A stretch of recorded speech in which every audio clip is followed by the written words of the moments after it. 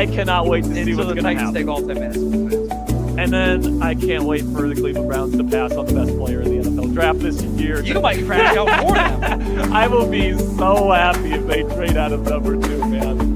Because I don't want to play Travis Hunter twice. I really, really don't. All right, man. We're getting really close. Less than 100 likes away at this point. It takes a half second of your time. We need to pass the Giants and Raiders. We got to be number 1 here on Chat Sports Maine right now. We can't let those pesky Raiders fans beat us, Tom Downey. That's just embarrassing. It is. It just can't sad. happen. It's sad. Raiders fans think they should still sign Colin Kaepernick. All right, like that is actually an actual suggestion that was made in that fan base last year. We're only 70. It's the updated Just went up here. 40. Oh, dish soap is on sale. We need it? Yeah. Oh, I think we need ketchup too. What's in there? Here. The ketchup's not in the fridge. Ketchup does not go in the fridge. Like when you were a kid coming up, you did this in your mother's house. Right. Baby, she failed you. I love your mother, but she ain't raised you right. You try telling her that. No, I will. All right, we got to 1,000. Thank you guys so much. What do I got here? Strawberry banana smoothie. Let's go. I don't think I've actually ever had this one before. This is really good. All right. And that's like actually like good. The strawberry banana That's really smoothie? good, actually. I like The it a lot. Just eat it, you coward. Yeah! He got a bad one. What were your options? Oh, I need Undefeated. Never lost. What was your flavor? It was the stinky socks one. The one that you said wasn't that bad. Tutti Frutti one then. for me. You must have got Tutti Frutti because Undefeated, never lost. that was so bad. Undefeated. Oh my god! Have never lost. Did you rig this again? Do you have like a? I can't rig anything. Did you like put like the good ones in like a corner that I I'm don't know. not I'm not? Get good, Sperry. That's all I got for you. Goodness Get gracious, good. man. Keep on liking the video. Appreciate it here, guys. Appreciate you guys. So Tom, take us through your big board here. And the top guys a little quicker on this one. Okay, so Yeah. Tom, take us through your board here. Hunter, Carter, Genty, Graham. I feel good about those 4 in that order. It's after that. I don't know. It's not a great class. I had a harder time than ever, like figuring out who's your 5th best player this year, Tom. I have to pick one. This is the ultimate, like, I mean, somebody has to be the 5th ranked player by definition. Last year was Roma Dutse. That was a no-brainer. He might be 3rd this year in this class. Like, it's just, looking back at last year, I had Olaf Shanu at 8. He'd be a no-brainer 5 over these guys. He'd probably be 3 as well. There's so many guys in that class. Like Drake May would have been he might have been number 1 in this class just because of the quarterback boost. They've been a no-brainer number 1 overall pick. It's just not as good at the top. I think there is depth though. And I think that's why so many teams want to trade down. Because the guy you get at like, let's say 13 or maybe even 8, depending if you start crossing off medicals and non-position of needs, now you're out of first round grades all of a sudden. At that point, you're like, the guy you get at let's just say 13 is like the same you might get at 40 more or less. Like the grades as you go down from like a Kelvin Banks, or I have an early 2nd round grade on Matthew Golden, who's just outside this list. Is he really that different in the end than like taking a Benjamin Morrison if he's healthy at 46 or something? I don't really think so. The medicals are a factor there too. Yeah, A Mason Taylor at the tight end, a Trey Amos, like the depth is pretty deep in that late round 2 range. Yeah, I think that most of the people that cover this draft pretty much agree. Once you get to that 15 to like 40 range, you get very similar caliber of players. And that's why so many teams, especially in the 20s, want to trade down, is because you're getting a very similar type of player by trading down, but you also get the additional draft capital to spend on day 2 and day 3. And especially if you're a team like the Steelers, you only have one day 2 pick. You want to recoup that pick. It just makes a lot of sense for a lot of these teams to trade down. But because, the value is kind of similar in that entire area, I don't know how many teams are really going to be looking to trade up. Maybe there's a couple teams that have a specific quarterback in mind, and that's what we're going to be keeping an eye on. There's one first second round half. They love that's left on their board. They're right. Aggressive, but that requires a lot of stuff to figure out. Absolutely. Make sure you guys let us know down there in the comment section who's the best player in this draft. Tom and I both agree. We think it's Travis Hunter, and I'm really hoping here. I said it just now, but I really hope Cleveland trades out of number 2 as a Steelers fan, because I do not want to play Travis Hunter twice a year. He is a special player, Tom. Sure.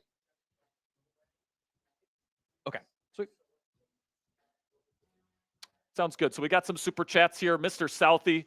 Then a giveaway. This one's from Maine. It says, I see Houston taking Donovan Jackson at 25 with Robinson and Howard on the team. Does Jackson play guard if selected? Probably. Yeah. I think that, there's a good chance that he maybe doesn't get taken in the first round, but there's a chance that he could. And, he's kind of in that range of the 15, the 40 type that we just talked about. So it's definitely a possibility, Mr. Southey. You want to take the next one, Tom? 2 reductions. I think if the Jags want T-Mac, they don't trade up for Travis. So trade up for the Jags would be good for the Cowboys. I actually agree. By the way, Jay Glazer does say he thinks there's a chance that the Jags-Brown trade for 2 happens. Wow. Okay, that would definitely be interesting right there. $2 from Pug Racer says trade Dak, eat the contract, and get Sanders. When you get a chance to get worse at quarterback and pay 6 figures to do it, you just got to do it. Yeah, 9 figures. I should the say, ultimate Jerry Jones. Let's just draft a quarterback for clout type of move would be absolutely hilarious. CT says, who would Dallas draft that would make you crash out, Tom? Jerry goes rogue and takes shitters. We just talked about it. Perfect. Everyone in the know says he's not even in consideration. $5 from Austin says, please Mason Graham be there at 12. I'm praying, Tom. He shouldn't be there, but what if he does? I know some people are lower on him because of the measurables, because the pass rush win rate wasn't good football fantastic. Player. Just take him. I agree. Damn good football player. I think he's just top 10 player. I think Brett Coleman had him fall down to like 19 in his mock draft. He's a lot lower on him. So there are smart people that are lower on Mason Graham, but I agree with you. I think he'll go top 10 tonight. $5 from Matthew Marino says trade Parsons to the Browns for 2 Carter and first next year. When you get a chance to have a Micah Parsons and trade him for a guy that maybe could be Micah Parsons, you have to do it, right? Yeah, I mean, you get the new rookie contract. The value is good, but also you already have a guy on a Hall of Fame path. Just keep him. Yeah, that makes a lot of sense. Roberto says, pay him. Savion 6-5, 4 years, average 10+ yards, and last year 6 average running. Next, Deebo Samuel going to Dallas. So first off, 10 yards per catch is actually not a good thing. Also, he is Cordero Patterson. Yeah, he's very He is. I think isn't he a bit bigger? He's 6'4", 222. So he's way bigger than Deebo. He is taller than Cordero Patterson. Yeah, but he's kind of built more like him. Yeah, and weight-wise, as somebody that watched some Cordero Patterson last year when he played for the Steelers, he got a little chunky. But in his prime, he was a really good player. Hey, Deebo was built like me at the end of the year. And Cordero was actually a really good running back at some point in his NFL career as well. And that might be the path for Savion. He's got pretty slow feet. I think his route running is not very good at all.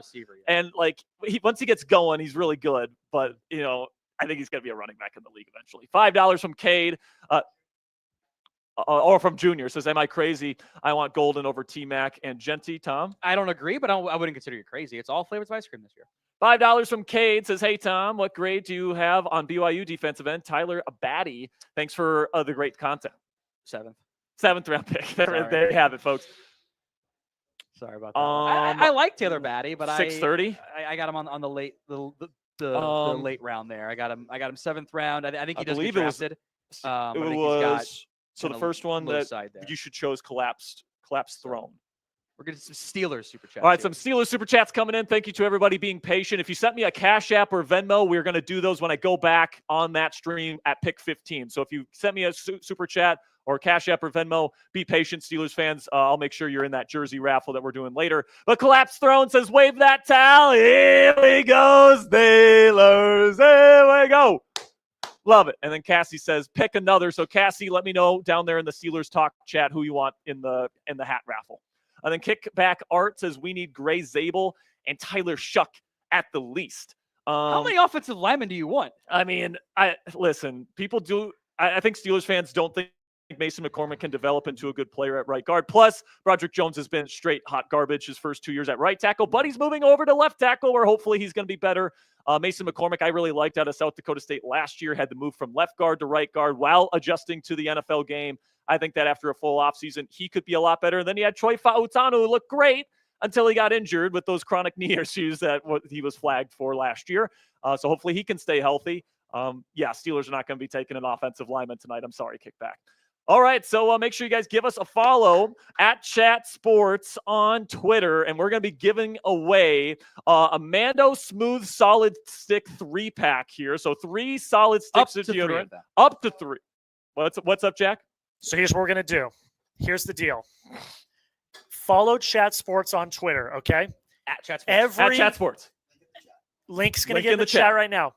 Every 50 new followers, we will pick one of those new followers, and they will go home with a Mando solid stick 3-pack. And I can actually show you a photo right now. All right, look at that. You can get There it is. 3 different sticks actually, there, different fragrances. I personally love the bourbon leather, Tom. Ever since we started partnering with Mando, they gave us the little body wash that comes with their starter pack, and now I have a big bottle of it at home. I absolutely love that scent, but they got a bunch of other great scents too.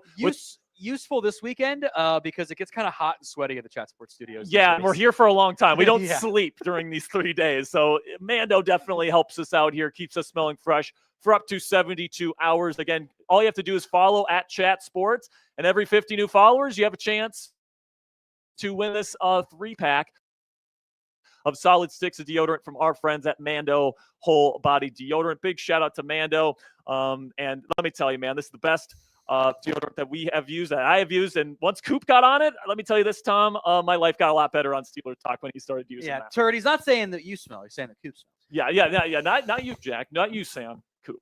And you guys can also get $5 off the Mando starter pack if you use code CHAT at shopmando.com. Yes, you can. And the starter pack is great. Look, I'll tell you, I use Mando as my daily deodorant, like legitimately. My girlfriend Sarah, who's watching right now, she loves how it smells. Ooh, look at Mr. I have a girlfriend.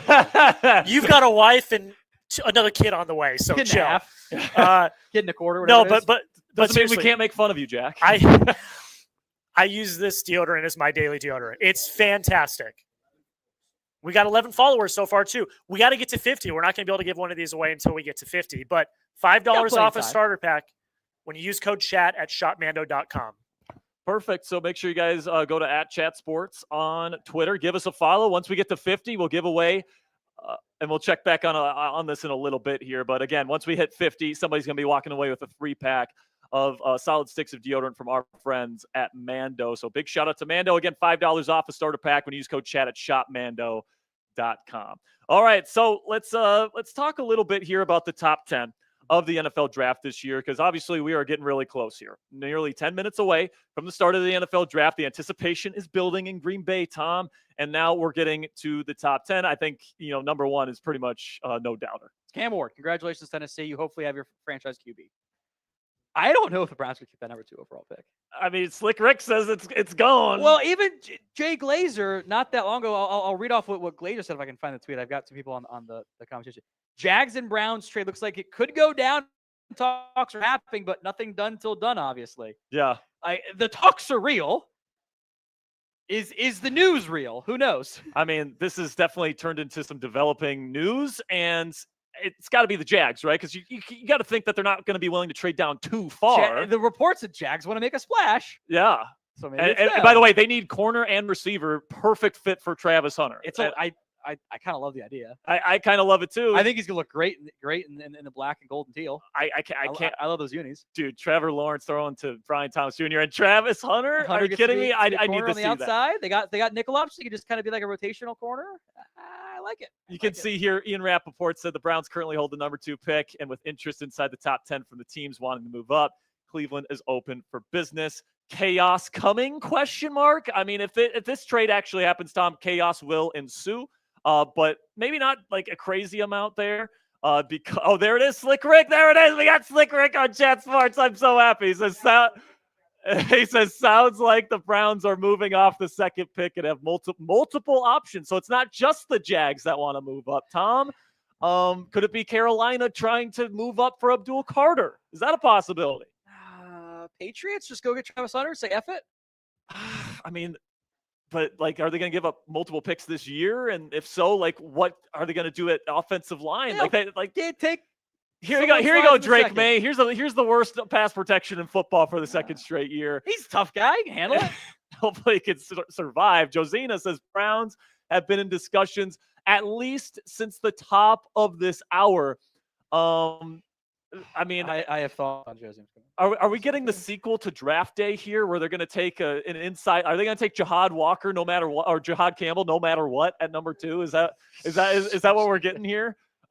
By the way, that movie completely ridiculous. They take an off-ball linebacker and a running back in the top 10, and they feel like they're going to the Super Bowl. The salary cap person signed off on it because she was pregnant. It wasn't paying attention. That's absolutely ridiculous, that movie, which is why we love it, by the way. But then, Tom, number 3 at the Giants, you feel like they're staying put. It's going to be Carter or Hunter, whoever doesn't get taken at 2. Probably. If I were the Giants, I would rather have Travis Hunter. I think he fits better with what they need. But you could also see a scenario where the Giants, and this has been a very popular rumor, they just take Abdul Carter and they attach Kayvon Thibodeau as part of a trade-up package. Yeah, I think that's actually kind of feels like ownership admitting that the GM admitted he screwed up because he took Kayvon Thibodeau top 5, top 6, whatever. Like, I don't know. It's just kind of a weird spot in New York, you know? It's weird. Absolutely. And the Giants are going to be an interesting team to see if they trade up back into the first round later today. Then you get the New England Patriots at 4. Feels like Will Campbell there. We'll see if anything chaos-wise happens there, if they trade up to 2 or, whatever happens there. But it does seem like the Patriots are locked on to Will Campbell at 4. Mm-hmm. Then we get to 5 with the Jacksonville Jaguars. Again, this is kind of the team that we have been discussing throughout this kind of pre-draft show. They're the chaos creators. That could move up. They could stay put, and they could have a lot of different options. They could take Genty. They could take Warren. They could take McMillan. They could take a bunch of different players if they stay, and they could also trade down. The Bears have reportedly wanted to come up to the spot to take Genty if he's still on the board. Lots of stuff. That number 5 pick is going to be fascinating in this first round. Then you get the Raiders at number 6. Your thoughts on the Raiders there?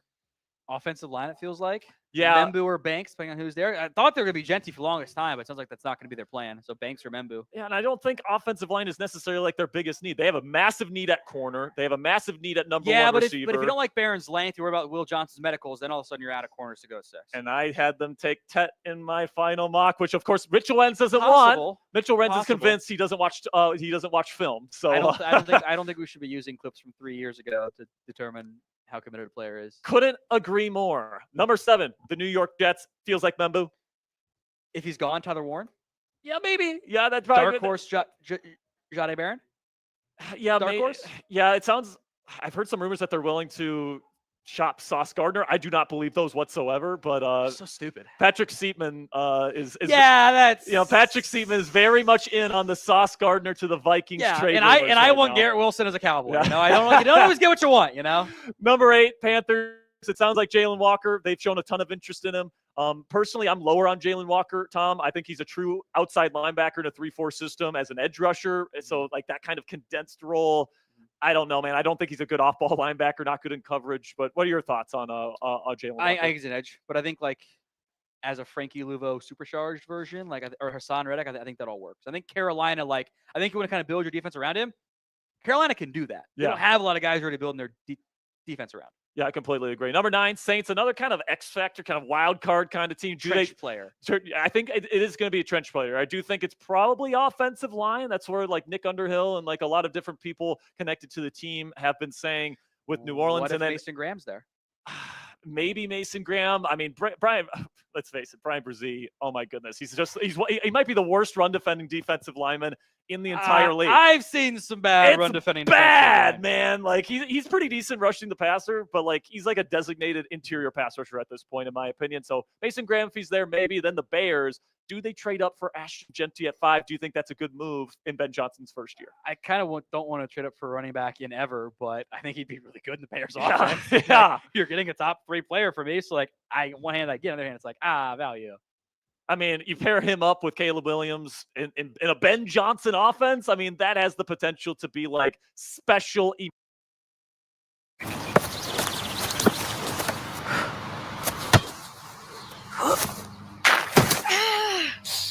Oh, Mom! It happens. And when it does, there's UMC Quick Care. I would kind of love that if I am the Chicago Bears. Again, guys, we are doing this promotion here. We're going to be giving away a 3-pack of solid stick deodorants here from our friends at Mando at Chat Sports. Our producer Jack is going to give some shout-outs here. I got some shout-outs, and also, excuse me, guys. We are going to be picking 2 winners coming up. Ooh. Because 2 winners. Yeah, coming up soon, okay? But I do have some shout-outs real quick. Shockwave Gaming, Charles Barnes, Bailey, The Truth, Salvador Vargas, AKU Sucks, Joe, Javier, Rice Crispy, Tom, I see Orchids, I see Matt Brooks, Michael Hoskins. I see Queens. I see Taylor, who's a Raider fan. YouTube Press, Eric Taylor, Randy Schaefer. People are cooked. That's a funny one. Crypto Beats. I would like to be cooked, but no one will give me $100 super chat to do a beer bong. Somebody send in a 100. I'll do 2 of them. Somebody send 100 on Steelers so Tom can. I got can do happy the beer dads bong. right here. I will only do 1 for Steelers. We That's got a just not few fair. more here. Leon Rodriguez, Trevor Roberts, TZ75, and Brandon. Thank you all for following Chat Sports on Twitter. And in a second, we're going to announce some winners. Oh, do we have for- 2? Multiple? That's what our boss, James Yoder, is saying. We're going to have Okay. 2 winners Sweet. for a Mando Smooth Solid Stick 3-pack. So you're getting 3. All right. So are we doing that right now? He's going to do it here. He's typing. Hey, I see him typing. James is letting us know. James Gotcha. is doing it. I thought of something, by the way. We're talking about who the Browns could take. Yeah. Okay. Isn't it just who I had mocked before they got the top 2 pick? Isn't it just Mason Graham? I mean, Don't they just take Mason Graham at like 5 or whatever? Isn't that how it goes? I think that makes a lot of sense for them. Yeah. You know, good player, just a damn good football player, and you get extra draft capital. They have a lot of needs. Better than taking. I would rather Yeah. take Travis Hunter. I'd rather take the unicorn. I see what the package is. yeah, and I mean, you get a first round I pick didn't mean next it like year, that. maybe, I apologize, but I didn't mean like that. But that's how it goes. So I'm curious to see what ends up happening because like I think there's a lot of chaos. to me, if you draft Travis Hunter, you're getting essentially at least 1.5 players in one, Mhm. and like that's like the value on that, especially at outside corner and at wide receiver. Like those are 2 value positions right Mhm. there. The thing about Yeah. Hunter as a corner, Tom, that I love is that his ball skills are generational for a corner. So if you even throw it in his So vicinity, natural. it's a chance to get intercepted every time you throw it in his direction. All right, Jack. We have the winners. We have the real quick. winners? Okay, here we have the go. winners. We have the winners. Barento, Ekin 8, Ekin, Barento Ekin Ekin 8. Breakin.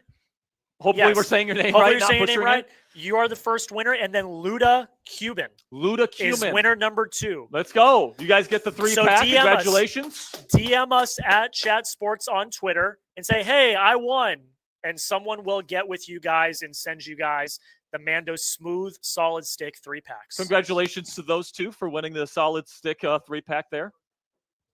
All right, so Jack's saying we have to get through these super chats really, really fast. So let's get through them really, really fast here. Robert, $5. My prediction is the Cowboys will not draft who the fans want. They will completely overlook Just wide gotta receiver be- running back. Just got to be a chill guy. Let things play out. $2 from Ryan. Hope the Giants draft some of my Tennessee Volunteers. Maybe Omar Norman Lott, maybe. I can see that one. Yeah, actually, yeah, I like that. $5. Landry Ghost says 4 need areas: wide receiver, running back, DT, cornerback. Only 3 premium picks. Which position would you rather handle later? Running back. If I had a 4th, I'd say running back. I have no 4th. I don't know if it goes to the 5th. I can find a nose guard in the 5th, though. Sure, yeah. $2 from MA says big dad bod here. Happy draft day. I do not have the dad bod, at least not yet, Tom. You're working on that version. No. That was a little bit. Sorry, Tom, but I've never hit. It's true. It's true. Fair enough. Type go in the chat. Ready for the draft to start. We're Let's less than shatter a the minute record, away. baby. Come on, baby. Shatter that record right now. Spam those goes in the chat right now if you're ready to go. The first pick of the 2025 NFL draft is right on the horizon. 45 seconds to go before we get going. Oh, my goodness, man. If every single person types go, we will shatter the chat rate high. Yes, we will. So just every single person do it. Spam go in the comment section. Get it going right now. Spam those goes. We got 30 seconds. All I gotta do is spam go. Tom, even though this is not the best draft class in the world, it never beats the anticipation, man, of just, history's going to be made tonight in the National Football League.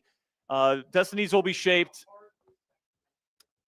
Sounds good. All right. We are Get those goes in there. We are 5 seconds away from the NFL draft, and it's coming at you right now.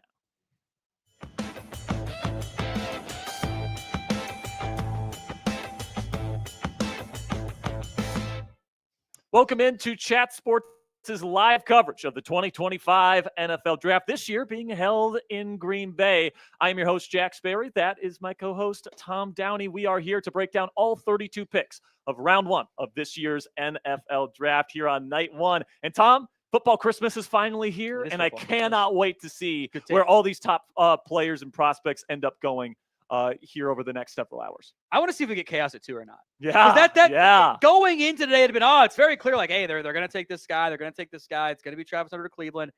Not so much certainty anymore with the Browns listening to offers and the Jags apparently very much in the mix there. I am excited to see how this all plays out. And we'll know very soon.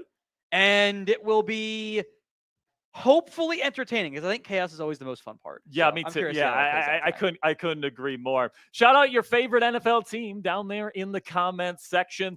We'll give some shout outs here momentarily. So make sure you guys spam those NFL teams. By the way, whichever team has the most fans in there wins. So make sure you represent your squad down there in the comments.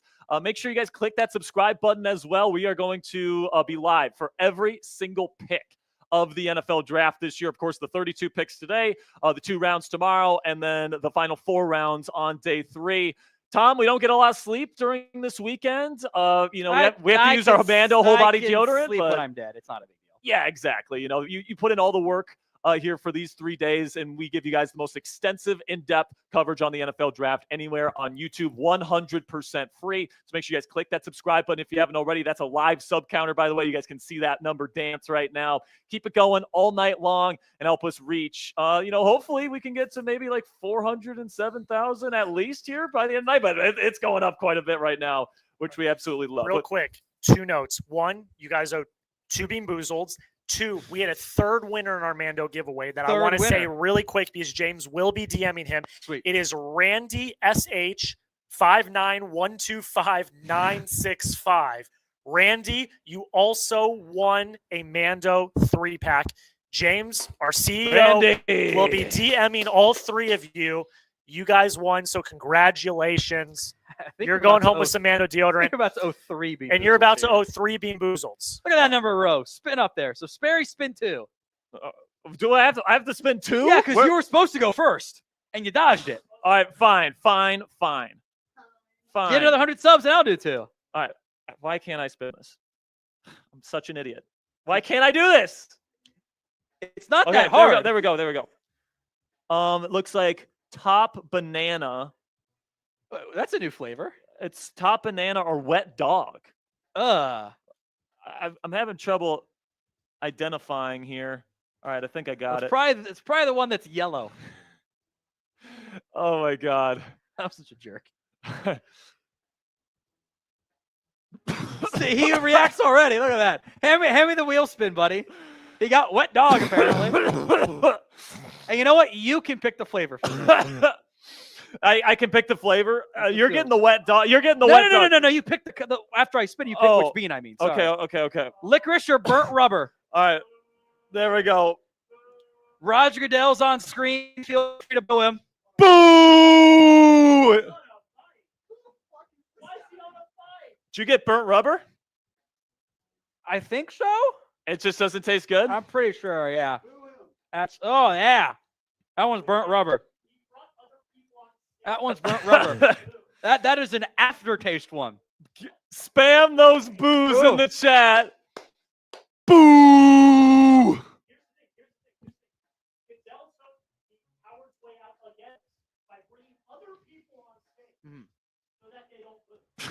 I think they're still booing. Tom, I can smell it from over here. It's not good. How? It's an aftertaste. Yeah, it's very much. It lingers. It lingers. I can still taste the first one. Well, you owe another one. Yeah. Oh, yeah, that's right. Okay. All right. I owe another one here. There's the booze. Spam boo in the comments. Liver and onions or cappuccino? Oh, they both suck. All right, here we go. Actually, they're both like mid. He's so traumatized. He does the face. Okay, it's cappuccino. It's like, but I don't like coffee. He's like a 16-year-old drinking his first beer. He's like, I don't know if I like it's this. Cappuccino. I got a good one, but it's not a good one. It's I don't like coffee. So Boston said 21-year-old. Sorry, or 18 if you're in Europe. My bad. Yeah, exactly. Tom, come on now. Spam those Hand up. boos Accountability. if you haven't already. But we're going to be getting real close here, Tom, to the Tennessee Titans being on the clock. I think we all know who the pick is going to be. I think Jackson Dart. Yeah. How funny would that be? Shedeur Sanders, How funny would Jalen that be? Milroe, number 1, going to Tennessee. It's not going to happen. It's going to be Cam Ward. I think we all know it. Give me kind of your thoughts on Cam Ward here, Tom, and then maybe give me a pro comp for who you like and liking him too. Yeah, I'll do some good and some bad. I think it is. It's important to say both. To mention both of them. He got better every year of his career. He was a wing T offense guy in high school. It was super under recruited. Goes to Incarnate Ward, and then goes to Washington State. I think he's done a good job of kind of cutting down on some of the turnover-worthy plays. The fumbles were a major issue at Washington State. He was down to 3 this year. He had 19 the previous 2 years. Yeah. And 12 at Incarnate Word. So he was a fumbling machine. He's done a much better job of cutting that stuff down. He has, I think it's not an elite arm. It's an above-average arm. But it's a very manipulatable arm where you can do some different angles. Yeah, very flexible. Flexible is a good way to describe it there. I call it the rubber band arm, I think is a good way to describe it there. I've heard good things about his leadership there. He did make some of the checks at the line of scrimmage as well. I've seen experience. He is a bit of a gunslinger, though. All right, we got a super chat menu for you guys on today's live stream as we're about to get on the clock here with Tennessee. Every 100 subs, we have to do a Bean Boozled Jelly Bean, all right? And obviously, I've already had 3, and I haven't enjoyed them very much. So if you guys want to keep, torturing us here on this live stream, click that subscribe button for extensive coverage. Jay Glazer reports that on the Fox Sports stream that the Browns and Jags have the parameters in place for a deal. Travis Hunter, you are a Jacksonville Jaguar. At least not official. Yet, not official, but we'll see what happens in about 10 minutes. It's looking like it's going to happen. $5 draft hat. You guys get into a raffle for an NFL draft hat of your choosing for your favorite team. If you put in a $5 super chat on today's main live stream, $10, we get to talk about your team. So if you're a Steelers fan, if you are a Cowboys fan, if you are a Los Angeles Chargers fan, even though there's like 6 of those, you guys, we'll talk about your team. Why are you taking pot shots at the Chargers for no reason? Because I like to have fun, all right? Because I like to party. That's why.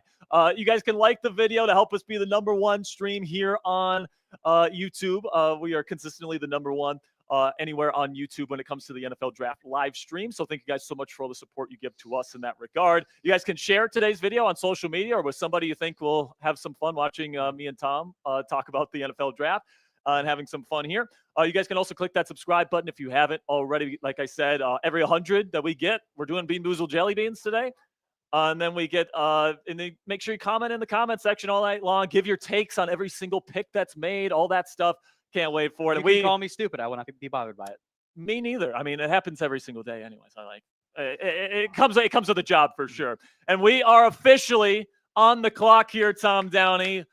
Pick 1 of round 1. Here we go. 10 minutes on the clock for the Tennessee Titans. They will use all 10. Yes, the NFL wants them to draw this out, and of course, this means that Kevin Costner in Cleveland has time to work out his deal with the Jacksonville Jaguars. It's also hilarious that those are the 2 teams that make the deal early on in the movie Draft Day.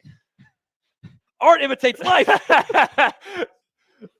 Light imitates art. All right, so, the Tennessee's on the clock as we prepare for them to get their new franchise quarterback here. Chris from Steelers Talk says, guys, do you think Broderick Jones is a bust? To this point, he is. The Steelers feel like in year 3, he's played right tackle his first 2 years. He's been very uncomfortable on that side. He played left tackle his entire life before moving to right tackle when he got to the Steelers. They're hoping at his more natural position, that first-round pedigree is going to come out. $10 from Dylan Lewandowski. And he goes, here we go, Steelers. Here we go. Very good, Dylan. Thank you so much. You are in on the draft hat raffle we're doing on Steelers later today, by the way. And we make it rain for you for about 2 seconds. So shout out to producer Jack for that. Do it for 100. We'll do that again. Yeah, if you do 100, we will make it rain for longer than half a second. I need 100 for a beer. Oh, okay. $5 from my man Chris says, can you imagine if the Steelers package Pickens in a trade to move up to #2 to grab Hunter? I know it won't happen, but that would be exciting. It would be exciting, and I love Travis Hunter, but like you said, it will not happen. Oh, baby, Brandon Isaac Bang! Now I'm doing a beer bong for a Steelers fan and not a Cowboys fan. Brandon Brandon, Making me look bad. Woo! My man Brandon coming in with a $100 super chat, making Tom Downey Drake. I love it, Brandon. Go, go, go. There we go. By the way, there we go. We're making it rain here on Steelers Talk, and then also on Chat Sports Main, and we're making Tom Downey Drake, which is always. I'll do too if a Cowboys fan. Which is he's doing 2. All right, I love it.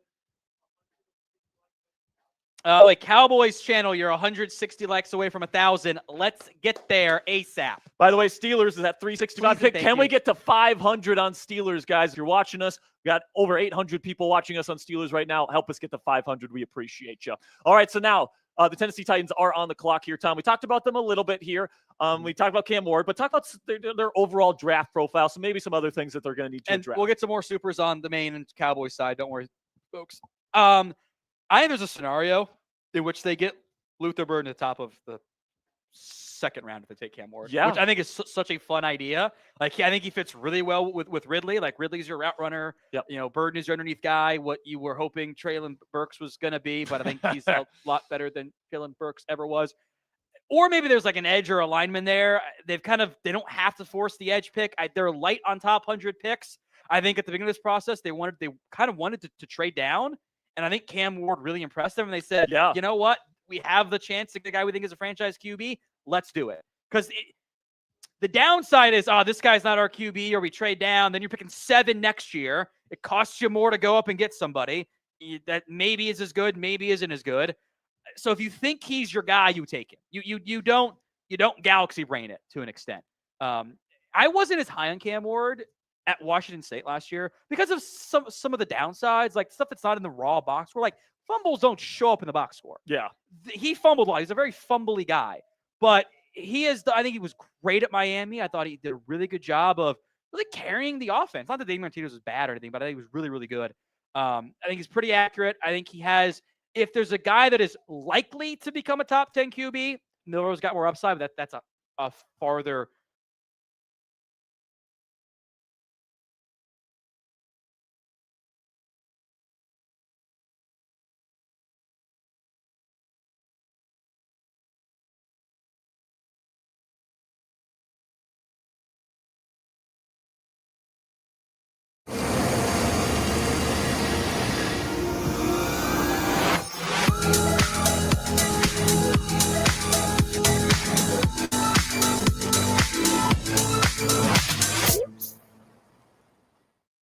My comp for him, Tom, it might be a little bit controversial because he's going number 1 overall. And a lot of people think this quarterback stinks, but Brock Purdy from San Francisco, they're like exactly the same size, 6'1", around 220.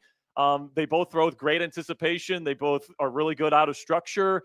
I think if you put Cam Ward in the right offense, similar to Brock Purdy, I mean, Purdy's been extremely productive his first 3 years in the league. So that is not an unfavorable comp, at least in my opinion.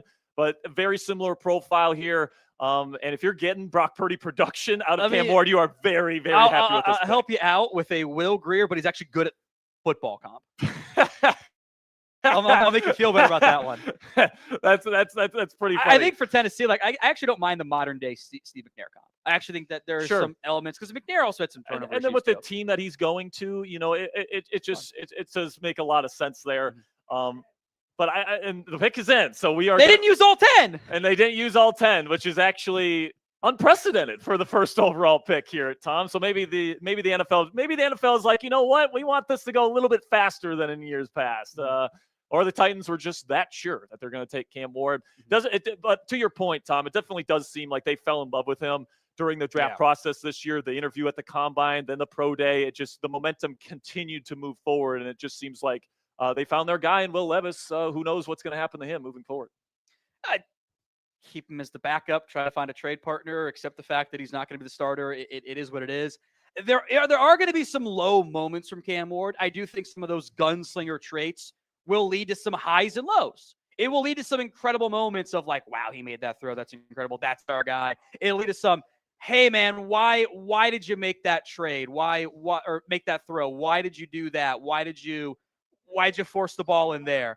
I think that in the end, the Titans have a decent chance of this being their franchise QB, and that's what they need to have. We are getting breaking news here of a trade. Adam Schefter is reporting here that the pick is being made right now, by the way. We'll just confirm this before we break the trade news. It is a trade. The Browns and Jags have made a deal. Yes, the Jags are jumping up to number 2. This is going to be for the Browns are giving up a 2nd, their 4th this year, a 6th this year. The Browns get 5, 36, 126. So they're swapping 4ths this year, and the Jags' 1st-round pick next year. Wow. So the Browns are acquiring 2 first-round picks here. We'll go more in depth on that, but some more on Cam Ward. Spirit, I know you're a big Cam Ward fan. Why do you like him so much? Yeah, I just think that anticipation is the most translatable trait that you see from college quarterbacks to the National Football League, and you see it all over Cam Ward's film. I do think sometimes he makes throws that his arm can't cash, and that leads to some turnover-worthy plays. And, he's going to be a gunslinger type of mentality. When he's going out there, he's trying to make big plays. He's going to try and create stuff out of structure. He does have a little bit of a drifting problem. He'll take sacks. He will. But he just brings a lot of starter caliber tools and the things I really love: pocket presence, playmaking instincts, a little bit of rushing ability and anticipation. It's all there. Arm flexibility, really rotational passer. I think this kid's got a chance to be a really good player if you can put the right players around him. And I think that Tennessee's getting a really darn good player right here. And by the way, I have a top 10 grade on him. I would have taken him in the top 10 of last year's class, and he would have been my 4th quarterback last season. I had a 2nd-round grade on him, but that's not necessarily a bad thing in this class. And if you think he's your franchise guy, I get him going at number 1 overall. I'm never going to be mad at a team for doing the 1 round earlier on a QB pick. Yeah, absolutely. Let's face it, they needed a quarterback. They really did. And, I think that he does bring a lot of pro-ready traits to his game. I think he will have his warts his rookie season, but Tennessee's laying the foundation for a future success. They're not trying to win the Super Bowl this year, so they're going to be okay with that. They're going to allow him to grow in their system. And I think he's got a pretty damn good chance of being a legitimate starting quarterback and maybe a potential top 10 quarterback in this league if Brian Callahan can figure it out there in Tennessee. So grade the pick for us down there in the comments section, A, B, C, D, or F. Give us your grade for the Cam Ward pick. This one's an A- for me. It's not like Trevor Lawrence, Caleb Williams level of number 1 pick, but you needed a quarterback. You get the best one in the class. I think it's the right pick, Tom. Then okay, let's just skip to the trade here because that's what everyone wants to talk about.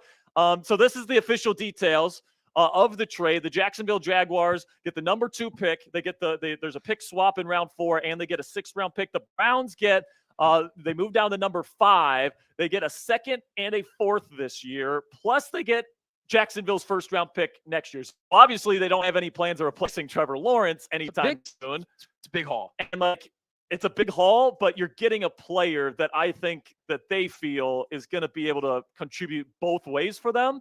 And let's face it, Travis Hunter's going to look great in that uniform. Can I throw this out there too? I love when teams do this. Fine, here's a 6th-round pick. Yeah.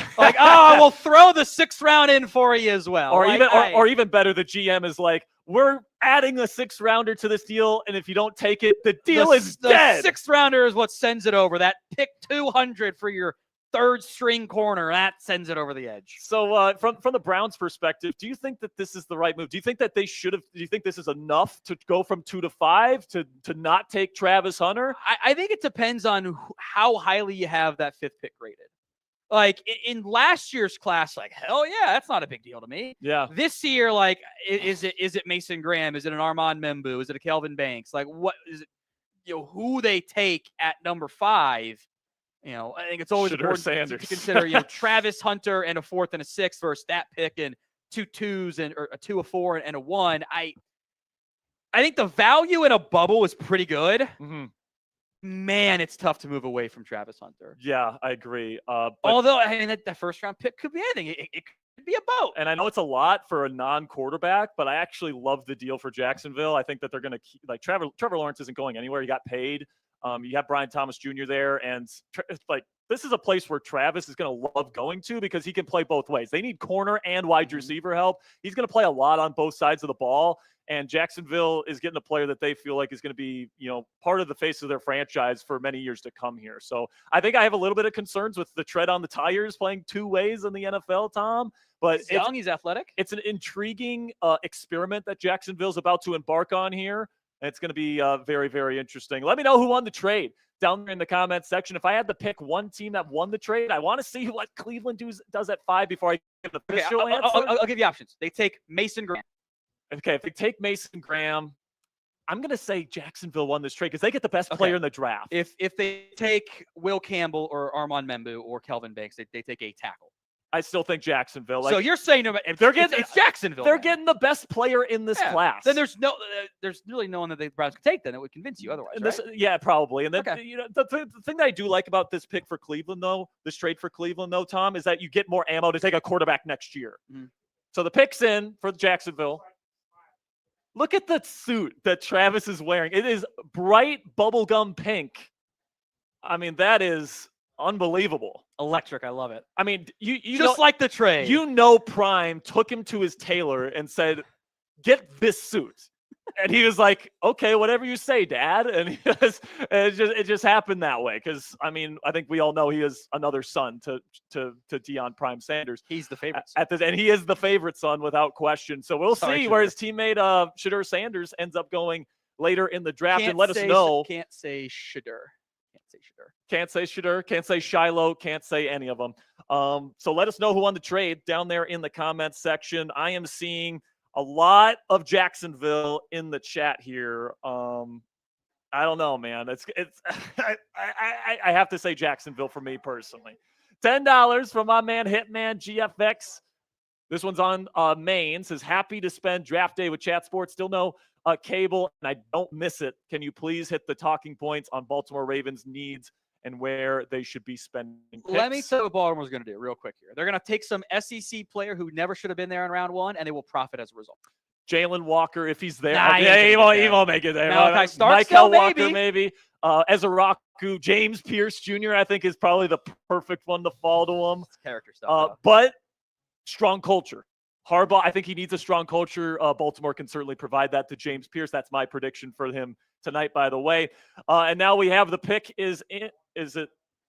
All right, Jack's telling me. I think we're pretty much good here, Jack. All right, here it is, folks. Travis Hunter, cornerback, wide receiver combination out of Colorado to the Jacksonville Jaguars. You're pretty much getting at least a player and a half here, and he's really good at both positions, Tom. And this is the closest thing we have seen to Deion Sanders in a very long time. I don't know if he's going to – I think he might play more receiver for Jacksonville than corner. I don't really know how much that matters in the end.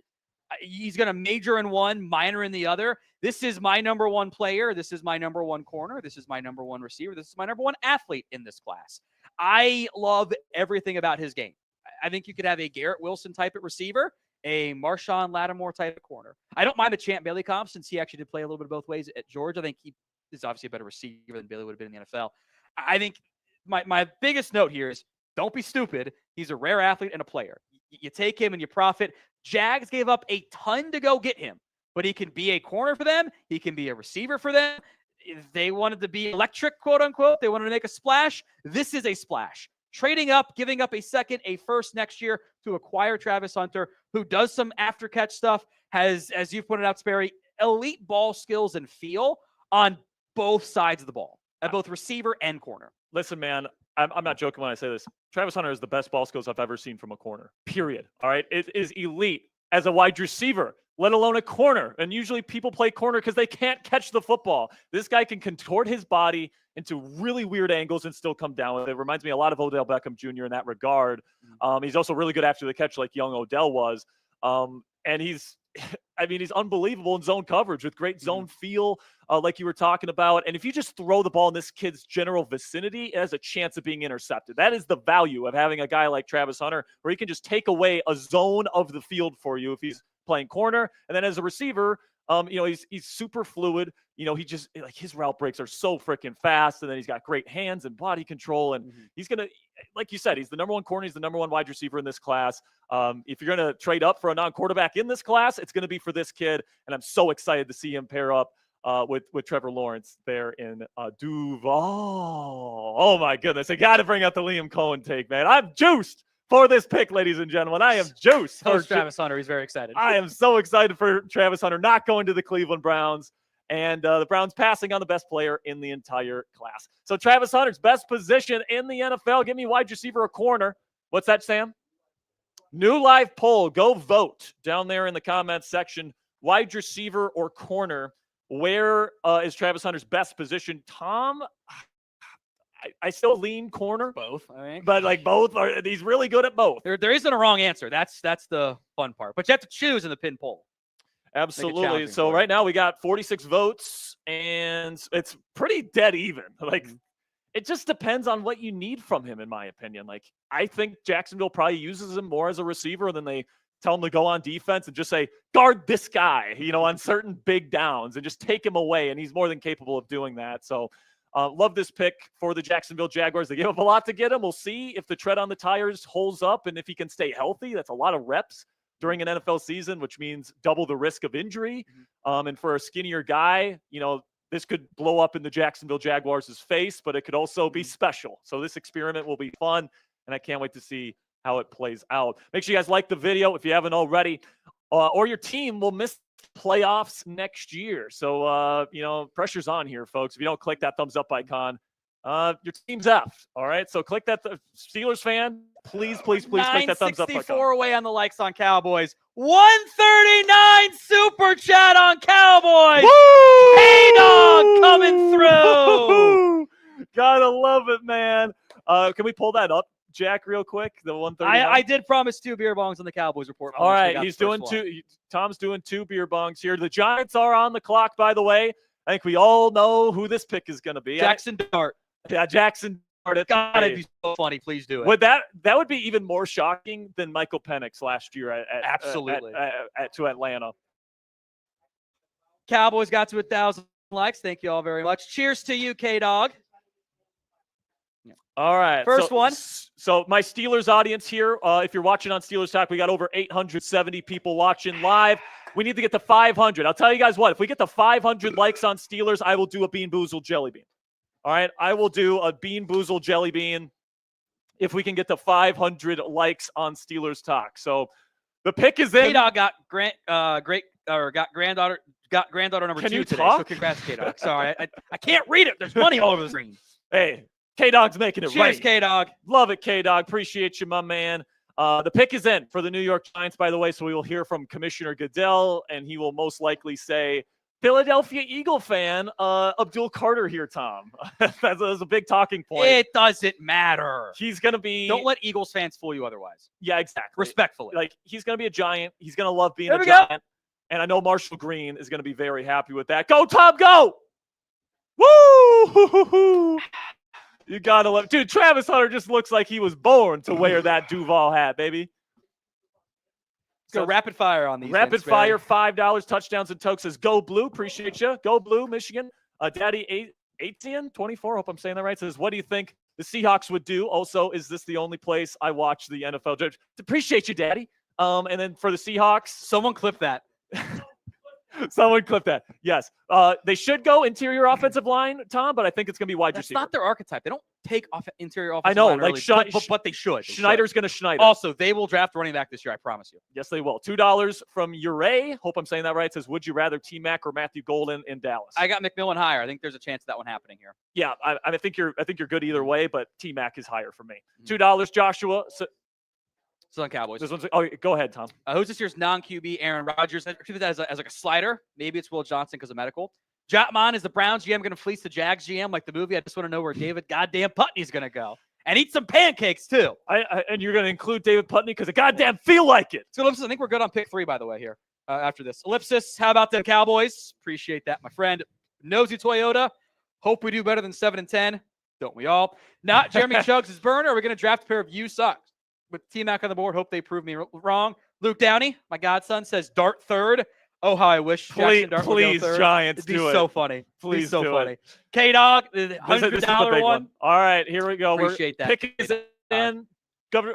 Commissioner Goodell is going to be coming to the podium here momentarily. They're going to take Abdul Carter here, guys. Special edge rusher Tom. I think he's got generational acceleration, burst off the line of scrimmage, and then great bend around the edge. Like this guy's acceleration, I don't think I've ever seen an edge rusher move this fast on tape before, and that's really his superpower. It's a very easy comp here, and it's the Penn State linebacker, off-ball turned edge rusher who wore number 11. It's Micah Parsons. I don't think he's going to be as good as Micah. That's really not a fair comparison with how good of a start Micah Parsons is off to here. I think this is a gifted pass rusher. He has not played that much edge rusher. Yeah. We have not seen the best of him yet. He didn't test because of the foot injury. I don't think that's going to be a huge red flag. I don't think it is, but he's a special athlete. He's not the biggest. He's not the strongest, but he has legitimate double-digit sack potential. And, isn't that what you want if you're taking the edge in the top 3? You want that type of player. He's my number 2 player in this class. I think he's an awesome athlete. I think he is a gifted playmaker. I don't know if he's ever going to be an elite run. Want to turn hair loss into hair gains? With Hims, discover a range of prescription treatments, like the quick-drying 4-in-1 spray, formulated with finasteride and minoxidil, so you can regrow hair in just 3 to 6 months at hims.com.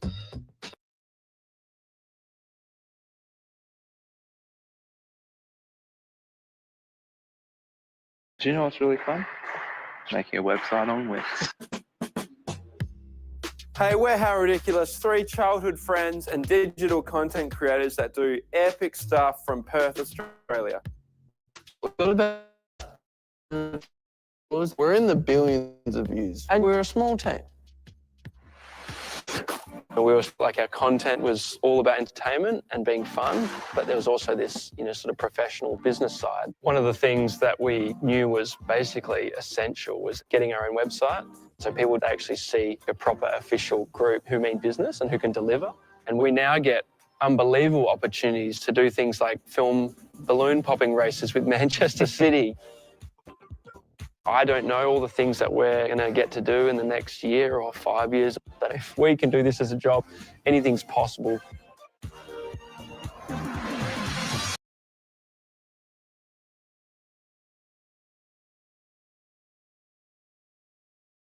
A little bit of not diva, but sure. He knows passionate. what he wants. Passionate, sure.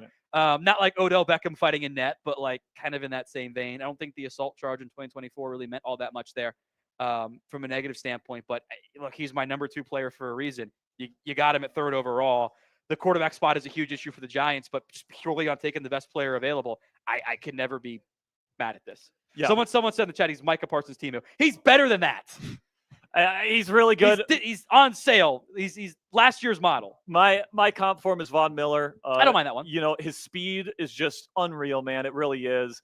Last year he had multiple sacks where his acceleration, which was collected by Next Gen Stats, was more than in any sack Micah Parsons has had ever in college or pro. So this guy's acceleration, you could even say, is even a little bit tick higher than Micah's. He's not as big or strong, but and that's just the Next Gen Stats. That was just closes ground so fast. Yeah, and listen, Micah's Micah, all right, but this kid can move fast, and I love what he brings to the table. He cooked Notre Dame with a shoulder that was all kinds of messed up too, which is really impressive. Yeah, and also if you want to use him 3-4 outside linebacker, you want to put him out into coverage. He's experienced doing that. Don't do that. That's stupid. Don't do that. Sure, but he can. That's like when the Steelers put T.J. Watt out in coverage. It's sometimes. Stupid. It's stupid, but he'll get an interception every once in a while because he's pretty darn good at it. So don't do it, but you can do it if you want. Diana Rossini says this about the Cleveland Browns.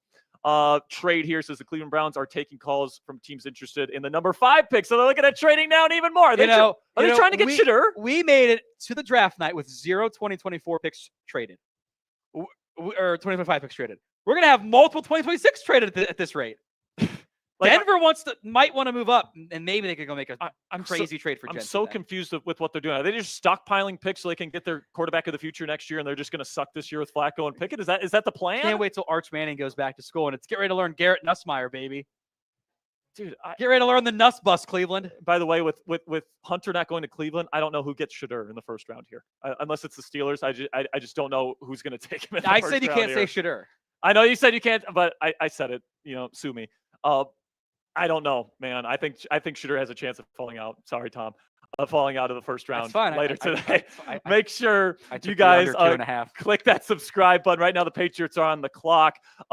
Make sure you guys click that subscribe button if you haven't already. We're going to have extensive coverage of every single pick of the 2025 NFL Draft right here on Chat Sports all 3 days. All 32 picks today, Tom. All 2 rounds tomorrow, and then the final 4 rounds on Saturday, plus UDFA coverage for all of our teams that we cover here at Chat Sports as well. So click that subscribe button if you haven't already. Tom,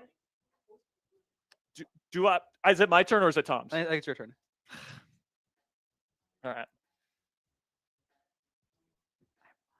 right, I'm on Wet Dog or Top Banana. Again? I will give you a second spin if you want. No. Okay. I hate banana, by the way. Cassie at home, she can eat the Bean Boozled. Quit delaying. It's banana, but it's not good. Well, Sperry melts down over a banana. How much is it? Michael? I don't like it. Okay. 4 is in. It is Will Campbell, the offensive tackle out of LSU. This is the biggest need for New England. He was my number 5 player. I don't know if he ends up being a tackle. I got Rich Man's Caleb McGarry comp on this one because I think he's better than Caleb McGarry was. He looks like a tackle with the height and the weight. Almost 6'6". He's 319. He tested really well. This is a gifted athlete. He is not long-limbed.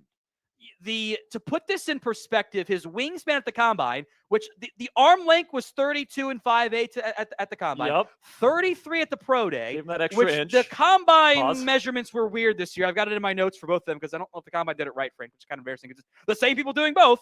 The wingspan was 77 and 3/8 inches. That is 7th among all offensive linemen since 2000. It is the 0th percentile, that is a thing, among offensive tackles. Now, that gets him into trouble. He'll lunge against speed. He doesn't always trust himself there.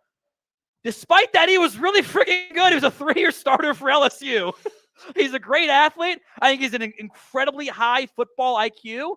You can see him calling out blitzers and helping out on checks and stuff, which you don't normally see as a left tackle. I think he's a good athlete. He has good footwork.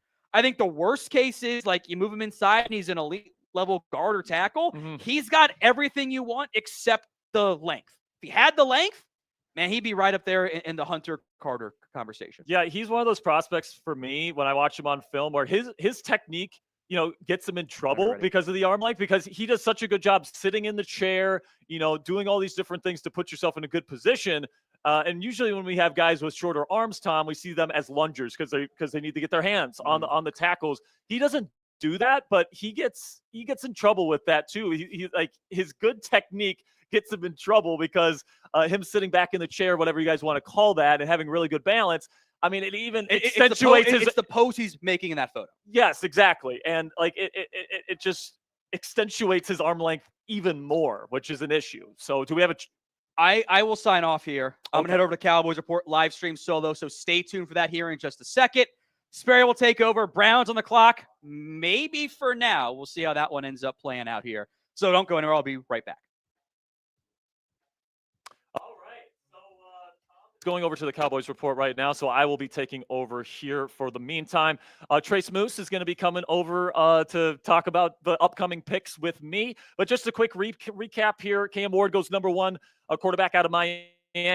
The Travis Hunter, the Jaguars, the team that has been rumored to trade down pretty much this entire draft cycle, ends up trading up for, in my opinion, the best player in the NFL draft this year that can play both ways for them. Abdul Carter out of Penn State, special generational acceleration and get off out of Penn State, going to the New York Giants. Watch out for a Kayvon Thibodeau trade, by the way. Then we got Will Campbell going to the New England Patriots. And now we are back with the Cleveland Browns on the clock. Right now, Tom's best available, Ashton Genty, running back out of Boise State. Mason Graham out of Michigan. They do need interior defensive line help here. Tyler Warren, tight end out of Penn State. And then Ted Aurora McMillan, wide receiver out of Arizona. this is going to be an interesting selection, man. Could they go quarterback? Could they go wide receiver? Could they go, who's the player that they're falling in love with here? And it looks like it's Mason Graham. All right, so we got the pick in here, and Tom's, they just announced Will Campbell on TV, but the pick is starting to come in here that the Cleveland Browns are going to be taking Mason Graham, defensive tackle out of Michigan. And producer Jack just said, go blue, first Michigan Wolverine off the board here, guys. And Graham's a good football player, man. There's some people that don't like him quite as much because his pass rush run rate maybe wasn't fantastic last year. He doesn't have the longest arms in the world. The measurables aren't fantastic, but he's just super solid, both as a pass rusher and as a run defender. He is somebody that is going to be very disruptive. That's what he's known for, the quickness, the athletic ability really is off the charts with a guy like Mason Graham. And, this is the position that the Cleveland Browns do need. They do need help along the defensive line. Obviously, they still have Myles Garrett, who they locked up to a long-term contract worth $40 million per season. There's some rumblings that they might take Abdul Carter at number 2, but it seems like they fell in love with Mason Graham. They wanted to get some extra picks to move down in order to still get a defensive lineman and get an additional round 1 pick in 2026. And they end up getting their guy here, and he is the first defensive tackle to come off the board. Last year, just 3.5 sacks, so, not a ton of sack production last year, but a ton of pressures and, the disruptiveness that he brings to the table, it affects the way that an offense has to play offense, or at least it did with his time in Ann Arbor. They're playing for the Wolverines, had 45 tackles and 7 tackles for loss last year. So even though I think that some people were lower on Mason Graham, and maybe his upside isn't super, super high because he doesn't necessarily have the measurables that you would necessarily want. A lot of people that I really respect, like Brett Coleman, for example, had him 19th in his mock draft. He ends up going 5 here. But this is overall a pick that if you're going to trade down for that massive haul, I have no problem with it. Graham is my number 1 defensive tackle in this class, and he goes to the Cleveland Browns here at number 5. And the Las Vegas Raiders are now on the clock, and we welcome in Trace Moustakis. Moose, how you doing? Woo! The one thing that I love about Moose, man, he's going to bring the energy. So welcome to the show here, Moose. Do you have any thoughts on the trade between the Cleveland Browns and the Jacksonville Jaguars and the picks that they made? First of all, pure pandemonium, right? Sitting outside, waiting for all the picks to come in. I was sure the Cleveland Browns were going to take Travis Hunter. You start hearing the rumblings before the draft starts, and you're thinking to yourself, there's no way this could actually happen, right? Like, there's just no way. And then all of a sudden, Jacksonville makes the power move, they make the blockbuster trade, and now Travis Hunter is in Duval. Yeah. So I got to that's our second Liam Cohen reference, by the way, on today's show. But, I think that this is a trade that probably works out for both sides. Now, as a Steelers fan, I'm happy that my Steelers don't have to go up against Travis Hunter twice a year on both sides of the football. Also, I just love the fit with Jacksonville. They need a wide receiver and they need a corner. Now they get both in one player. So if you're going to trade this much for a non-quarterback, Moose, I think it does make sense for it to be Travis Hunter in this class. Well, I think now the question that you have to ask yourself, especially if you're a Jags fan, is how much of both position is Travis Hunter going to play, right? Is he going to primarily play wide receiver? Is he going to primarily play corner? Is it going to be an even 50-50 split? What's it going to look like for Travis Hunter in terms of an actual productivity perspective? Because look, you take a lot of hits at both positions. Yeah. And he's not that big of a guy. No, he's slight. I mean, he's lean and slender. He's very athletic, but he's not the biggest in terms of frame. So I could see after 6 games, your body's going to feel like it's taken 16 to 17 games worth of hits. Yeah, 12, at least 12, like double. Like he plays 2 positions, 6 games means 12 games, right? So, right, exactly. So I look at that and I say to myself, it's just going to come down to the logistics of everything. But I'm super excited to see what he's got. T-Law's got himself a brand new weapon, and they are brand new corner in Jacksonville. Super excited to see it. Oh, my goodness, Mr. Sperry. All right, so we do have a little Chubby's giveaway. Thank you to our friends over at Chubby's for sponsoring today. Now, it is a giveaway that we are going to do. Mr. Producer Jack, on the 1s and 2s, what's it look like from a logistics perspective? So here's what we're going to do, okay? I'm showing you their wonderful, and I mean wonderful NFL collection. I mean, these shirts and swim trunks look incredible. Of course they do. I mean, I wish I could get one for my. They my give New me England Vegas Patriots. vibes. They're big Vegas vibes. So here's what we're gonna do. Woo! Look at that bad boy. Is that a Vikings? Check That's the it. Vikings. I don't think I could wear this. I'm allergic to it as Yeah. a Bears fan, but I can show it to you in all its glory. And by the way, super comfortable, great material. I love this shirt if it's a Chicago Bears. Yeah, it's very stretchy, very cool as well. So you can wear these polos and swim trunks, obviously, during the summer. They also have liners inside of the swim trunks, obviously, and they're absolutely awesome, guys. So if you want a pair of these chubbies, either the polo or the swim trunks, spam your NFL team right now. If we break the chat record right now. So the chat record today is 1,369. All right, so if we can break, I mean, that's a big number right there, but spam your favorite team down there in the comment section. If we break the chat rate record right here, let's get it going. All right, so Moose, show off the shirt here that we got. I mean, you're a Bears fan. Yeah, that's a Bears fan, but a little burning of the fingertips right now. I'm not going to lie, but this is. I'm going to back up a little bit, show you the full thing. I mean, just take a look at this on the beach, at church. It doesn't matter where you wear this. At church, you can wear this everywhere. Super comfortable, repping your favorite teams. All thanks to the good friends over at Chubbies for this awesome, awesome shirt. So keep spamming that team, guys, in the chat below. Let's see how many we can get. We want to give away some cool Chubbies swag. By the way, we do have the pick. So keep spamming your team. We'll come back to the giveaway once we break down the Las Vegas Raiders selection. And there's a lot of people that were speculating this, Team Moose, but it is Ashton Jeanty, running back out of Boise State. Let me tell you, Moose, this kid is special. He's my number 2 overall prospect in this entire class. He's built low to the ground.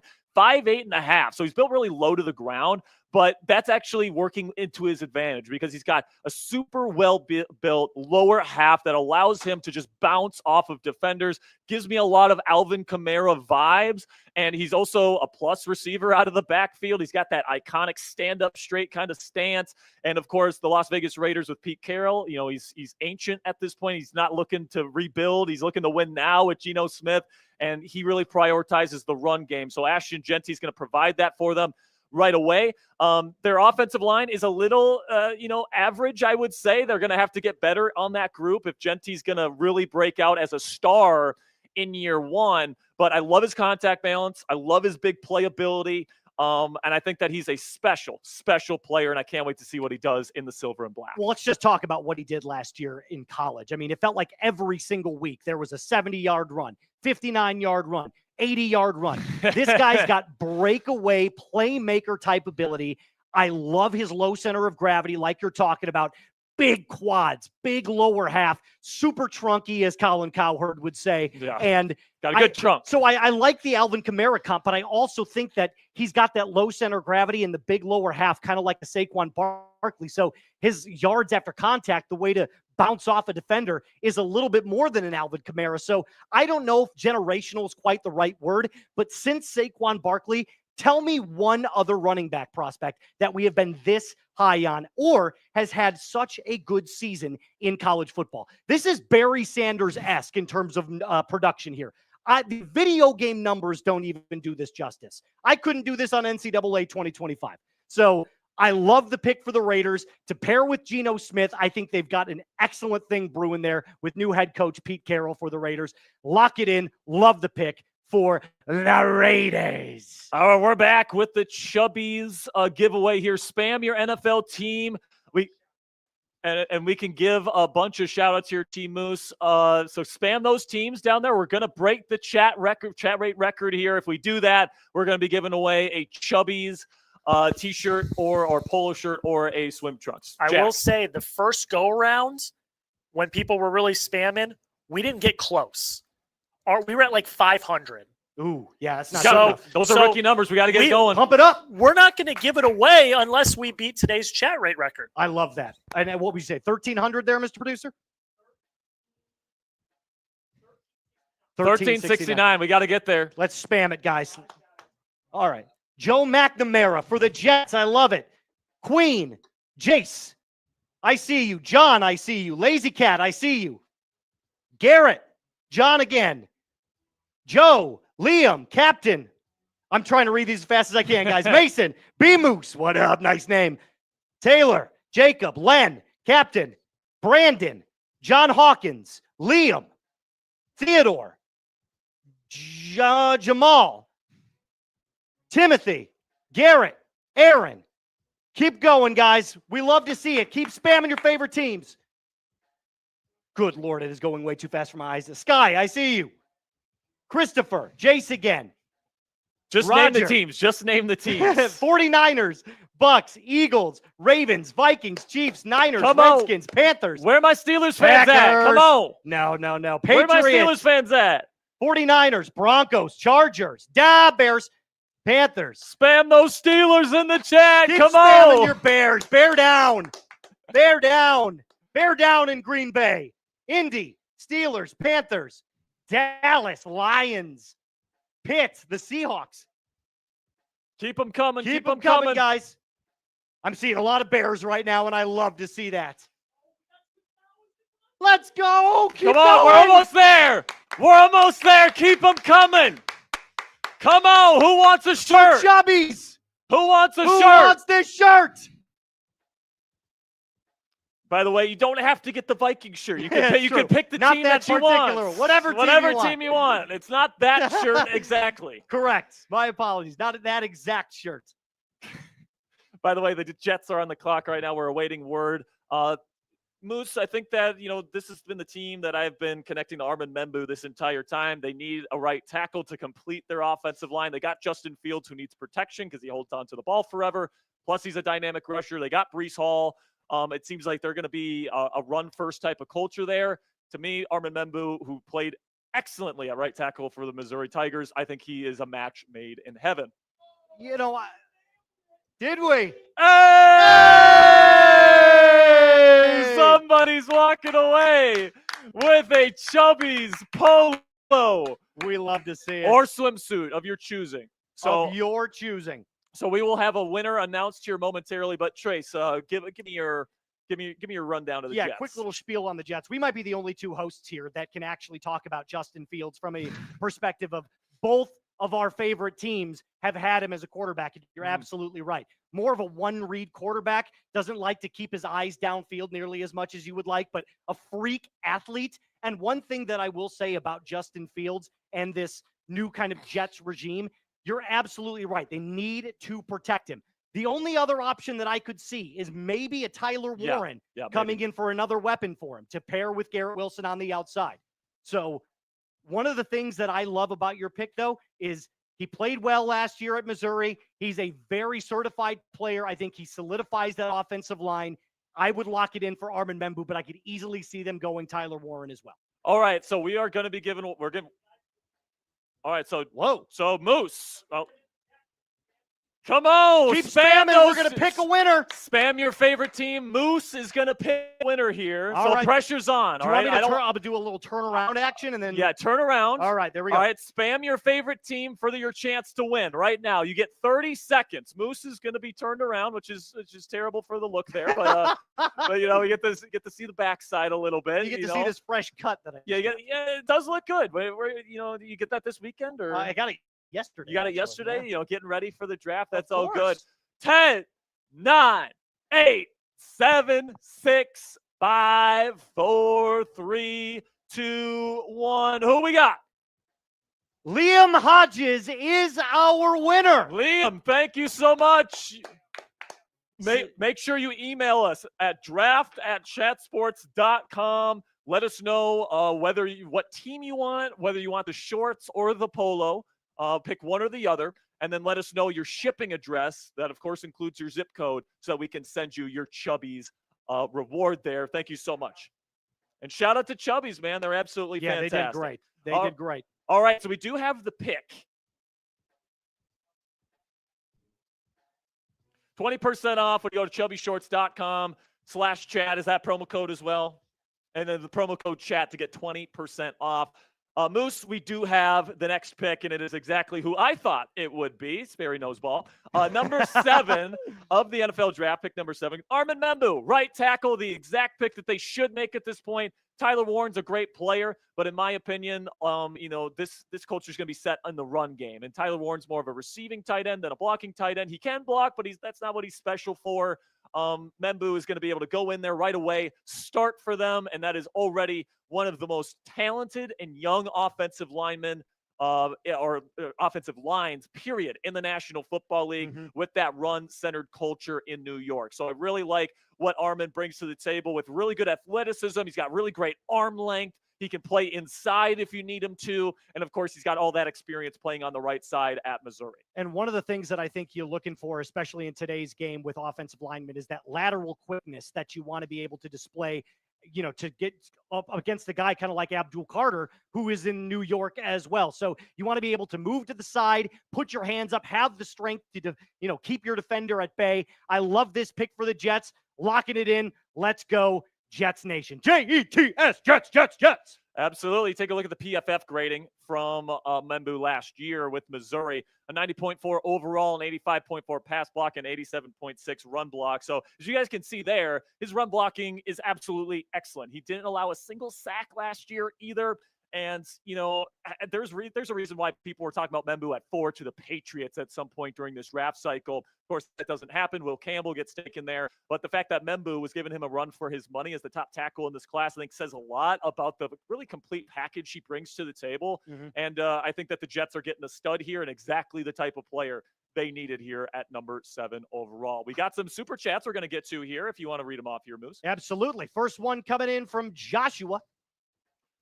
What position do you think the Cowboys will go for? I have to think they go wide receiver. Ted McMillan, Matthew Golden, somebody on the opposite end of CeeDee Lamb for a 1-2 punch. They need all the weapons that they could possibly get. Yeah, I agree. Wide receiver is a position to watch out for, but dark horse here is corner. They don't have a nickel corner. True. And they base out of nickel with Matt Eberflus running the defense. You should know that as a Bears fan. They run a lot of nickel. They do not have a nickel corner. So if Jahdae Barron makes it to them at 12, watch out for that being the pick. $2 from Robert. This came in before. It says Genty to the Browns, most likely. Sorry, Robert. Happen. It didn't happen. They took Mason Graham. But that's unfortunate for you, I guess. But they're probably going to get a running back on day 2 with all the picks that they got. So don't you worry. Boys for Life, $2 says go Jags. Man, I'm excited for Jags fans, man. I'm excited for Travis Hunter. He's going to look so good in that uniform, man. He was born to wear that Jaguars helmet, if you ask me. I absolutely love that. Yes, he's got a ton of swag, so I'm really happy and excited to see where he goes from here. Do we have all right, cool. So we're going to get to our Steelers Super Chats here in just one moment. The Carolina Panthers are now on the clock at number 8 overall. This is another pick where I think we kind of know where they're leaning here, Trace Moose. It seems like Mr. Jalen Walker could be going here at number 8. Well, locking up that defensive side of the ball where they were horrendous last year. Weren't they dead last in points per game allowed in the NFL? Something like 30 points per game. It was just insanely brutal. And part of the reason that defenses on the back end don't do nearly as well as a lack of a pass rush. And as we see more, teams go to like a cover 3 shell and they want a 3 technique where it's rush 3, drop 8 back in coverage. You need someone like a Jalen Walker who's strong and able to get on the line of scrimmage and get after the quarterback. So I love this pick. If it were to come in, Jalen Walker, I would lock in as the 8th overall pick to the Carolina Panthers. All right, we got Tarvarius here. This is Steelers, correct? All right, so our Steelers from our Steelers Talk Super Chats is what we're getting to right here. $5 from Tarvarius says, here we go, Steelers. Here we go. Says, can't wait to see what the clowns do about the Cowgirls. Talking about the Cowgirls. Yeah, man. I'm so happy that the Browns traded out and passed on the best player of this draft. I can't tell you how happy I am that the Browns made that decision. $2 from Gary Frank. My man says, Browns suck every year. Didn't matter who they got. I love your passion, Gary Frank. I absolutely love it, my friend. We got any more here from Steelers here, Jack? All right, so here's our Super Chat menu. Trace, you want to take this one? Yeah, absolutely. So every 100 subs that you guys do, so make sure you lock us in, hit that sub button. By the way, we need to get him to do a Bean Boozled. He hasn't done a Bean Boozled yet, so he's got some catching up to do here. I also haven't had a single drink. So if you want to send in a $50 Super Chat, I will rip a beer bong right off the Oh, bat. there we go. I love I'm it. ready to go. A 50. We're ready. $50 super chat. I'll rip one right off the bat live on camera. And remember, $5, you're going to enter that draft hat raffle that we've got going on. And $10, we'll talk about your team. So if you feel like donating, which again, YouTube does take 70% of our super chats, so we want you to donate as much as possible, but it's not mandatory. If you could do that, it would definitely help us out, bring you more stuff to give away, like draft hats, like jerseys, all season long. So we'll take a look here at Tom Downey's best available. Tyler Warren, the tight end out of Penn State, is continuing to fall down the board here a little bit. I think he's going to fall down a couple more picks here. Maybe he goes to New Orleans. Maybe he goes to Chicago. We'll see. Teteroa McMillan, number one true wide receiver in this class, in my opinion. Will Johnson out of Michigan might be falling down the draft board here because of some knee issues that have popped up here late here, Trace. And then we got Jahdae Barron still on the board. Mike Green, who I love out of Marshall. Luther Burden III. Tom's a bit higher on Luther than I am, even though I like him as a player. Jalen Walker, I think, is probably going to be the pick here at number 8. And then you got Colston Loveland out of Michigan, also up on Tom's big board right now. So let me know down there in the comments section, who's the best player left on the board? Is it Tyler Warren? Is it Teteroa McMillan? Is it somebody else? Let me know what you guys think down there in the comments section. For me, Moose, I think Teteroa McMillan probably is my best player left on the board. I really like Tet. I don't know how you feel about him, actually, but I think he's really smooth as a bigger receiver, and he's got some crazy big catchability in contested situations. And I think he's underrated as a yak threat as well. So I don't know how you feel about him, but that's how I come down. Well, so let me start by saying here. Pause indeed. Clip that. All right. So what I was going to say was, I love everything you said about Tet McMillan, and I do think he's going to have a fine NFL career. But the one thing I have that gives me a little bit of pause is his ability to play in press coverage. He does not play up to his size. He doesn't want to get physical off the line of scrimmage. So in every other aspect, I think you're absolutely right. He's got great feet, got great hands, a nose for the football. Can he go up against a very strong and aggressive corner and beat him off the line of scrimmage? I think that remains to be seen. That's why I think he's fallen a little bit and could see him going as far as 22 or 23. My favorite player on the board right now, Mike Green. Mike Green. I love Mike Green, man. I love honestly, Mike if I were the Carolina Panthers, that's the pick that I'd be making here. I'd be I would have taken Mike Green in my mock draft here if this wasn't just set in stone pretty much. That's going to be Jalen Walker. But before they make the pick here, Moose, tell us about our friends at Game Time. Oh, I would love to. Game Time is the official ticketing partner of NFL Daily. It makes getting tickets even faster and easier. Did you know prices on the Game Time app actually go down the closer it gets to first pitch? I know that with all the wildness of the NFL draft, you probably forgot that it was MLB season. But with killer last-minute deals, all-in prices viewed from your seat, and their lowest price guarantee, Game Time takes the guesswork out of buying those tickets. Save up to 60% off. Buy last-minute tickets for sports, concerts, comedy events, and theater. One thing that my fiance and I love to do is make date night happen for us about every single 2 weeks, and that's where Game Time comes in. It is so easy. All you have to do is go to your app store, click the download button with the black box and the white G in it, and download Game Time today. Again, use code CHATSPORTS for $20 off your first purchase. Terms apply, but you can create that account and redeem code CHATSPORTS, that's CHATSPORTS, for $20 off. Love the Game Time app, love every comedy event, last minute tickets, lowest prices guaranteed. All right. Well, we have a little bit of a surprise here at number 8. NFL agrees with Zona. I think he's a terrific route runner. I think he's a super intelligent route runner as well. He knows how to read leverage. And he does really a good job of, Moose, is that he gets corners to turn their hips and then uses their blind spot to create an insane amount of separation when they're playing in off coverage. Had a really good season this past year, 2 straight seasons, over 1,300 yards receiving, at 8 touchdowns last year and averaged over 15 yards per catch. This is a little surprising to me because, first of all, Jalen Walker was like definitely supposed to go here to Carolina, but also they have a ton of big receivers already in Carolina. They got Xavier Legette. They've got Adam Thielen, a big slot wide receiver. They got Jalen Coker, who's another big receiver. All of those guys are over 6'2", And now you're adding another guy over 6'2". That is a giant wide receiver room. It is a giant wide receiver room. Now, one thing that I will say is that I think this is an opportunity to supplant Adam Thielen, who's getting much, much older. So obviously they're looking to the future with this pick, and a combination of Xavier Legette and Tet McMillan now for Bryce Young, who actually had a pretty decent second half of the season last year. Did. I think this could be the resurgence of the Carolina Panthers. Maybe not right away, but give it a couple of years, and they could be back up at the top of the NFC South. Can I just make a note real quick? Yeah. Ian Rappaport just made a big boo-boo. What did he do? What did he say? He tweeted that they got Teteroa McMillan, but he called him ASU star. Oh, Teteroa McMillan. Jack, as an ASU fan, you do not like that at all. No, if you're an Arizona fan, you don't like that. Yeah, that's such a good point. That's a big boo-boo by Rappaport.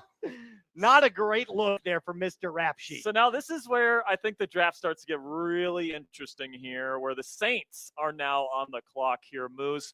And they got about 3.5 minutes left on the clock. There's a lot of rumors that they're going to go trench player here. Kelvin Banks is still on the board. That could be possible here.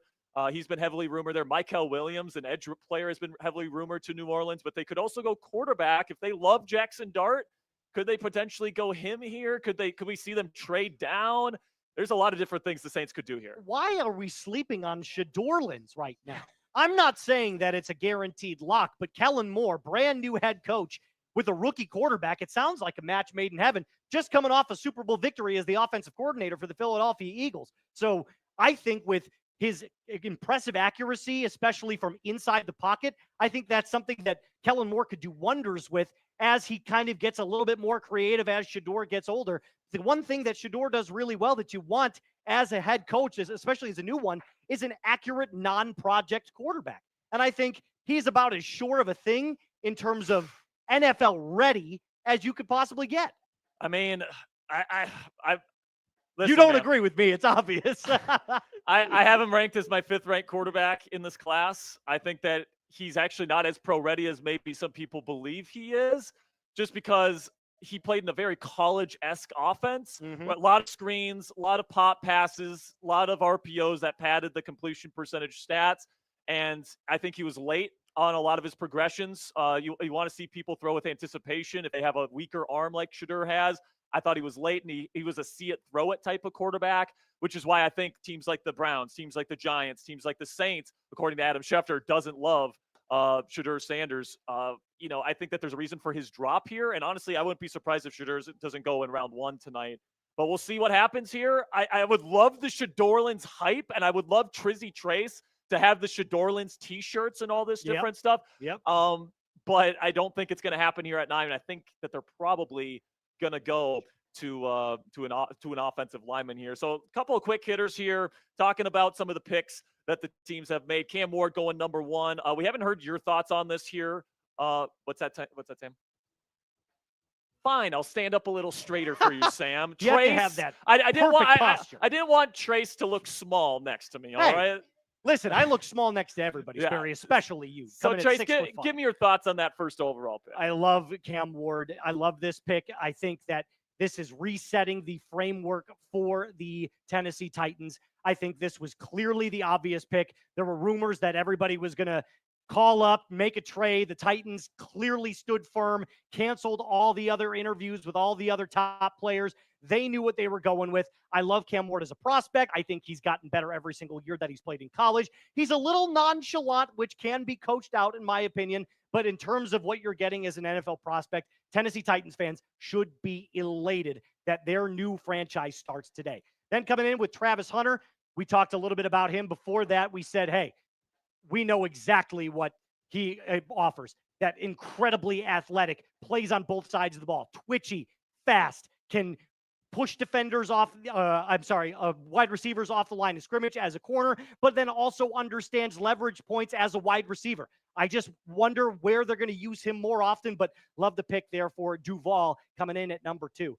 And then kind of, recapping what we had at 3 and 4, Abdul Carter and Will Campbell. Abdul Carter on the opposite end of Kayvon Thibodeau now in the New York, where their defensive line is starting to look really, really scary. They may trade Thibodeau. You think so? Yeah, Thibodeau's really big on brand. He had a pretty decent season last year. I can't imagine he's too happy. They're bringing in his replacement here. I wouldn't be shocked if they trade him and include him maybe in a trade-up scenario here in round 1 to a team that needs an edge rusher. Well, keep your eye on the Chicago Bears then, because I think they could use another one on the outside of Montez Sweat. Then coming in at number 5, Mason Graham, after that trade back from 2 for the Cleveland Browns, solidifying that defensive line. About as plug-and-play ready player in the NFL draft this year as you will see. He was actually my day 1, going to be an amazing starter right off the gate. Then Ashton Jeanty, unbelievable playmaker, almost a Heisman winner, the Heisman runner-up, followed by Armin Membu to the Jets at right tackle, and then Tet McMillan most recently at wide receiver for the Carolina Panthers. Now we have our pick at number 9, and once again, Sperry knows ball. Kelvin Banks Jr., number 9, off the board. And I love what he brings to the table. Really clean tape. He's got long enough arms to potentially play tackle at the National Football League level, but he can also play guard. And I think he could play guard at an all-pro or Pro Bowl caliber level here. Kellen Moore comes from the school of Howie Roseman kind of philosophy where you take trenches in the first round. And then also Mickey Loomis has taken trench like 9 out of the last 10 years in the first round of the NFL draft. So that was a match made in heaven here. This is an offensive line here that, they need somebody for the future, whether it's at tackle, whether it's at guard. They're going to figure that out here, Trace.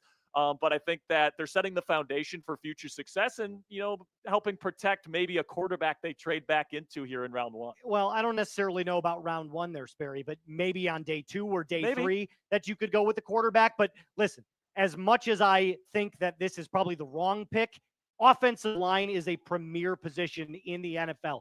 The best teams have great offensive lines because you can protect your quarterback and keep him on his feet. I love what you said about Kelvin Banks. I love his size. It's 6'5", 315 pounds. He's nimble. He's quick with his feet. He's got good hands. I love everything about him. Probably the best athlete at offensive line in this draft, other than maybe an Armin Membu, but in different ways. So he's not a great mauler, but when it comes to, like I said, that lateral quickness that you're looking for, I think he's one of the best in this draft class. So I actually will say that it's probably a very good safe insurance pick there for the New Orleans Saints. Absolutely. We have a report on the pick at number 10 here. Chicago Bears? So we will get to that in momentarily. And I think this is going to surprise you, Moose. This is a little surprising to me. I'm not going to lie. Am I about to crash out, guys? I don't know. No, Make sure I'm not looking. Make sure you click that subscribe button, because if you want to see Trace, turn around so we'll get his instant reaction. That's fine. Here. We will get his instant reaction here, but make sure you guys click that subscribe button, because for all the Trace Moose crash outs here at Chat Sports, make sure you click that subscribe button. And we're getting close to 407,000 subscribers. Moose has a dude. I'm actually nervous right now. Moose, he's chattering. By the way, Moose, after he finds out this pick, is going to have to do a Bean Boozled jelly bean. That's fair. So make sure you guys click that subscribe button if you haven't already. So Jack, let's put the pick up on screen. And Trace. Oh God, I don't know what that means. Turn around. Colston Loveland, tight end out of Michigan, is a Chicago Bear over Tyler Warren. Loveland, who I have a late first-round grade on. I think he's good. I don't think he's a great tight end prospect. What's your instant reaction, Trace? I don't love it. You already have a tight end in Chicago named Cole Kmet who can't block. Why would you get another one that can't block? Colston Loveland is strictly a slot tight end. That's the game he plays. He's a little bit more of a slender guy. You're basically drafting the same player. What is going on? Oh my God. Yeah, I will say he played in a system there at Michigan that did ask him to block in line quite a bit. And he was okay at it. Like you said, he's gangly, and there's question marks as to just how good of an inline blocker he can be in the league. But, this is Ben Johnson, who had the Detroit Lions take Sam Laporta, and obviously he worked out, another Big Ten tight end. But I think it's a shock that they went with this Big Ten tight end over Tyler Warren, who people were saying was like a top 5 player in this class. I would have gone another direction here if I was Chicago, but I don't know. Can somebody get me Ryan Poles' phone number? Can I just call him and ask him what the hell he's thinking? What is Harry's reaction to this? Is he liking it? I have to think he has the same reaction as me. My thought here was that Chicago would go edge rusher because last year we saw a big decline in Montez Sweat as he was getting double teamed. So you need another player on the defensive line that can get after the quarterback. Newsflash, doesn't play on that side of the ball. And it's not a need. Like, I would have rather gone receiver at Matthew Golden here to pair and make another big three in Chicago. This is garbage. I like Colston Loveland, the player, not for the Bears. Oh, end rant. I'm sorry. As Moose absolutely melts down here, let's talk about Michael Williams. San Francisco 49ers go edge rusher here. I mean, this was a very fast pick for San Francisco. They did need edge help. I thought the bigger need was interior defensive line, but tackle a little bit in this class. And Williams, kind of fits their mold. They run a 3-year, so of edge rusher to the other side of Nick Bosa. What's your get your mind off for the Bears pick? What do you think? Well, I would have much rather had him in a Bear uniform. I feel like he's a little now as a pass rusher. Doesn't have all the moves I'm looking for, which kind of led to lower production, but all the physical traits are there. And there's nothing wrong with going with a project rather than, a guaranteed day one plug and play starter. He might be a rotational player at first, but give him some time. Let's see how he develops in training camp. I mean, 6'5", 267 pounds. You can't teach size, Barry. Yeah. You know that better than anybody. And he's got incredibly long arms. Yes. Like crazy go-go gadget arms. And, he wasn't super productive as a pass rusher in college, but they played him at the 4-eye, which is like at Georgia, which is like a 3-4 defensive end, more of an interior kind of alignment there. And that prevented him from getting true pass rush snaps where he's allowed to line up out wide and attack an offensive tackle one-on-one.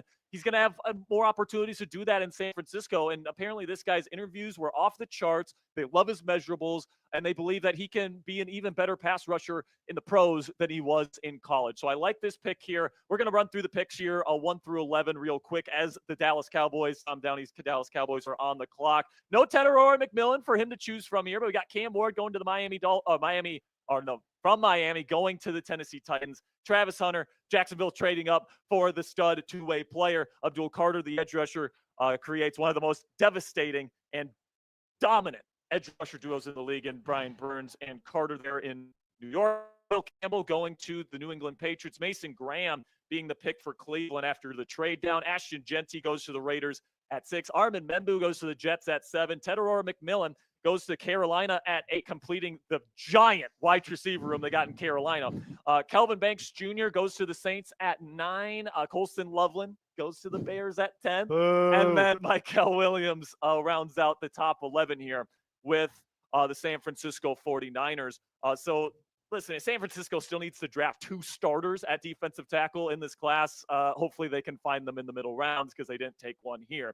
Got a couple super chats to get to here. It's Carson says, what position do you think the Eagles going to get? I keep thinking, Moose, that Tyler Booker is perfect to replace Mekhi Becton. Yeah, I was going to say there's not much that they need, but if it's 3 things that are guarantees in life, death, taxes, and the Eagles having a good offensive line. So I feel like that's probably what they're going to attack because they just do it and develop it so well. So taking a Tyler Booker, who is one of my sleepers, I thought he should have been a top 15 pick.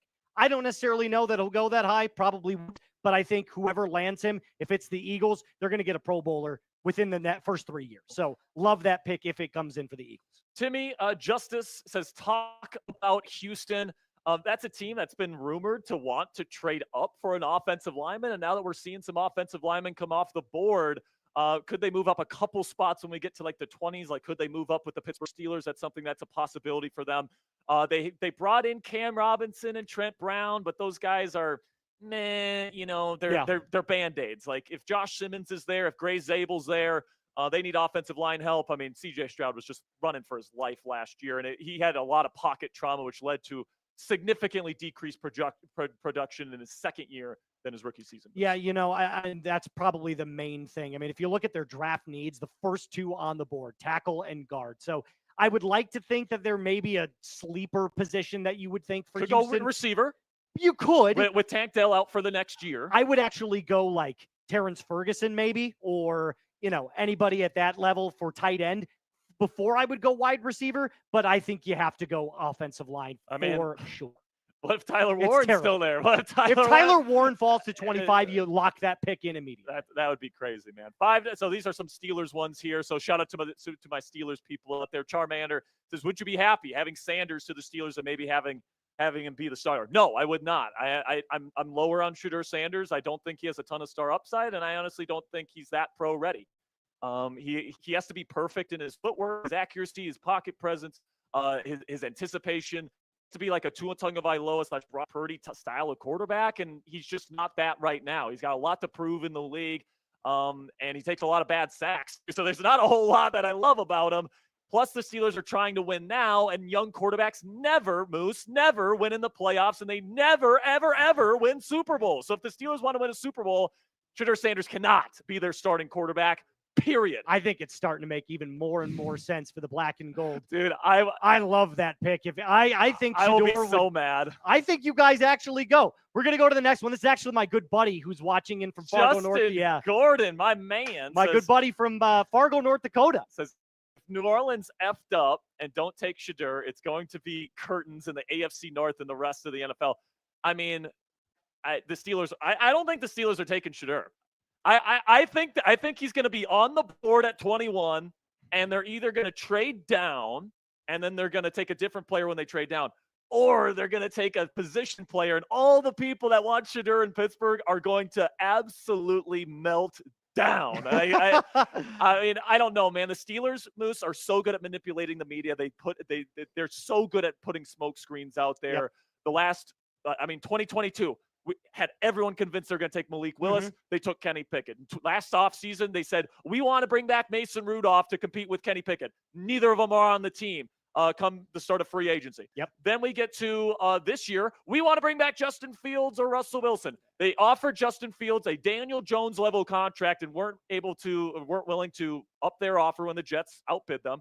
And then they didn't even offer Russell Wilson a contract this year. So that was clearly a lie, but the media pushed it because the Steelers pushed that information out there. And now you're hearing it from Schefter, Schrager, Todd McShay. The Steelers, quote unquote, really like Shedeur Sanders, even though he's got a weak arm, and they want to throw the ball down the field to DK Metcalf and George Pickens. He's not particularly ready to play in an under center offense because he hasn't done it in college. And I don't think he has a lot of star upside in a division where you have to play Joe Burrow and Lamar Jackson twice a year. Do not draft him, Pittsburgh Steelers, for the love of God. $2. Chris, the ghost of Al Davis, has entered the Bears GM.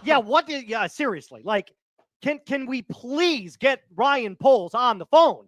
Like, I don't understand what going through his head. Maybe Ben Johnson whispered something in his ear and is like, I could turn this guy into the next Travis Kelce. If that's the case, I love it.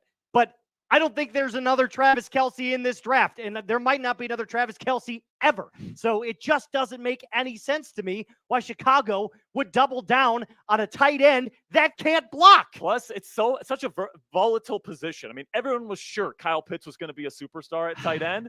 Didn't happen, right? And it's just so volatile. $20 for my man Mo. Woo! Say it with me, Trace. Mo says Sanders falling. Let's go. That's not a let's go. All right. Listen, man.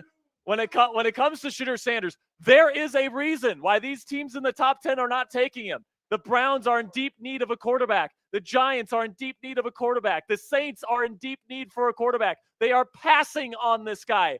This guy is Bo Callahan. Nobody goes to his birthday party. Do not take him. Please.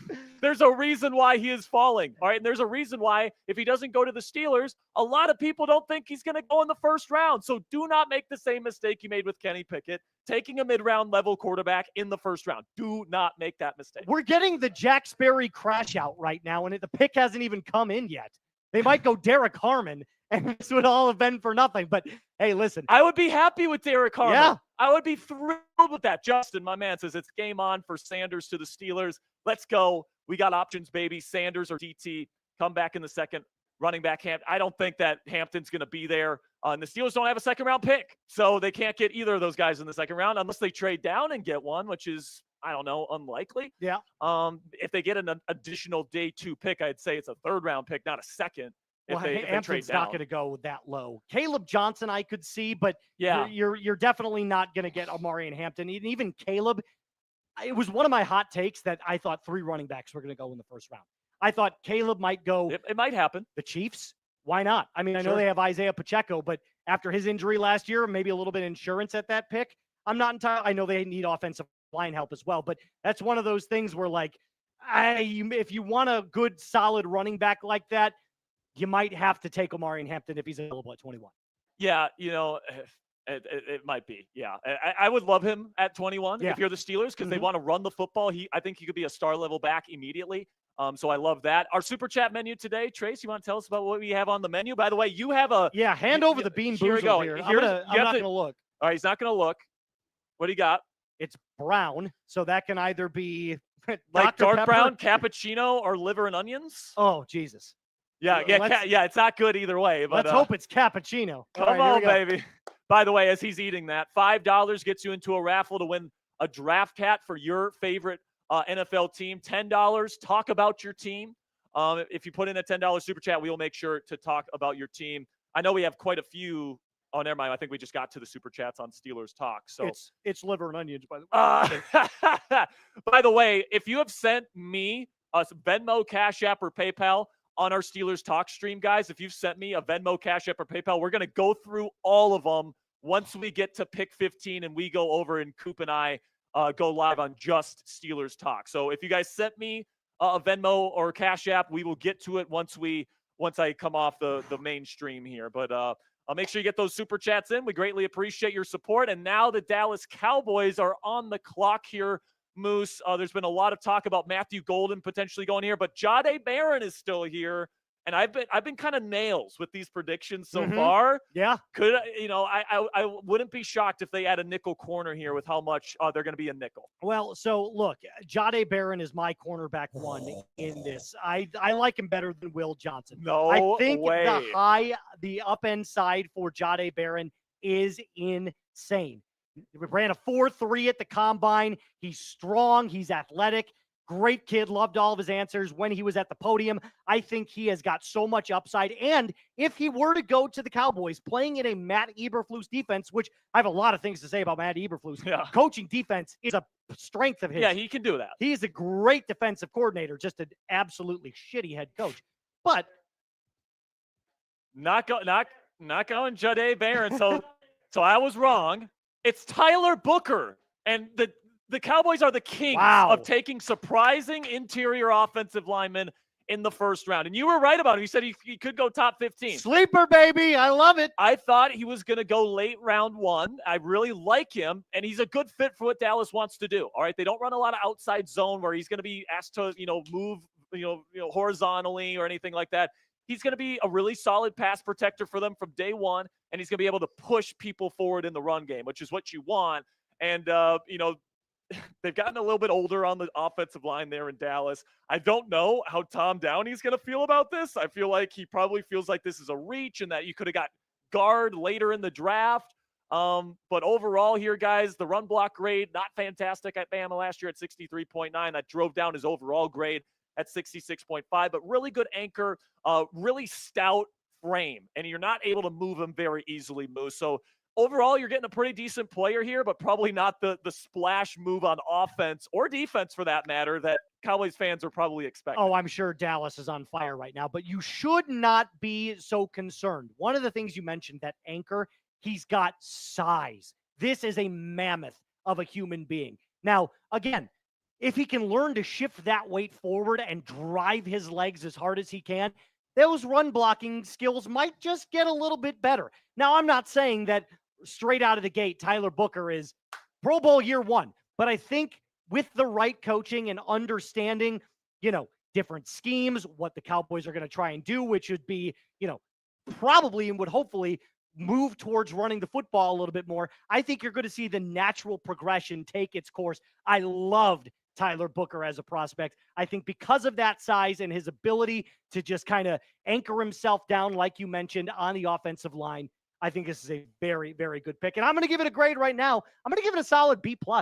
I think this is a very, very good pick for the Dallas Cowboys. I'll give it a B-. You're getting a decent player here. I think that Jahdae Barron would have been a bigger impact for you, but hey, this is a position that they really wanted, and I can't really blame them for getting a good football player, which Tyler Booker is. So I'll give it a B- because I probably would have gone in a different direction. Sure. But, like you said, he's not a bad player, and he'd probably be a starter for a long time for them. And by the way, 3 Tylers on that offensive line now. Tyler Guyton, who they took early last year, their left tackle. Tyler Smith, who they took early in round 1, just like this guy. And now they're taking Booker. So 3 Tylers on the starting offensive line for the Dallas Cowboys. And Zach Martin replacement right here. So that's what it is. So grade the pick for us down there in the comment section. Right now, the Miami Dolphins are on the clock. And there's a lot of different ways that they could go with this pick, Moose, where they could go corner. They could go offensive line. We've already seen some offensive linemen come off the board. I mean, one just went off. Could they go Josh Simmons here? Could they go even Gray Zabel? That's been some of the kind of whispers. But you got Will Johnson sitting there, who played in this exact Mike Macdonald style defense as a number 1 corner.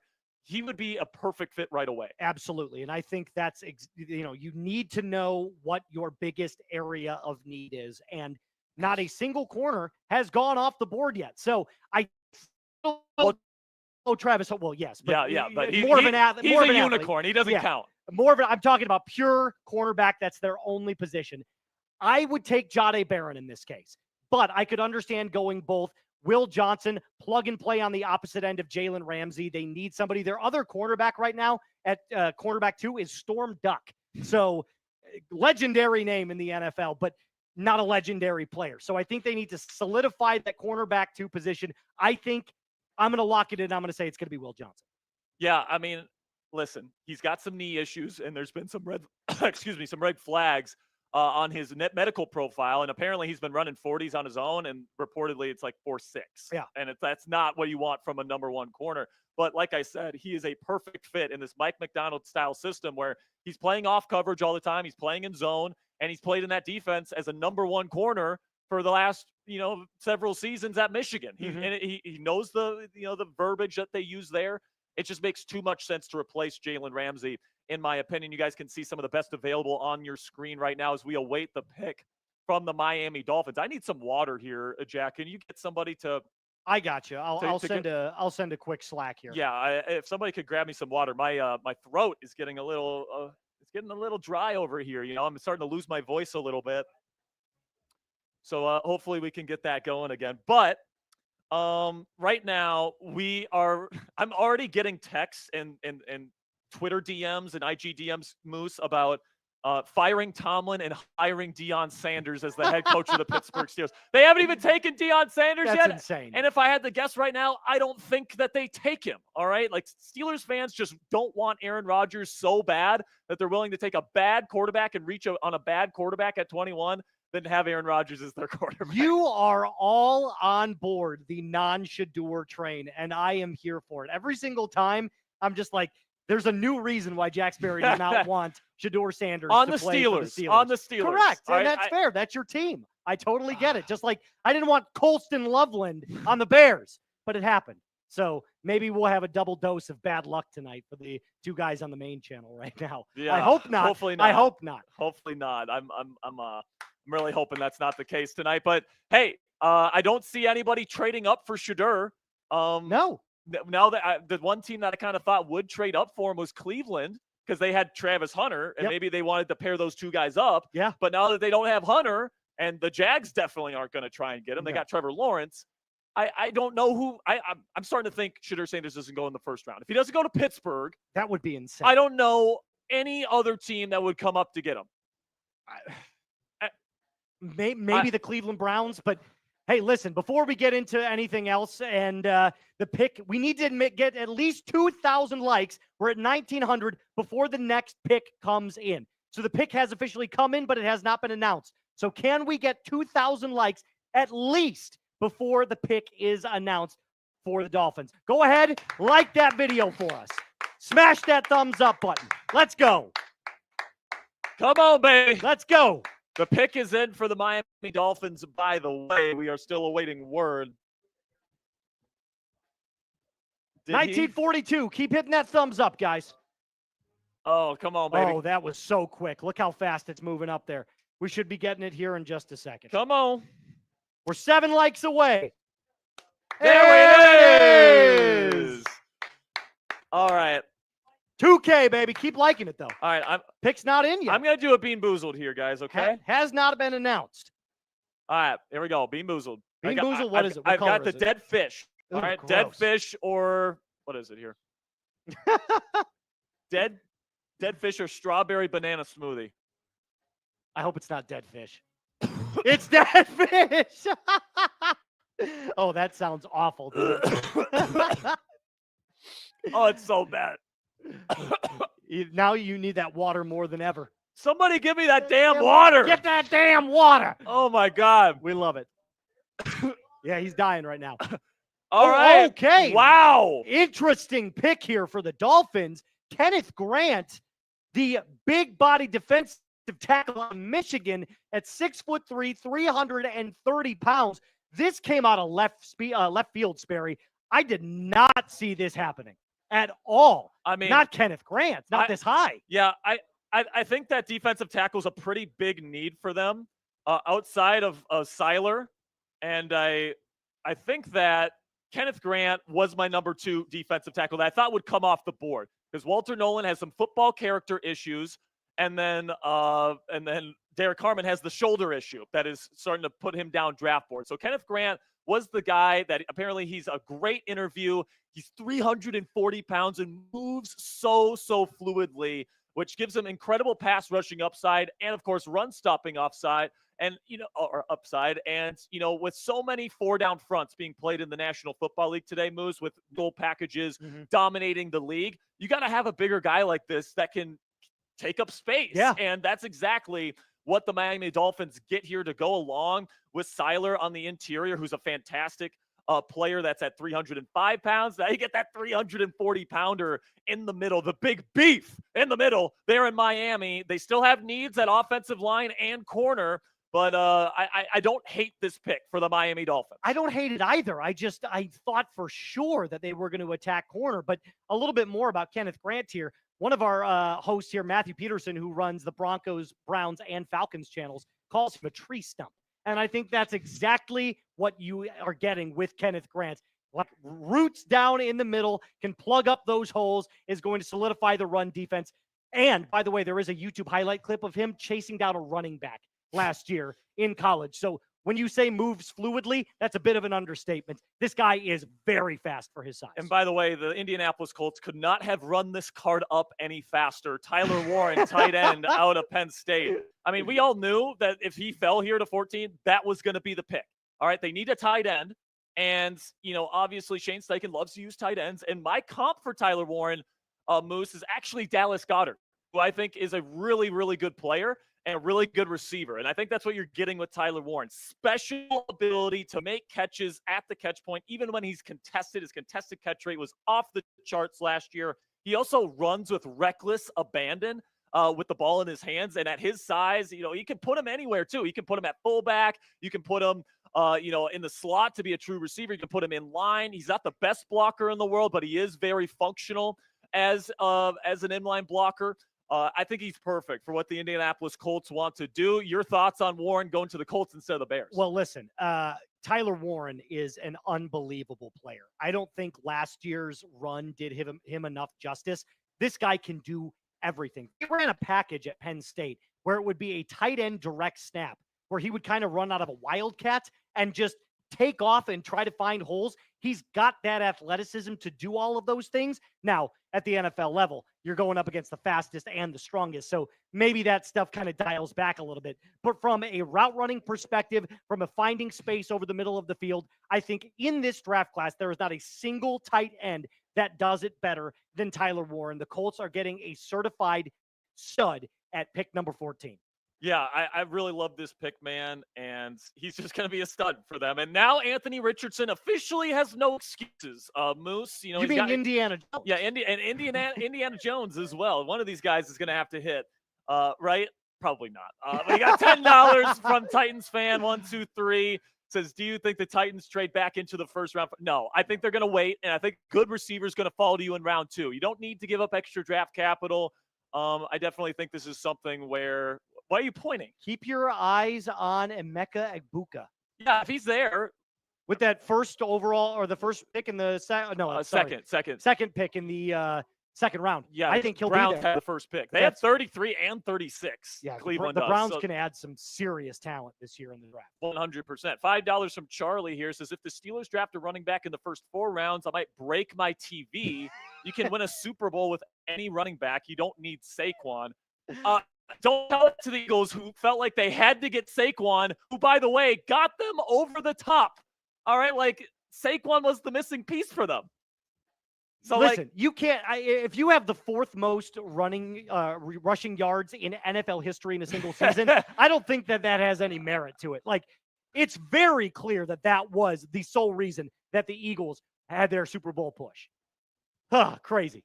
$2 from my man Sam Pugh says, Jack, what if we get Prime this is what I'm talking about. What if we get Deion Sanders to replace Tomlin? It's prime time, baby. Dude, I can't deal with the Shedeur Sanders stuff. I just can't do it. All right. If it happens tonight, I'm gonna deal with it. I think it's gonna be great for the channel if he's the quarterback. Oh, but yeah.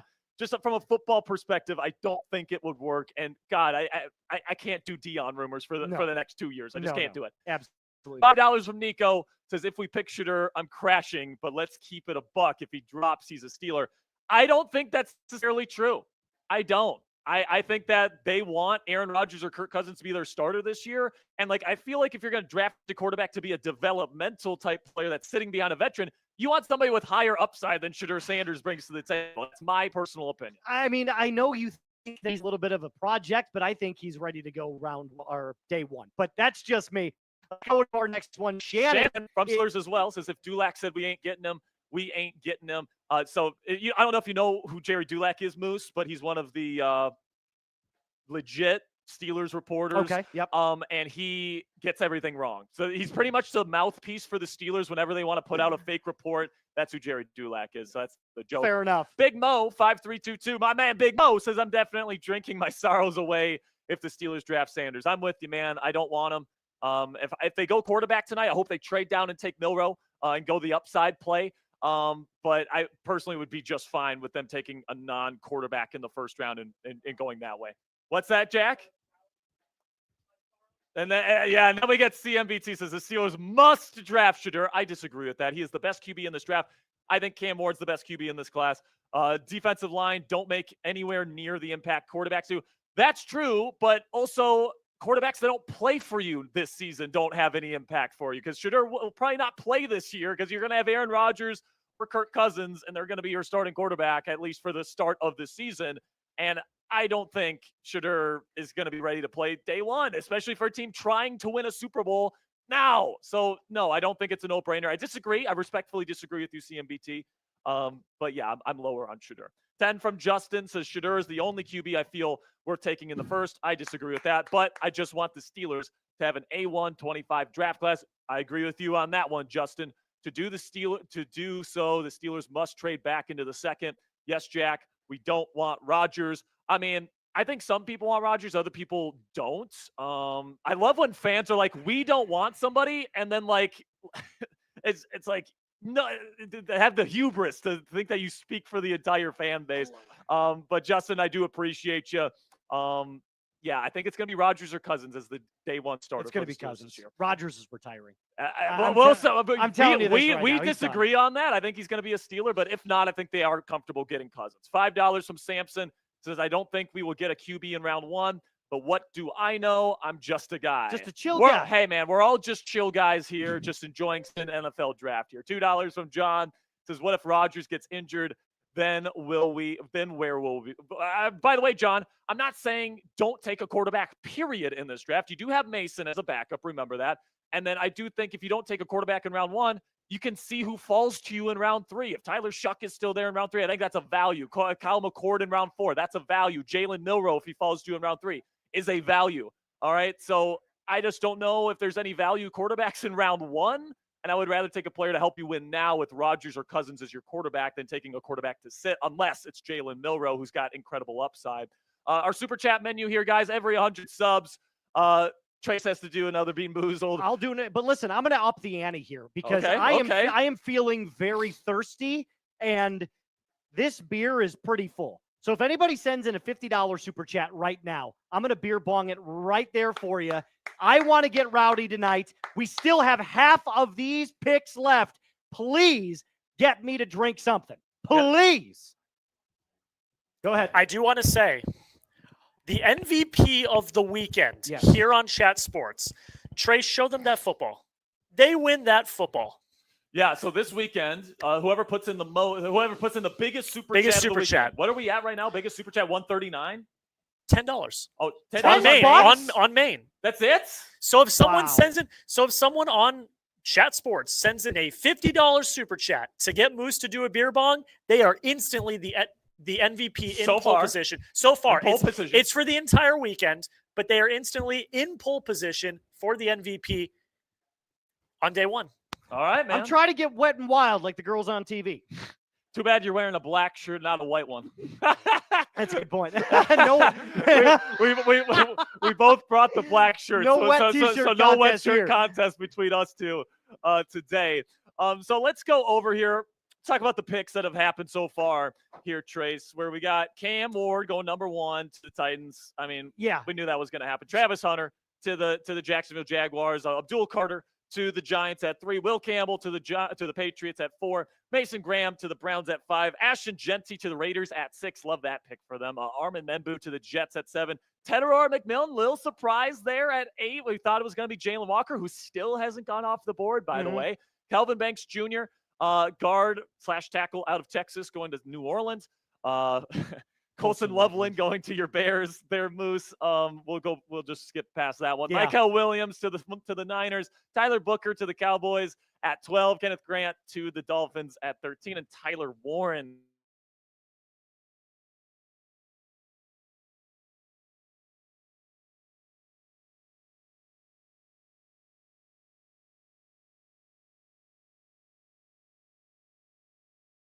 is the fastest draft for Sam. the first 14 picks you asshole. that I've ever Come on, seen. man. Listen, man. When it comes to the Falcons, I think this is probably going to be edge rusher, and Mike Green. We'll see. I would love Mike Green here. It could also be Jalen Walker because they do run a 3-4. I would personally take Mike Green. I like him more. He's got more size. I think that obviously more experience rushing from the edge. And I think he's phenomenal. Yep. But Jalen Walker played in Georgia. All right, they run a 3-4. That's fair. That's fair. I could see. Apparently the NFL is really high on Jalen Walker. I have a much higher grade on Mike Green. That's who I would take. But with Jalen Walker still here, I think it'll be interesting to see which one they take here, or if they surprise us and take a completely different position. Well, so here's what I'm going to say about Mike Green. He has the exact same pre-draft measurables as Khalil Mack. Yes, Khalil Mack. Both are 6'3". That's my comp for him. Both are 251 pounds. Both played at very tiny schools, Marshall and Buffalo. The only difference between the two of them, get this, Mike Green, faster than Khalil Mack was. So he's like a sleeker version of Khalil Mack. And with the pick in, we're going to see here in just a second who the Falcons take. I'm staking my claim. Mike Green is an Atlanta Falcon. Yeah, I would love it. He is my favorite. Uh-oh. I was right. Is it Jalen? It's Jalen Walker. It's Jalen Walker. Jalen Walker is going, according to Jordan Schultz of Fox Sports, is an Atlanta Falcon. I listen, man. I'm with you, Moose. I would have taken Mike Green. Yep. But Jalen Walker is the guy that a lot of teams, and we've been hearing a lot of buzz that they love this guy. Apparently, he's a great leader. The people at Georgia rave about his work ethic and his leadership ability. And, I can't help but think, the Falcons have been looking for their number one edge rusher for a long time. I actually think there's a chance Jalen Walker doesn't pan out here in Atlanta because he's so undersized for an edge rusher. And I think that, you're going to have to use him in the right ways. He reminds me a lot of Isaiah Simmons, where it's like he's a master of none, but a jack of all trades type of player. And I think they're going to try to beef him up a little bit. Even though in this picture he looks gigantic. He looks gigantic in the picture we have here, but he is undersized for like a true edge rusher. We'll see where things go. He doesn't have a ton of experience playing true edge either, which makes him a bit of a projection, but he's got incredible explosiveness, really great ability to rush the passer from an off-ball alignment as well. So he could do a lot of different things here, Moose. And obviously that Georgia connection just makes a lot of sense here, and that ends up being the pick. Like you said, the size in terms of the weight and the bulkiness is there. I think the height is a little bit concerning right there, but if they can develop him and actually, teach him how to use his size and that shorter stature to his advantage where he can get underneath maybe the reach of a left or a right tackle, I think is very invaluable. And if you look at him, like I said, he's pretty good against the run already. So I think he's a kind of like an interior defensive lineman straight off the gate, and then maybe work on that, getting to the pass rusher as time goes on. But I think this is a great pick for the Falcons for sure. All right. I want to thank all of our Steelers audience here for being patient, because now I'm going to be shifting over to our dedicated Steelers stream right now. So make sure you guys get ready, because the Steelers are about to make their pick at number 21, and make sure you guys sit tight. Thank you, Mr. Jack Sperry, for everything that you did. One more time at the picks that have already gone in. Cam Ward, Travis Hunter at 2 to the Jags after that crazy trade with the Cleveland Browns. Abdul Carter goes to the Giants. Will Campbell at 4 to the Patriots. Mason Graham at 5 by the Cleveland Browns. Ashton Genty, stud Heisman runner-up, going to the Raiders, Armin Membu solidifying the offensive line for the Jets. Tet McMillan at 8 for the Carolina Panthers. Calvin Banks, the guard out of Texas, going to the Saints. Colson Loveland to the Bears. Michael Williams, Tyler Booker at 11 and 12, respectively. Kenneth Grant, the tree stump out of Michigan, going to the Miami Dolphins. Tyler Warren finally bringing back some unbelievable production at the tight end position for the Colts. And Jalen Walker, the most recent edge out of Georgia. All right, so here's what we're going to ask you to do real quick. We've got how many people watching? Almost 4,500 people watching. Make sure that you go and you follow us for more and the best NFL content right at Chat Sports on X and Instagram. So go ahead, head on over, give us a follow. We'd appreciate every single follow that we get. Trying to grow as much as we possibly can. And we appreciate it, like I said. X and Instagram putting out tweets constantly. Instagram posts daily on your favorite players, your favorite teams, and it's all going to be captured right here at Chat Sports. By the way, this is my very first NFL draft here.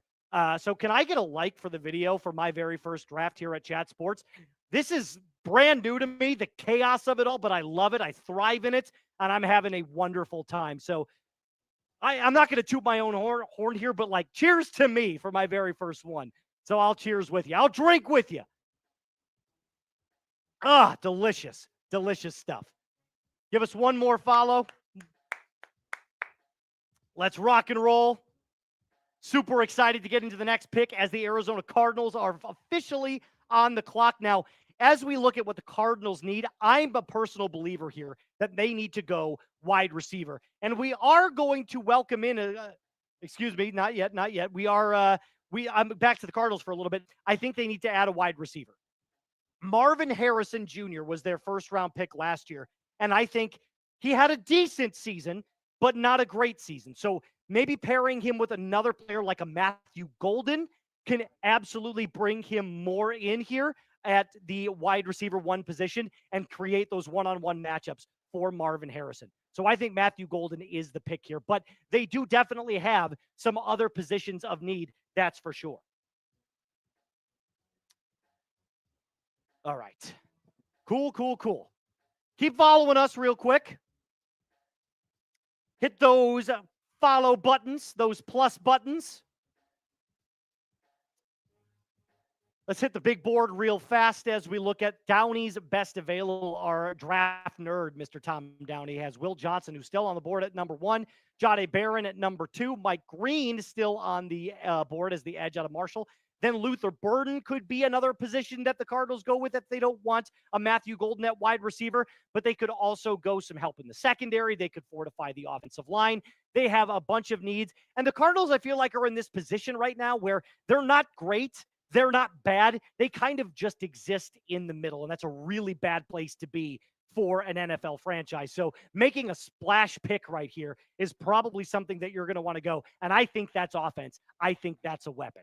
So to me, I would stake my claim for Matthew Golden here, slot receiver out of Texas, but you could go a variety of picks. You could go Luther Burden. You could go Jahad Campbell, who is that middle of the field linebacker, but can also double as an edge, or Malachi Starks, the safety out of Georgia, to fortify the defensive backfield. So any one of these picks, I feel, are really, really solid for the Cardinals. And with that being said, we're going to bring in Mr. Joey Peterson, the host of the Ravens Rundown and our brand new Packers Report. What's going on, Joey? Moose, I'm glad to be here, man. 2 first-timers hanging out. Dude, first it's time crazy, NFL isn't draft. it? I don't think it's ever happened before. I know. I feel like I'm just getting thrown into it. What did I miss? Been a busy night? Yeah, well, I'll say that. That's for sure. There's some serious chaos. We were obviously out there for the Cleveland Browns trade with the Jacksonville Jaguars, but some more recent picks. Surprisingly, the Bears take Colson Loveland. Mm-hmm. I went on an absolute rampage when that pick came in. I could not believe what happened. And we're going to pause on that for a second because we did just get the pick in for the Arizona Cardinals. Joey, Walter Nolan, the nose tackle out of Ole Miss, the only pure nose tackle in this first round, and 6'3", 300 pounds. There have been some slight concerns from Walter Nolan from a effort standpoint. There have been times where I feel like he takes plays off, but when it comes to size and skill, Walter Nolan is an absolute beast. He checks all the boxes on size and length that you're looking for. He's a former 5-star recruit who has the potential to not only hit his ceiling, but break through it. And like I said, only pure nose tackle in this first round. So he is a solidified run stopper at heart. That is his game. He's not going to be a player that gets after the quarterback as often as you would want. But with that being said, last season still had 6.5 sacks. The pressure is there. The tackles for loss is there. The size is there. The athleticism is there. This is a very, very good pick for the Cardinals. What say you? Yeah, I really like Walter Nolan. I really like his game. I think he's got a chance to be kind of like a Jalen Carter. You know, I know he's more of a recent player and he hasn't been in the league for that long, but I think they have very similar traits. They're both incredibly quick off the ball. They both have a ton of power in their legs. Mm-hmm. And even when you watch the tape, and you watch the film at Ole Miss, if Walter Nolan isn't making the tackle, if he's not making the play, he's helping somebody else make the play by disrupting and either making the quarterback get the ball out faster than he wanted to, or making the running back bounce it out to the right, bounce it out to the left, and then it gets cleaned up on the edge or by one of the linebackers. Now, I will say, I am a little bit concerned about the character issues, all righty? Mm-hmm. Especially when it comes to the, reports where he just kind of walked off the practice field, right? And did, just wasn't really the greatest teammate. Now, I will say, being in a place like Arizona with a head coach like Jonathan Gannon, which even though he comes off as kind of a goofball, he really runs a tight ship there in Arizona. I do believe being there with the defensive-minded and really hard-nosed and tough head coach, I think that's only going to be a good thing for a guy like Walter Nolan when it comes to him maturing as a person. But everything that you could want, everything you could ever dream of him as a football player, it's right there, and now it's in Arizona. That's absolutely correct. And like I said, that tree stump mentality that everybody has when they're talking about solidifying the defensive line as an anchor, Walter Nolan is. There are some character concerns. There are some effort concerns. Hopefully that can be coached out. And I feel like a lot of that came at the end of last season when Walter Nolan knew, hey, I'm just looking forward to the draft now and bringing my talents to my NFL team. It could happen to a lot of young players, but I love the pick for the Arizona Cardinals at number 16. Walter Nolan, welcome to the desert. Yeah, now on the clock, the Cincinnati Bengals. We'll talk about them in just a couple of seconds. Before that, I got to talk about our awesome sponsor right here at Chat Sports. That's our great friends over at Prize Picks. And you know what? You can cash in on basketball playoffs with Prize Picks, so don't miss your last chance to add your favorite players from the court to your Prize Picks lineup. Whether it's points, rebounds, assists, take your pick of more or less for your shot to win up to 2,000 times your cash today. Sign up today, get $50 instantly when you play $5. You don't even need to win to receive the $50 bonus. It's guaranteed. PrizePicks is the best place to get real money sports action. So join over 10 million users and sign up today. PrizePicks is the best place to win real money all basketball season. Which players are going off, which ones aren't? Make your picks in less than 60 seconds to turn your sports takes into real money all season long on PrizePicks. We all know the basketball playoffs are going on right now, and they are so much fun. So many great teams duking it out. And if you think that you know ball as well as you may or may not know ball, PrizePicks is the best way to prove that. So download the PrizePicks app today. Use code CLNS to get $50 instantly when you play $5. That's code CLNS on PrizePicks to get $50 instantly when you play just $5. You don't even need to win to receive the $50 bonus. It's guaranteed. The link to this promo is in the comments and description of today's video. PrizePicks, run your game. All right, so the pick is officially in for the Cincinnati Bengals, and this is a shocker. I did not expect Shemar Stewart to go this high, the edge out of Texas ahead A&M. of Mike Green. I could not believe, like, if Mike Green is on the board and Johnny Barron is on the board, how do you not take him? That is another question for another day, but let's talk about Shemar Stewart, the player. I watch a lot of Texas A&M football. Shout out to my brother Thane, who goes to Texas A&M. Go Aggies. Or Gig'em, I should say. Sorry, Gig'em Ags. But one thing about Shemar Stewart, had a lot of hype going into the season and completely fell flat. Under Mike Elko there, I feel like this was a defensive line that was touted as one of the best in college football, and it just didn't hit. Now, out of the two, him and Nick Scorton, Shemar Stewart is the better player. He does have the size that you're looking for. He does have the athleticism that you're looking for, but it didn't materialize. Look at what you had last season. In 12 games played, you had a sack and a half. I mean, that's just not good enough. And as John Gruden once said, I don't care about pressures. Hit the fucking quarterback. I love that quote from Gruden, but I don't love this pick from the Cincinnati Bengals. Excuse me. I apologize for my language there. Got a little heated, but we're back on track. So Shemar Stewart, not my favorite pick, especially when you could have gotten a Mike Green or a Donovan Ezaraku. There are so many better edge rushers, Joey, in my opinion, than Shemar Stewart. They could have gone with any other player. No, I could not agree more. Look, I get it. Shemar's an alien. This dude is drafted straight out of the Moon's Intramural Football League. But still, he doesn't make plays. A sack and a half each of his last 3 seasons. I've never gotten this about the draft. I get it. You can talk pressures, you can talk scheme, but if you don't show me on the football field when you're playing actual football against actual good competition, then how are you supposed to convince me that drafting a guy who had a sack and a half, 35 pressures, over a guy who had 17 sacks and 59 pressures is the right decision for your football team? Okay, I get it. Shemar Stewart is as quick as a cat. He's lightning fast. But what I dislike most about this pick is Shemar Stewart had one move at Texas A&M, and it was a bull rush. And guess what he just did? He lost 20 pounds over the offseason. Do you know what's less effective that bull rush is going to be now in the NFL against bigger offensive linemen, grown men who are 10 years older than you are at 21 years old? It's going to be far less effective, weighing 20 pounds less than you were in college. And it obviously did not do that well for you then. You had a sack and a half each of your last 3 seasons. I don't get the pick. I don't think Shemar Stewart should have been a first-round pick, and especially not over a guy like Mike Green, who we all know I absolutely love in this draft. Love him. My favorite player in this draft is Mike Green, so it just makes zero sense to me. We're going to move on really quick because this was tweeted by Jordan Schultz, who said the Seahawks are talking trading down. Now, who could they possibly trade down with? Doesn't remain to be seen, but I'm assuming it'll probably be someone between picks 20 and 25, Joey.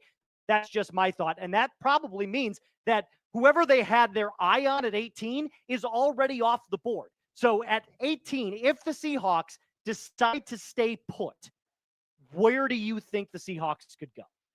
So I think they wanted to go Colston Loveland. I think they wanted to go Tetairoa McMillan. And if neither of those guys were available, they were going to go offensive line. Okay. I'm pretty confident in that. Kelvin Banks is off the board. Obviously, Mimbu's off the board as well. I still think they look to go offensive line. I think they might be looking at maybe a Donovan Jackson, maybe a Josh Connolly Jr., the tackle out of Oregon, possibly a Josh Simmons. I don't know. There's a lot of options they could still go with, but I believe where they're sitting right now at 18, they feel that a lot of those would be reaches. So they're going to say, you know what? Let's sit back, let the tackles possibly fall to us, get a little extra draft capital for that. And that would be a smart move considering what you said, needing the offensive line, which is basically one of the worst in the NFL right now. It would make a whole bunch of sense to take a player like Simmons, but like you said, it's kind of a reach. So to trade back, make sure you acquire more draft capital and wait for the tackles to come to you is probably the smartest thing that they could do for the Seattle Seahawks. This is crazy stuff. What's up, Sam? Okay, Buccaneers, who are at 19, are also interested in trading back. Last little tidbit on Seattle is they now inherited a quarterback in Sam Darnold, who proved at the end of last season, if he gets under pressure quickly, he is so wildly ineffective. Yep. And so I think if I'm Mike McDaniel, and if I'm looking at, changing the status and the trajectory of Seahawk football, I'm starting in the trenches. Make sure you guys get down in that comment section and shout out your favorite team, because the first one we see, we'll go ahead and talk about it. How about you? So we're going to go 30 seconds. Turn around? 30 seconds. Okay, great. I'll turn around. Joey will turn around, spam your team in the chat below, and Joey will pick one in 30 seconds. Well, I'll go ahead and turn back around so I'm not just facing the wall. That's fair. I mean, listen, I had to show off the fresh cut. But that was just me. That's totally fine. Keep spamming your favorite team. We will talk about the very first one that we see.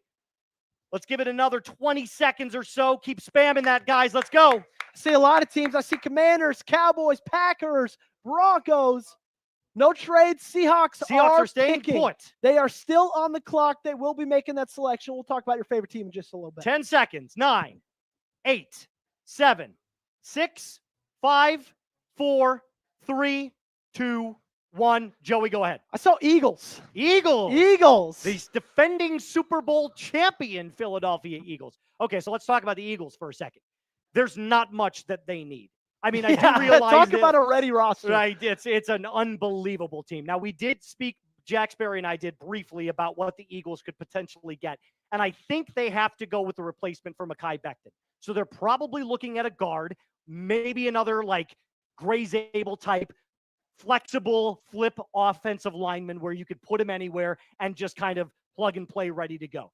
I think the play is offensive line. They don't need a ton of help on the defensive backfield side. They don't need really any help on that defensive front four. They did lose Josh Sweat. They did lose Josh Sweat, so maybe another edge rusher. But outside of that, they're basically locked up. Is there a position of need for the Eagles that you think they could absolutely go for? I think knowing Howie, they're probably going to go trenches. I would lean probably toward the defensive line. Would not be surprised if a guy like James Pierce Jr. fell to the Eagles and they picked him up. Well, the pick is in for the Seattle Seahawks, and they are selecting Gray Zabel, the offensive lineman, the offensive Swiss Army knife, as we should say, out of North Dakota State, the 23-year-old, 6'6", 312-pound beast, 16 games played for the Bison this past season with a 90 PFF grade. Let's talk a little bit more about the prospect. There's plenty of run blocking experience, and he's very, very good in that department. But the great thing about Zabel is he's also great as pass blocking as well. He has a little bit of length concerns, as we showed you, only 6'3", and he could use a little bit more weight once he transitions to the National Football League. But everything that he could have showed us this past season at North Dakota State, he did. A 90.4 overall PFF grade, a pass blocking grade of 93.1, a run blocking grade still incredibly high as well, and Moose only 1 sack allowed. So I'll tell you this. I spent some time in Fargo, North Dakota. Yes, you did. Lived on the campus of NDSU for an entire year. Oh, I did not know that. This is the truth. I lived in the same building as Trey Lance the year he was drafted. Interesting. So I got to know a little bit of the Bison staff. And when I was doing an interview with one of their coaches, I'm not going to say who, but I asked him about the prospects coming in. This would have been his senior year of high school coming into as a freshman. This coach told me there is a kid coming in named Gray Zabel.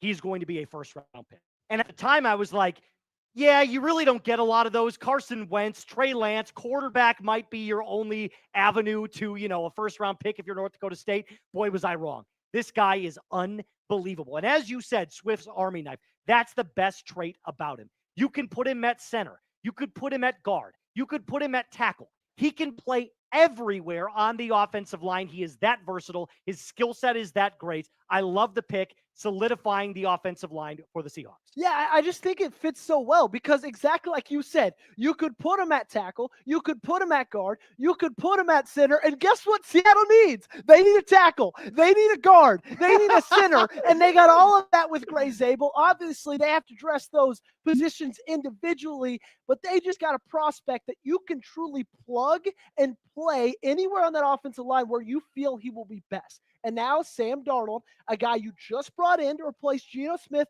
who was a solid starter for you. Now you just protect him a little bit more because, like I said earlier, he showed in those final 2 games of the Minnesota Vikings season against the Detroit Lions and against the Los Angeles Rams. Anytime he feels any sort of pressure whatsoever, he crumbles. He crumbles. He panics. He makes bad throws. He takes bad sacks. He holds on to the ball for far too long. All righty? And this offensive line isn't good enough to protect a guy like that. Well, now adding Gray Zabel, they might have gotten just a little bit better. Buccaneers staying at 19. Okay, so we had 2 potential trade down candidates, and both are staying put at their respective positions. So the Seahawks take Gray Zabel. The Tampa Bay Buccaneers take they haven't taken anybody yet, but they are on the clock now at 19. Okay. Whew.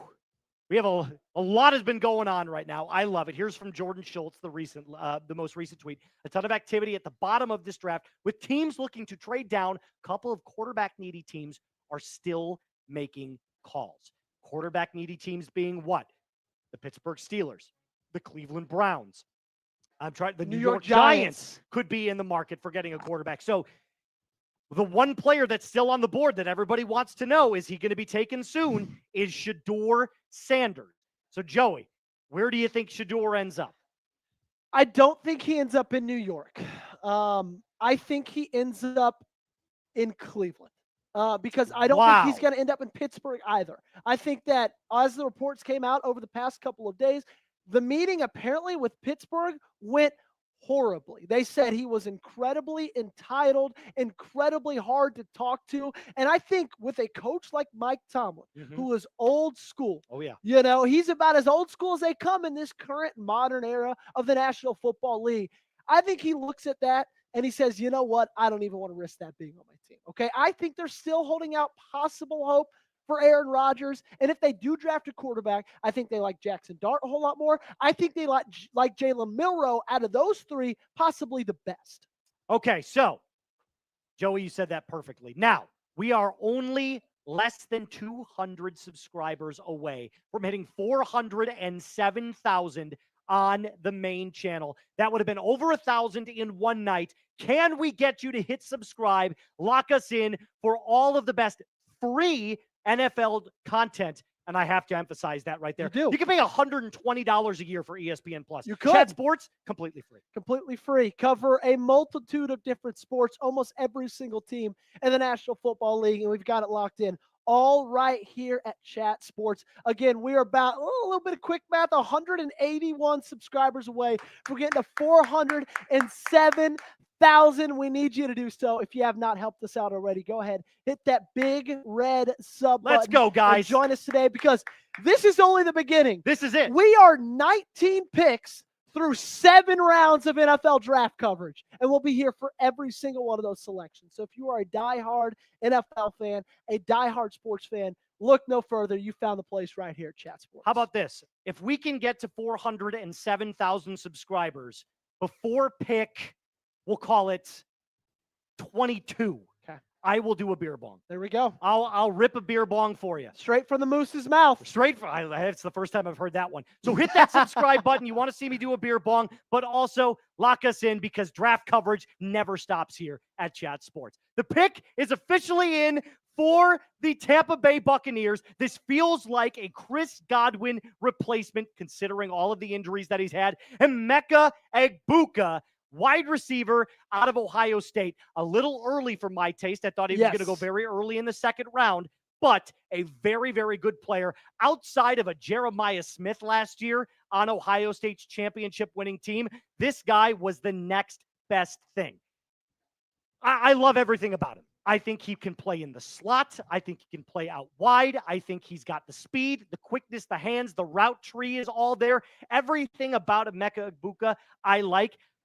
Maybe, he's not as fast as you would like north to south, but that lateral quickness, like I said, is something that you cannot teach. He is just that good off the line. An excellent, fluid, smooth route runner. He can thrive as a number 2, but I think, truthfully, as Mike Evans gets a little bit older, could he be the true number 1 in future years for the Tampa Bay Buccaneers?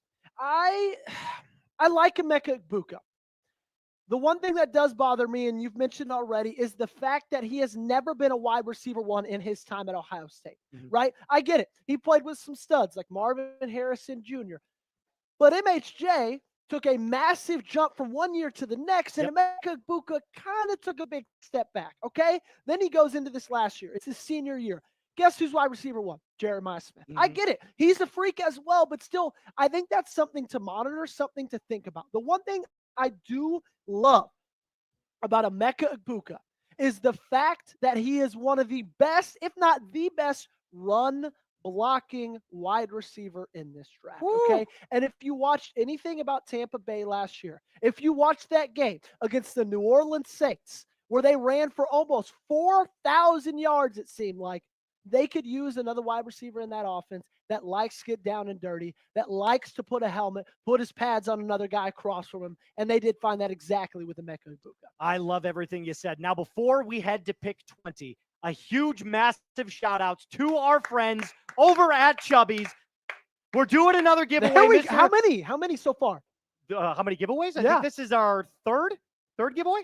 Wow, that's electric. So this, well, not this particular one, but something just like this could be yours very, very shortly if we are able to do so. Mr. Jack Lotteray on the 1s and 2s, why don't you inform us about what we've got going on? Yeah, so here's what we're rocking with. Look, I'm showing you guys these polos and these swim trunks are just beautiful. I mean, they look absolutely awesome. I can't wait to get my hands on one from my New England Patriots.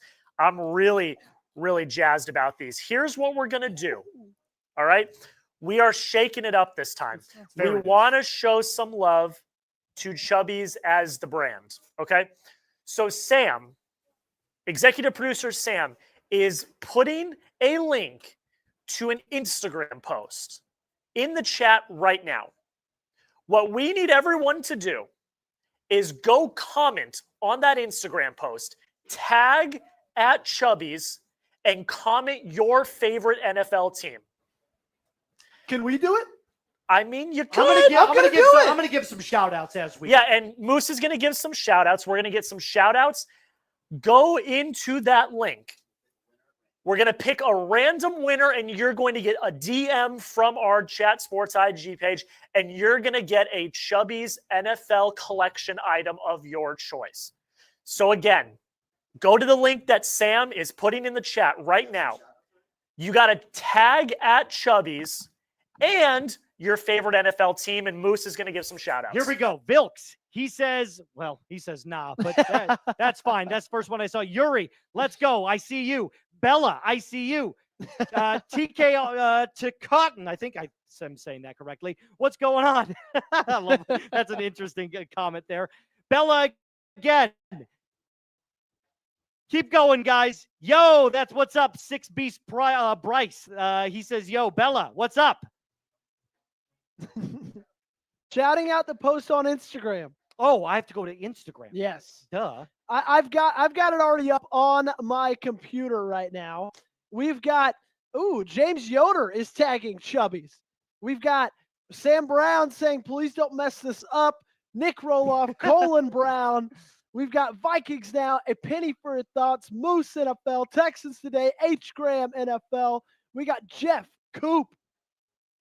We got Tyler. We got Jake, Chase, Trace, Jack. I see a few in here. SK38 says at Chubbies, go Broncos. Juan is tagging Chubbies and saying Seahawks. I see Darian Levi tagging Chubbies and saying Texans. I see Lumpy Space Hulk. Interesting name. Says at Chubbies, Bengals. Who day? I see Jerry B, who did not tag the right Chubbies. Oh. Different Chubbies. But says Commanders. Fluffy. I don't know. That's interesting name. Shouting out the Cowboys. I see Tay Truth with Chubby shouting out the Commanders. Where's this stimulus at? I think we got one a few years ago. At Chubby's is doing the Ravens. Get in there right now. Tag Chubby's. Tay Truth is tagging the Commanders. Remember, you got to tag Chubby's. If Yes. you just type your team, you're not going to be entered in. You have to tag Chubby's. Show them some love. Eagles Prods is tagging Chubbies with the Eagles. We got our Levis 913 with the Steelers saying hashtag Chubbies or Levis. You got to at Chubbies. No hashtags. Cars Nepa, Patriots Goat, Livin' Lick Trey, Commanders. These are some interesting Get names. to that chopper.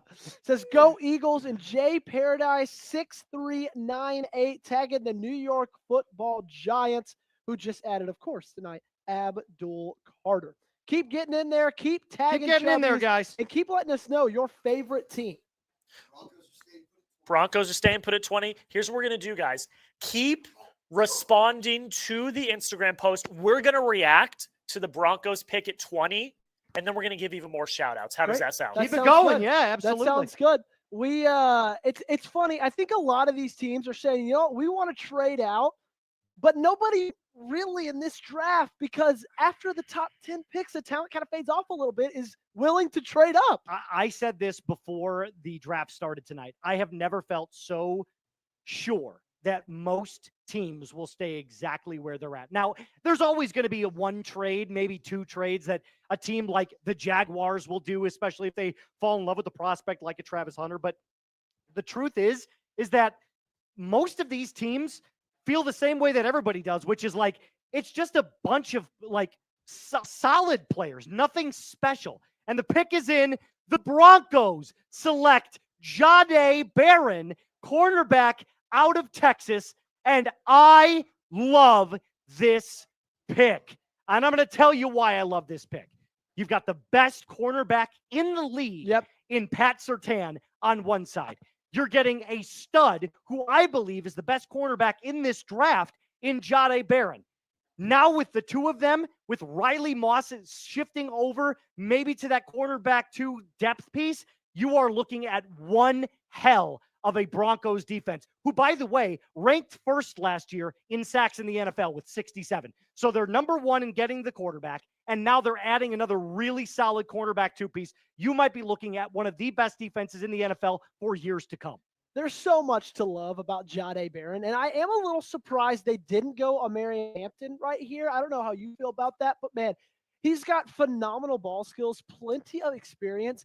Now, he's not the biggest prospect, right? Sitting around 5'10", but the thing I love the most is he played his best when the biggest moments happen, right? Their biggest games and their run to the semifinals, right? Their quest for a national championship, they came up short, but he played his best ball in that time period, right? 16 games, so the stats are going to be a lot. 67 tackles, 16 pass breakups.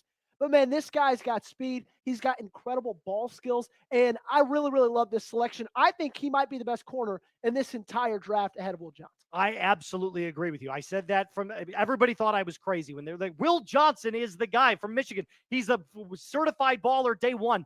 I think Jahdae Barron's got the highest upside. I loved everything about him. I loved his 40 time at the combine. I love his skill set when it comes to covering in zone coverage. I think he might have to put on a little bit of size like you alluded to, because he is a little bit slight for the position, but you can always eat more food, Joey. Always put on more weight. I love this pick for the Broncos. This defense just got a whole lot scarier. How about we switch back and we give out some more shout outs to our friends who are over on Instagram right now, tagging Chubbies. This one comes from Jeff. I see Jeff in there. Last chance, guys. It's your last chance. Jordan Clements is tagging Chubbies and shouting out the Chiefs. Where is the stimulus at? Says Ravens is on top, no pause. Evangelist Charlotte saying go Broncos with a heart emoji. So I think that's Sam's burner account that he just titled as Evangelist Charlotte. Y'all keep getting the comment section. We got a ton more comments to shout out to get to. Let me load these up. We got Reedster Dude with the Raiders, Daniela, Ravens, Flock Nation, baby, Jerry B, Commanders, A Money with the Steelers, Get to the Chopper, go Birds, Dr. Swift, go Hawks from the UK, Bad Moon, Raisin at the Packers. I want to say real quick, I see people doing it in the YouTube live chat. Go click the link that we just put in the chat and do that on Instagram. That's what we're looking at. We're looking at the Instagram. So I appreciate you guys doing it in the chat, but also do it on the Instagram. By the way, this is the last giveaway of the night. This is the last giveaway of the night. So get in on it. Don't miss out. Let's go. Get to Instagram. It's our last giveaway of the night. You don't want to miss out, especially with some sweet NFL swag like this shirt. I mean, it's a Minnesota Vikings shirt, so I can't really touch it without burning my fingertips a little bit. But I will say this. All of the shirts and stuff that all of our hosts have, everybody has been commenting about how bad they want it. I know you'll probably want to get a Ravens one at some point. I would love a Bears one. So all you got to do, head on over to Instagram right now and tag at Chubbies. We still got a lot of people. Send the dice. Said the Ravens fan in here as well. Last time I checked, we had 73 comments. Right now, we're up to 86. Let's go. Keep getting in the comment section, everybody. One lucky commenter will go home with one of these chubby shirts. TJ Strom with the Steelers, X-Joe Commanders, Brewpack New Orleans Saints, Bad Moon Packers, Send the Dice Ravens. And we got our next pick at number 21. Who is it? Derek Harmon, defensive tackle out of Oregon. And I know Jack Sperry is the happiest man on the face of the earth. Did not want Shedeur Sanders. But Derek Harmon, and one of those players that the first couple of seasons, not that great of a prospect, but in 2024 just exploded off the charts. 6'4", 313 pounds. It's a little bit inconsistent as a finisher, but when it comes to size and using his body to his advantage, he is absolutely 100% a pure bona fide pass rusher. He is disruptive in the backfield. 55 pressures. Mike Green had 59, and he's an edge. Derek Harmon, defensive tackle, and he had 55. That should just show you how much this guy can throw his weight around and be a force on the defensive line. Steelers fans are loving it right now in Green Bay. Joey, what say you about this pick? Yeah, I think something to think about when talking about Derek Harmon and those pressure numbers at 55 from the interior.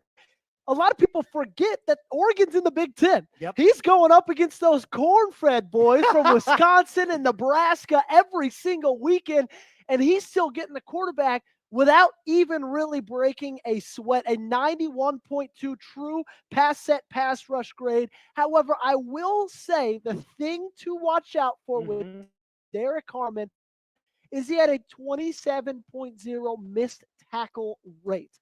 Incredibly high. Now, a lot of that you can maybe attest to the fact that he's just in the backfield so dang fast. He kind of tends to overrun a player or two, but still a 29.8 tackling grade. That's not good. However, I do think him going to a place like Pittsburgh on the same line as Cameron Hayward, one of the best interior defensive linemen that we've seen in the National Football League over the last 10 or 15 years. On the edge is TJ Watt. And at that head coach spot in Mike Tomlin, I think this is the perfect place to go for a prospect like Derek Harmon. Well, and we know Pittsburgh loves to invest in their defense. The last couple of years have led the NFL in defensive spending, so they clearly value their defensive players higher than most teams, in fact, all teams in the NFL. So I love the pick. I think this is a player that they're drafting to specifically not only work on maybe getting that ability to stop the run a little bit better, but to get after the quarterback. And you know Mike Tomlin likes those big hog mollies on the offensive and defensive line. So love the pick for Pittsburgh. I'd probably give this an A- for sure. Yeah, so it looks like Pittsburgh didn't draft Shedeur Sanders yet, at least. We talked about how poorly that meeting went just a couple of seconds ago. Who do you think will draft Shedeur Sanders? Well, it's not going to be this team right here that's on the clock. It won't be this team. At pick number 22 is the Los Angeles Chargers. But who do you think it's going to be? You know, honestly, there's not many teams here in the end of the first round that need a quarterback. Could this be an opportunity for the Cleveland Browns to trade up and get Shedeur? I think that's probably the move. What's up, Mr. Jack Lowry? Listen to this. Okay. QBs for the remaining teams in round 1. Okay. Justin Herbert, Jordan Love, J.J. McCarthy, C.J. Stroud, Matthew Stafford, Lamar Jackson, Jared Goff, Jaden Daniels, Josh Allen, Patrick Mahomes, Jalen Hurts. And there's a reason he's not going in round 1. And there's a reason that's why they're picking at the end of the draft, because they've got good quarterbacks. It's very easy to see the correlation between those two. I will tell you this. This is what I would tell to young players, especially quarterbacks who are coming out of college. Interviews matter. When you come across as arrogant, when you come across as cocky, like you know better than everybody else, it rubs people the wrong way. I think there was legitimate interest from the Steelers to draft Shedeur Sanders. It's not happening because they even said, as you said multiple times and stated, they hated the interview. Yeah. And I feel like he rubbed a lot of people the wrong way. So his draft stock is falling. And we saw last year at Colorado, he blamed his offensive line for a multitude of their problems earlier on in the year. So Shedeur probably has to clean up a little bit of that attitude as he goes into his NFL career with whatever team it's going to be. But what say you? What do you think he's going to fall to? I'm a little curious at this point to see how the rest of this draft is going to end up. I feel like in the beginning, we were saying, you know what? Cleveland, New York, possibly New Orleans. Those are some teams that are back in that first round selection. And with that first round selection, you get the chance to have that 5th-year option on their contract. That's the entire incentive of doing so. And so if you're a team like that, do you want to take advantage of that? As of right now, if Pittsburgh, who's a team that many people thought would trade out of the first round, if they weren't really even thinking about it and nothing really came out that they were, how do you feel right now about the chances of New York or Cleveland trading back into the first and drafting a quarterback? Or do you think they're just going to wait, sit until the second round comes out and comes to tomorrow and maybe pull the trigger then? Well, as Jack said, the teams that are left, none of them need quarterbacks. So why would they move up now to draft a quarterback that they know that they're going to be able to get on day 2? Now, I'm not saying that, if there's a team in the mid 40s, they just sit back and wait on him, but there is an opportunity now for Shedeur to go to a team that maybe has a better roster. So anything can happen. It could be better for Shedeur in the long run. Yeah, y'all go ahead and vote in our new live poll. We got 53 votes right now. Who will draft Shedeur Sanders? Browns is the leader with 38 all as options. One thing that I would keep an eye on for the entire thing of like trading back into this round. Yep. If you are a team that's picking behind another team, you think you're both targeting the same guy, maybe it's Jackson Dart, maybe it's Jalen Milroe, maybe it's Shedeur Sanders. I think that's the area where you would trade back in the first round if you feel like that quarterback you want is also wanted by another team. All right. So that is a question that you're going to answer here. We are going to announce our Chubby's winner. We're going to DM them on Instagram. Joey, you want to give me a little drum roll here? And our winner for our third and final giveaway tonight is Jordan Clement. Jared Clem 8, you are our winner. Now, Mr. Jack, are we specifically messaging them, or is it going to be Chat Sports, the Chat Sports Instagram? Our CEO, James Yoder, is in the follow request so we can DM you. Jordan, we just sent you a follow request. So accept our follow request so we can DM you and get your information. James also going to reply to your IG comment as well to make sure that you guys are good. But if you love any of the products that we showed today, go check them out at Chubby's. Yeah. One last ChubbyShorts.com/chat. Use code chat. It is so soft. You can wear it anywhere. A versatile shirt, so you can wear it, like I said earlier, to church if you want to. Nobody would ever ever say otherwise. In fact, your pastor might be like, man, that's a really nice shirt. Yeah, I kind of want Chubbies. So make sure you go over and check out all of the great stuff over at Chubbies. And thank you, Chubbies, for sponsoring today's show. Chargers are still on the clock. They got 53 seconds left. They're taking their sweet time. What position do you feel like Jim Harbaugh is going to target right here in the first round? Well, we know Harbaugh loves the line, Bills. So I have a feeling they're going to try to replace that edge position and go maybe a guy like a Mike Green, who is Khalil Mack 2.0. Yep. So you'd have Khalil Mack on one side and then Mike Green, his younger brother, on the other end. I think it would make perfect sense. So I love that pick for the Chargers. What say you? They also are, at this point needing a wide receiver as well. Yep. Ladd McConkey is kind of trying to do as a one-man band impression. I wonder if they go Matthew Golden in this instance right now as well. He's still on the board. Emeka Egbuka went over him with Tampa Bay, a pick that was surprising to me. I probably would have, favored Golden over a guy like Emeka Egbuka. I think we all did. Is that the pick? It would make sense to draft a wide receiver, but I'm going to push back just a little bit, and here's why. Ladd McConkey plays that hybrid slot receiver position.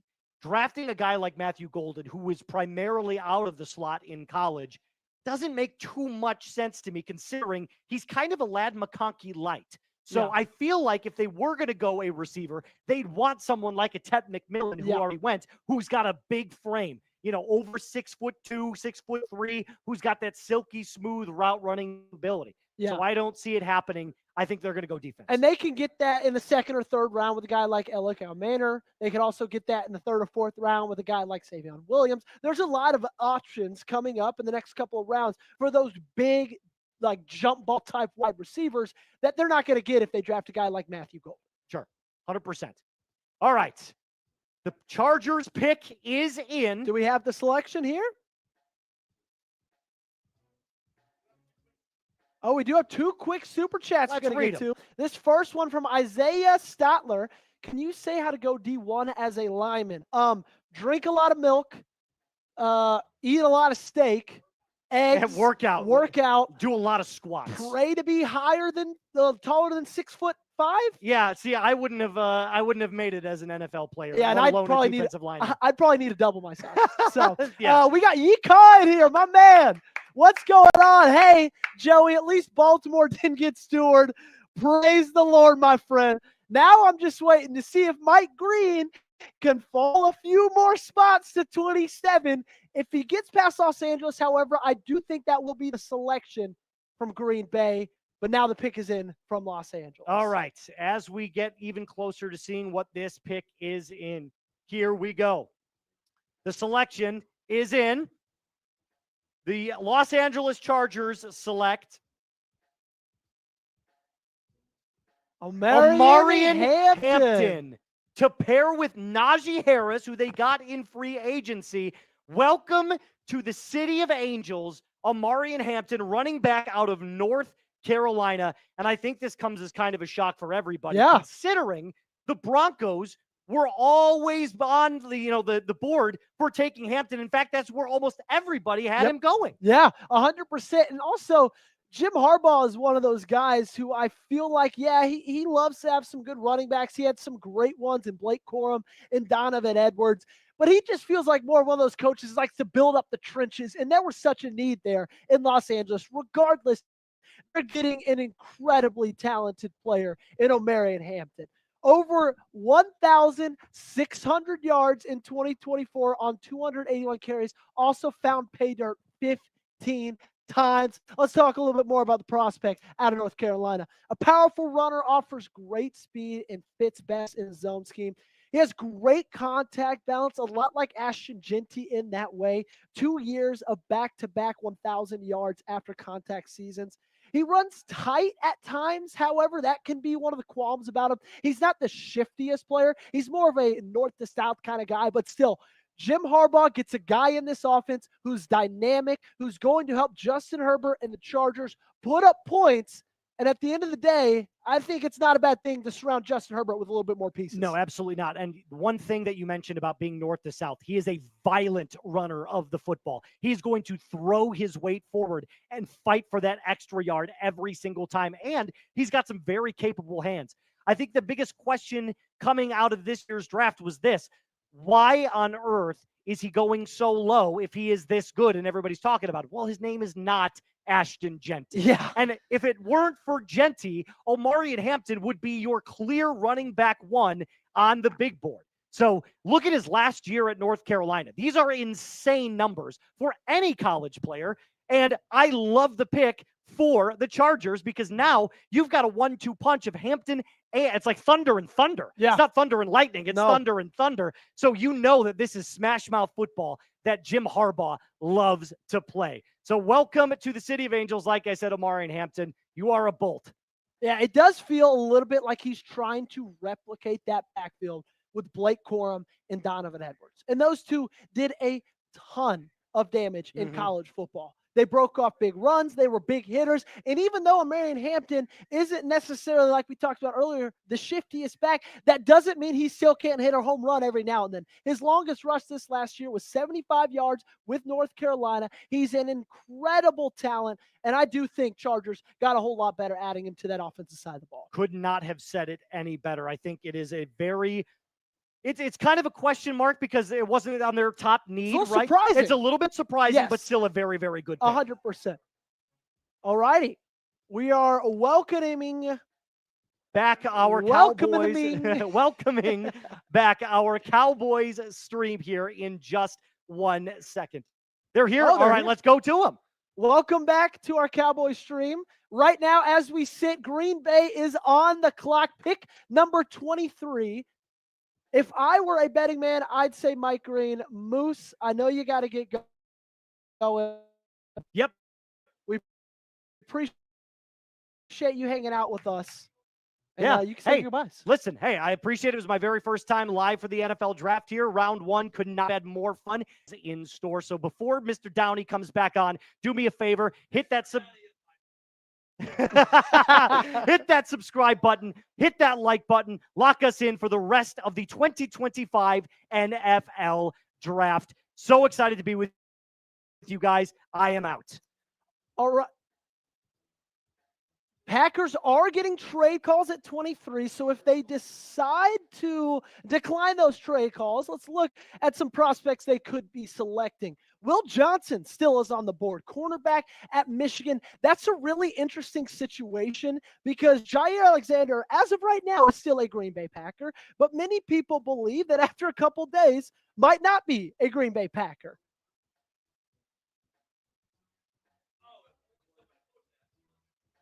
Will Johnson, knee issue, concerns from a lot of teams, the reason he is dropping.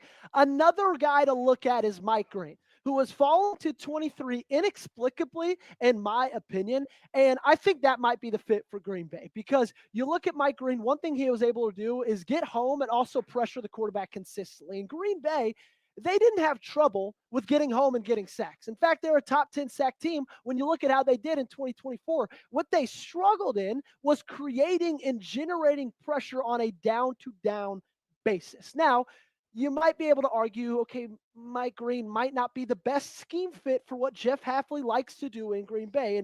And you would be right there. But still, I think for the value that you could get for the player of Mike Green at number 23, if I'm Brian Gutekunst, if I'm the general manager of the Green Bay Packers, I'm not wasting a second and turning that card in. Some interesting other options: Luther Burden, wide receiver out of Missouri; Malachi Starks, a safety out of Georgia, a phenomenal player. However, Green Bay's got some really good safeties in that room already. I don't think they will go there. Matthew Golden's an interesting name because they're one of those teams that they've got a lot of good wide receivers, but a ton of just wide receiver twos. So could he be the guy that comes in there and is that wide receiver one that Jordan Love's been needing, Jordan Love's been waiting for through the past couple of years? Nick Eamon-Worry, the incredibly athletic safety out of South Carolina,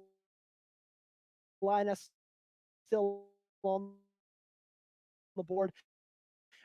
Donovan Izuraku, the edge rusher, 6'2". He makes up with it because he has freakishly long arms. He could be a guy that Goody goes to kind of make up for that lack of constant pressure that Green Bay saw in 2024. Are we ready, Jack?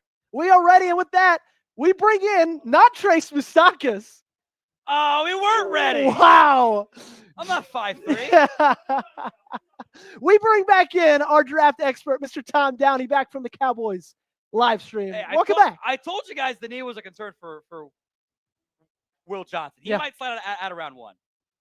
That is a real concern for teams. I mean, which it's I'm mad about because I didn't know about it until after I set my big board. Yeah. Do you think that if he falls to 27 with that team at Baltimore, would take him at 23. You would take him at 23 in a heartbeat. No trade. Packers picking. The pick is in. Tom, if you had to guess, who is it going to be at 23? They don't take receivers in round 1. They do not. Haven't in a corner. Very long time. There's a lot of guys that like, hey, does the character and medical stuff check out? Will Johnson, Mike Green. I think we're in Donovan Ezraku range. Okay. Whether it's Green Bay or down the line with the Lions, I think we're in that range. Are you? I think he goes round 1 tonight. I think we're in golden range. Do you think it's the character concerns from Mike Green that have caused him to fall as far as he has?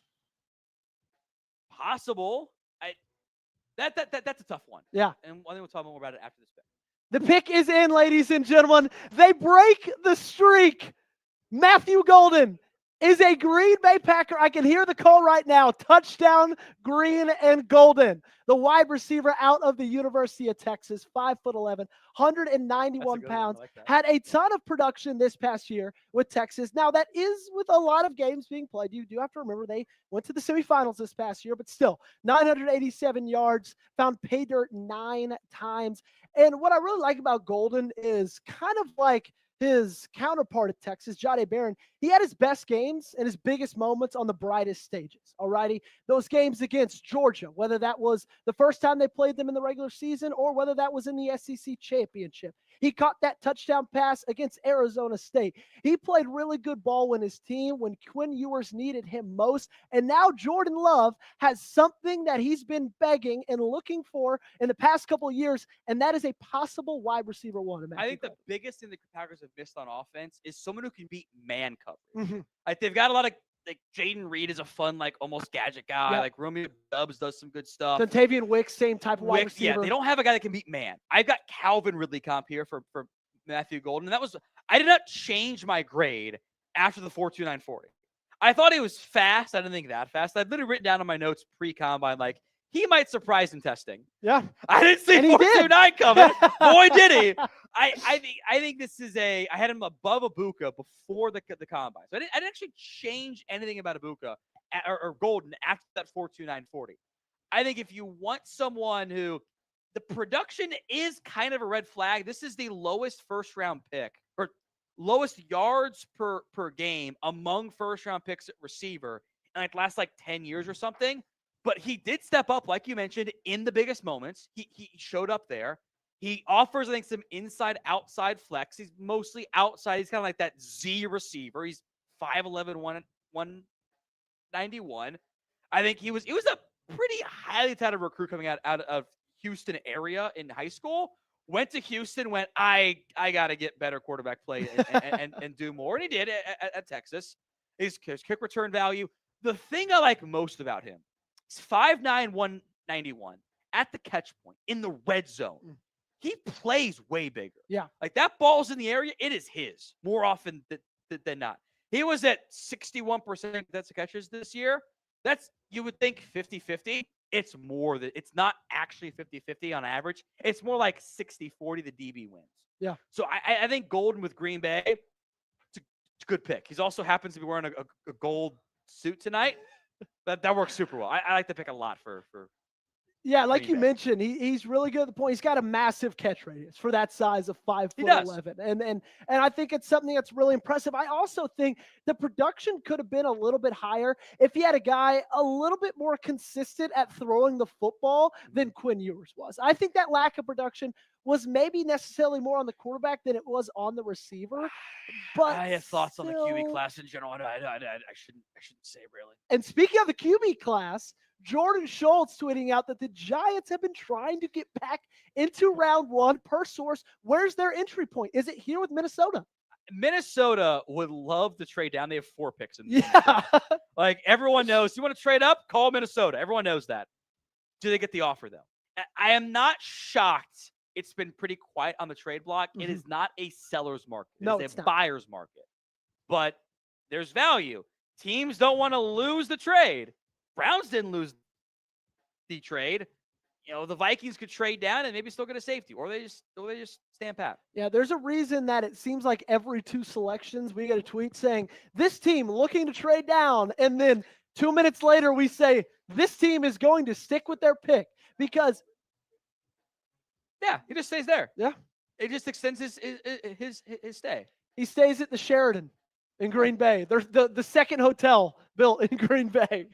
It's a sick suit, by the way. That is awesome. That all goat suit is electric. I love that. I The love only that. team it would go better with is probably New Orleans, but we'll take it with Green Bay. And I mean, there's got to be nothing cooler than being drafted in the city where that draft is held. I'm really excited for the prospect and what he could bring to Green Bay. I like it. I'm down. Commanders, Bills, Chiefs, Eagles will round out this first round. I'm interested to see what Washington does. Could they be interested in possibly moving up for Mike Green, or do they just not have enough draft capital?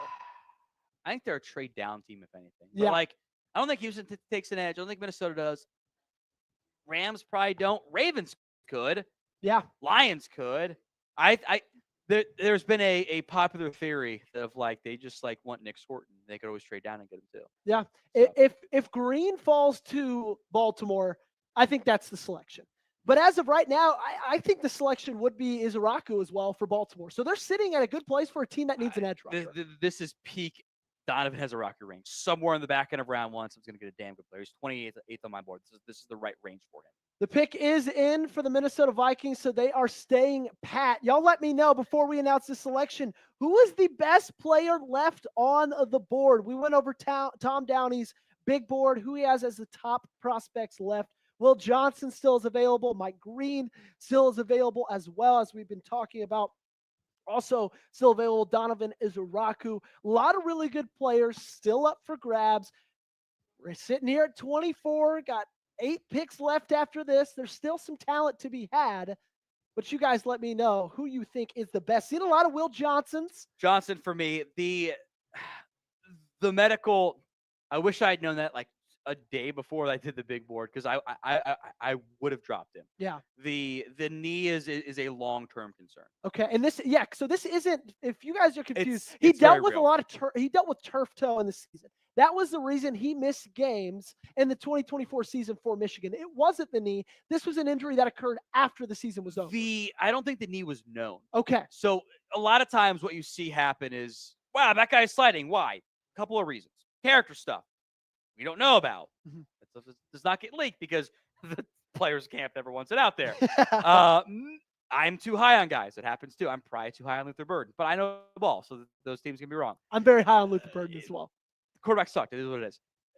The medical stuff we don't know about because nobody wants that out there. There's no reason for teams to leak that. Like they're not going to do a kid dirty like that. The agent's not going to leak that. Yeah. I think that's what's happening here with Will Johnson. He's not a fast player. He's high 4.5s, high 4.6s, like Xavier Howard might comp for him. That's fine. The knee got flagged from what I've heard.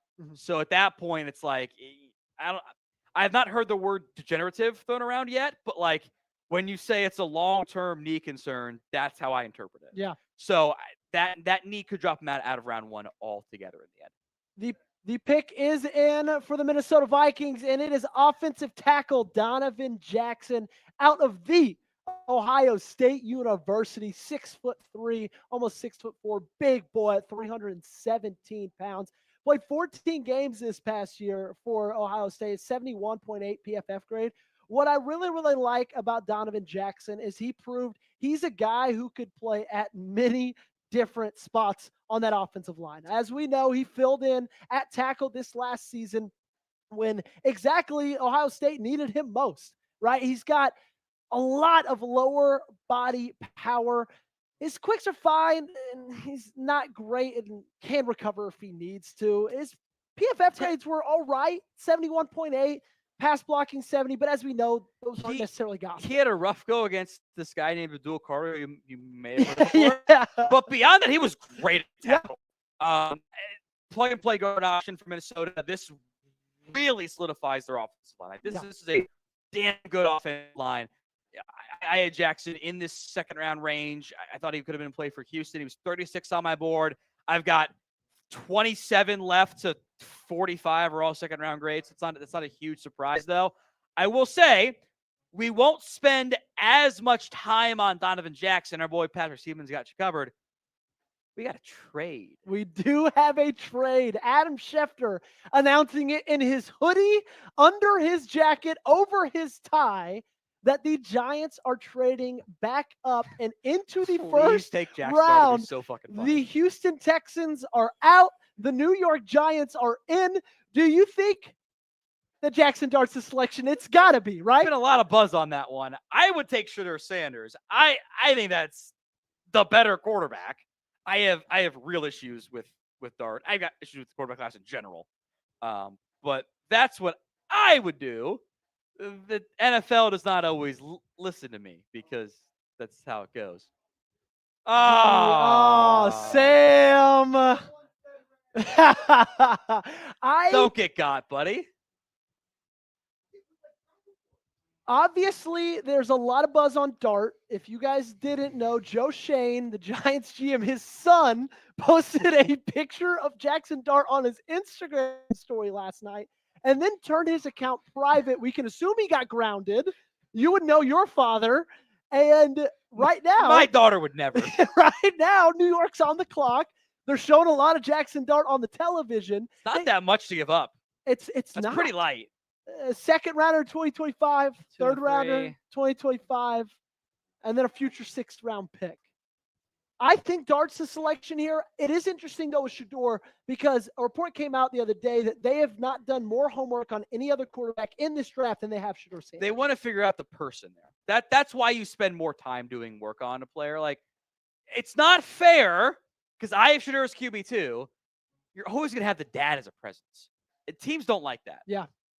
Dad's always going to be there. Like, if you're Brian Dable, if you got similar grades, you're going to take the QB whose dad's not going to come in and be the guy next year, right? Yeah. It's not fair. That's how it works, though. Because this is what happens. They start losing. New York Giants fans start pitching. How about we just hire Deion Sanders? That's how it would go. It's exactly. That's October 15th headline. The Giants start 2-4. October. It's going to be August. yeah. It's going to be tomorrow. Yeah, that's you're not wrong. If they did it, I don't think they do it. If they did it, we think it might be Dart, but y'all grade the trade for us in the comment section down below. They swap that late first round to the early rounder. Houston gets a third rounder as well, and then a future. I might look dumb in 5 picks. Houston might be able to get Josh Simmons still in round 2. I think they really wanted Donovan Jackson. There's knee issues with Simmons coming off the injury and some character stuff too. Yeah, I think Simmons will fall, especially because I think maybe the only other team that could possibly snag him is Philadelphia, maybe Washington, but we'll see. Address Tunsil with their needs. But make sure you guys go address your ticket needs with our friends over at Game Time. Is that right, Tom? That's a great job right there, my friend. Go over to GameTime.co and use code ChatSports for $20 off your first purchase. Game Time makes getting tickets even faster and easier. Prices on the Game Time app actually go down the closer it gets to first pitch or tip-off of those hard-to-get playoff games. With killer last-minute deals, all-in pricing, views from your seat, lowest price guarantee, Game Time takes the guesswork out of buying MLB tickets. You can get up to 60% off buying last minute for sports, concerts, comedy, theater, etc. Game Time Picks makes last minute ticket buying even easier by quickly highlighting the best deals in the stadium. Take the guesswork out of buying tickets with Game Time. Download the Game Time app, create your account, and use code ChatSports for $20 off your first purchase. Terms do apply. But again, create your account, Redeem code CHATSPORTS Chat Sports for $20 off. Download the Game Time app, create your account, and get last minute tickets, lowest price, all guaranteed. It's gametime.co, promo code Chat Sports. Joey, pick 25 is in. The pick is in. Just like Joe Shane's son leaked it last night, Jackson Dart, quarterback out of Ole Miss, is the selection at number 25 to the New York Football Giants.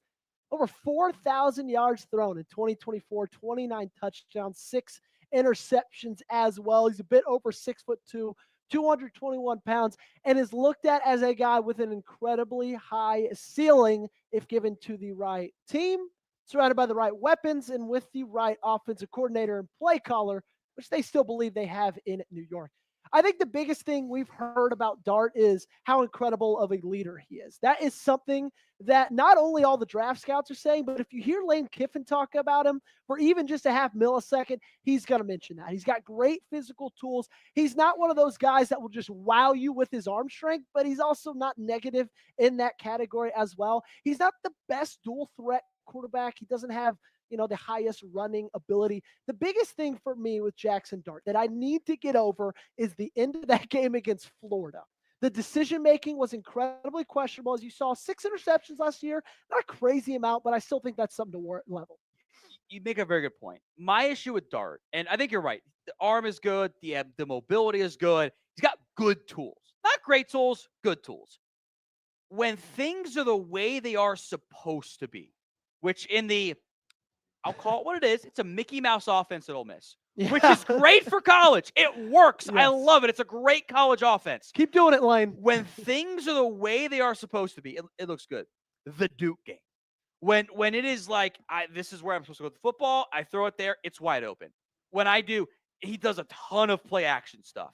When he does designed vertical shots. When it is, this is what it's going to be for you, and it's there, it looks good. Everything looks fine. When it is not there, the sky's coverage, the first read's not there. When it is a pure drop back situation, it doesn't look good. Mm-hmm. And the Florida game stands out as an example of this. When he had to do pure, real, regular drop back quarterback stuff, it wasn't good. He had issues. He was never clutch. Yeah, I don't want to override that. I think it's a fair thing to mention. The clutch factor was never there. He had 2 chances against Florida. I guess 3. They had the negative pick. Like, those were there. Like 6 turnover-worthy plays. I think if you had taken Jackson Dart in round 3 as a developmental QB, I'm down. You took him in round 1. This is your guy. Yeah. I have doubts about that. I have real doubts about that. I have doubts about it as well because I think Shedur's better. I think Shedeur is far more accurate. I think Shedeur has a ton of higher upside. I think Shedeur's incredible, lack of athleticism, we'll say, I think could tarnish a little bit, but I'm not going to say Jackson Dart is a far better athlete than Shedeur. Shedeur holds the ball definitely a lot longer than Jackson does. But also Jackson Dart had, outside Travis Hunter, better weapons around him. Jackson Dart had a better offensive system, I think, around him, an offensive play caller. And he still was just always fine. He was always good. I'm curious to see how it would be after a year under Brian Daboll, if he's there for the full year. Curious to see how it'll be as a year backing up a guy like Russell Wilson. I think that's a guy who could be great in his development. Got to play him at some point. But still, I just don't know if trading back into the first round to get a guy that, I don't want to say isn't a sure thing, but is kind of far from a sure thing, is not the smartest move for the New York Giants. For the pick, A, B, C, D, or F. I mean, as a Cowboys fan, I am not scared right now. I'm not scared. I wouldn't be either. I don't think Jackson Dart didn't scare me in college. I don't think you're Dart, Tennessee guy. Yeah, I don't think Jackson Dart is going to really scare anybody in the National Football League. And so I'd probably give it a C because you had to give something up to get him. And speaking of giving something up, the Falcons have traded for pick number 26 with the Los Angeles Rams. They swap and give their second rounder, number 46, 7th rounder, 242, and the 2026 first round First off, selection. I love when teams say, yeah, here's pick 242. It's fine. Like, whatever. We threw in a 7th to ice the deal. A future one? Yeah, it's Falcons just F them picks right now. I think to the Rams, the ultimate F them picks team. I think this is Mike Green. Just took an edge. Johnson? I think Will Johnson would be super Yeah. fun. Oh, it's a 2025 third. Added on, the Falcons get a third. Okay, thank you so much for that. I mean, I guess that clarification. feels a little bit better, but like also no. Will Johnson might be the selection to kind of line up across from AJ Terrell. Very, very solid Shahad secondary. Campbell? Starks don't and know. Evan Ward would be super fun alongside Jesse Bates. That would be. I think when I look at the two prospects at safety with Starks and Eamon, I think that Starks is more of the guy, I don't want to say he's a sure thing. I think a couple years from now, we're going to all look at this draft and be like, how did we let him fall so far? Eamon could one day be maybe the best safety in this league, but also I'm not super impressed by his film, but you can't. I like the not film. be I impressed by think his he's. I want him to be more physical. Like for that guy that size, you think he'd be more physical. Yeah. But I think there's still a lot to like about him in the end. The pick is in for Atlanta. Do you think it's going to be a defensive back? It would make sense to me to pair with AJ Terrell, but they could double dip at Green. I don't know. I'm surprised they moved. I am They're surprised. so bad on picks. Even a future one is bold. The thing is I think they saw somebody they really still liked that they didn't think was probably going to be They there. probably have a round one grade on somebody. Yeah, and here we go. You can take it, buddy. My Tennessee Volunteer, James Pierce Jr. to the Atlanta Falcons, making the trip just down south from Knoxville to Atlanta. 6'5", 245 pounds, has a slight frame. Use a little bit more weight here or there, but still the traits are there. The speed, the athleticism, the bend. I think he's an underrated run defender as well. I think a lot of people just kind of look at his pressure rates and look at his pass rush win rate, and they just assume he's a negative run blocker. I wouldn't go as far as saying he's positive, but I think it's something you could definitely build on. Counterpoint. Tennessee didn't even try him as a run defender. That's fair as well. The thing about James Pierce, falling this far at 26, when you look at possibly where he was slated last year around this time, when you're talking about the 2025 NFL draft after 2024, there was a big drop down in production from 2023 to this past season, right? 7.5 sacks, 55 pressure, still solid numbers, but some of the more recent things coming out of Knoxville is some rumblings about some character issues. Yeah. Very similar to Walter Nolan type character issues. Nothing illegal, nothing, something you should truly, truly worry about of him as a person, more of as a teammate and as a coachable player. So I had written down before I got wind of the off-field stuff, Randy Gregory comp. And I wrote that on my notes. Oh no! Afterward, different characters. There'd been a lot of buzz of like the phrase I kept hearing was like, "What makes him tick?" Yeah. Like, what do you? NIL make this a bigger factor too. Like, you want to be a great football player, or is this a means to an end for you? Yeah. And I've heard the coaching staff didn't love him at Tennessee at times. Yeah. I do think he's a situational pass rusher. I don't think he has great bend. Like I always, there's this great photo out there of like Von Miller, who's just like the ankle flex on. He's just like super low and he's turning around the corner and being an elite.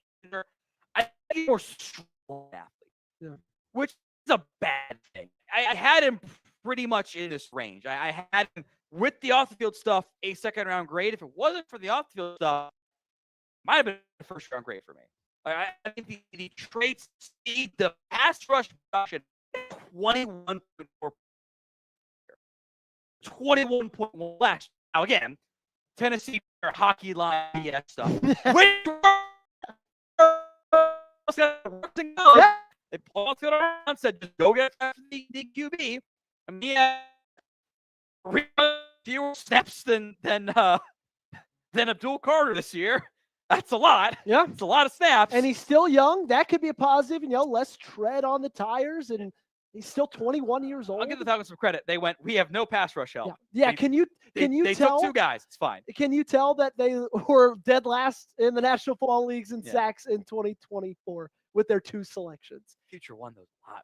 It's a lot. It is. It is a lot, especially for a guy that I feel like I don't know. I kind of saw him falling out of the first round, but I guess their scouts and their people told them he might not have made it past Baltimore at 27. But I have a feeling right now with Baltimore at 27, they might be looking at either Mike Green or Malachi Starks, and the pick is in, apparently. Sam, you said, okay, we are moving on. Yes, we are. Thank you. We are 100 subs away from 407,000 subscribers. We still got just under 3,000 of you guys in here. Just, 1/30th of you guys? I need to hit that subscribe button. Help us get to 407,000. Now we are 99 away, less than 100. We don't just cover the NFL draft on Thursday night. That's easy to do. Everybody does that. We don't just cover the NFL draft on Friday either. We are here for every pick, every selection, every team. We're also here on Sunday for undrafted free agents as well. All the draft coverage you can want and need, you can find right Some here. of those cowards don't want to do day 3. It's like I spend radio. too much time to not do It's like Radio Row on like the Saturday or Friday before the Super Bowl. Everyone's gone. Everyone's gone on Saturday, rounds 4 through 7. We are not. So if you guys love the NFL draft, you guys love National Football League, you got us right here at Chat Sports. I mean, I want to add another point to this as well. After this weekend, most channels, most sites, they're going to take a few month break. Yeah. Until we get to training camp. Summer break. Summer break. There's no such thing as summer break at Chat Sports.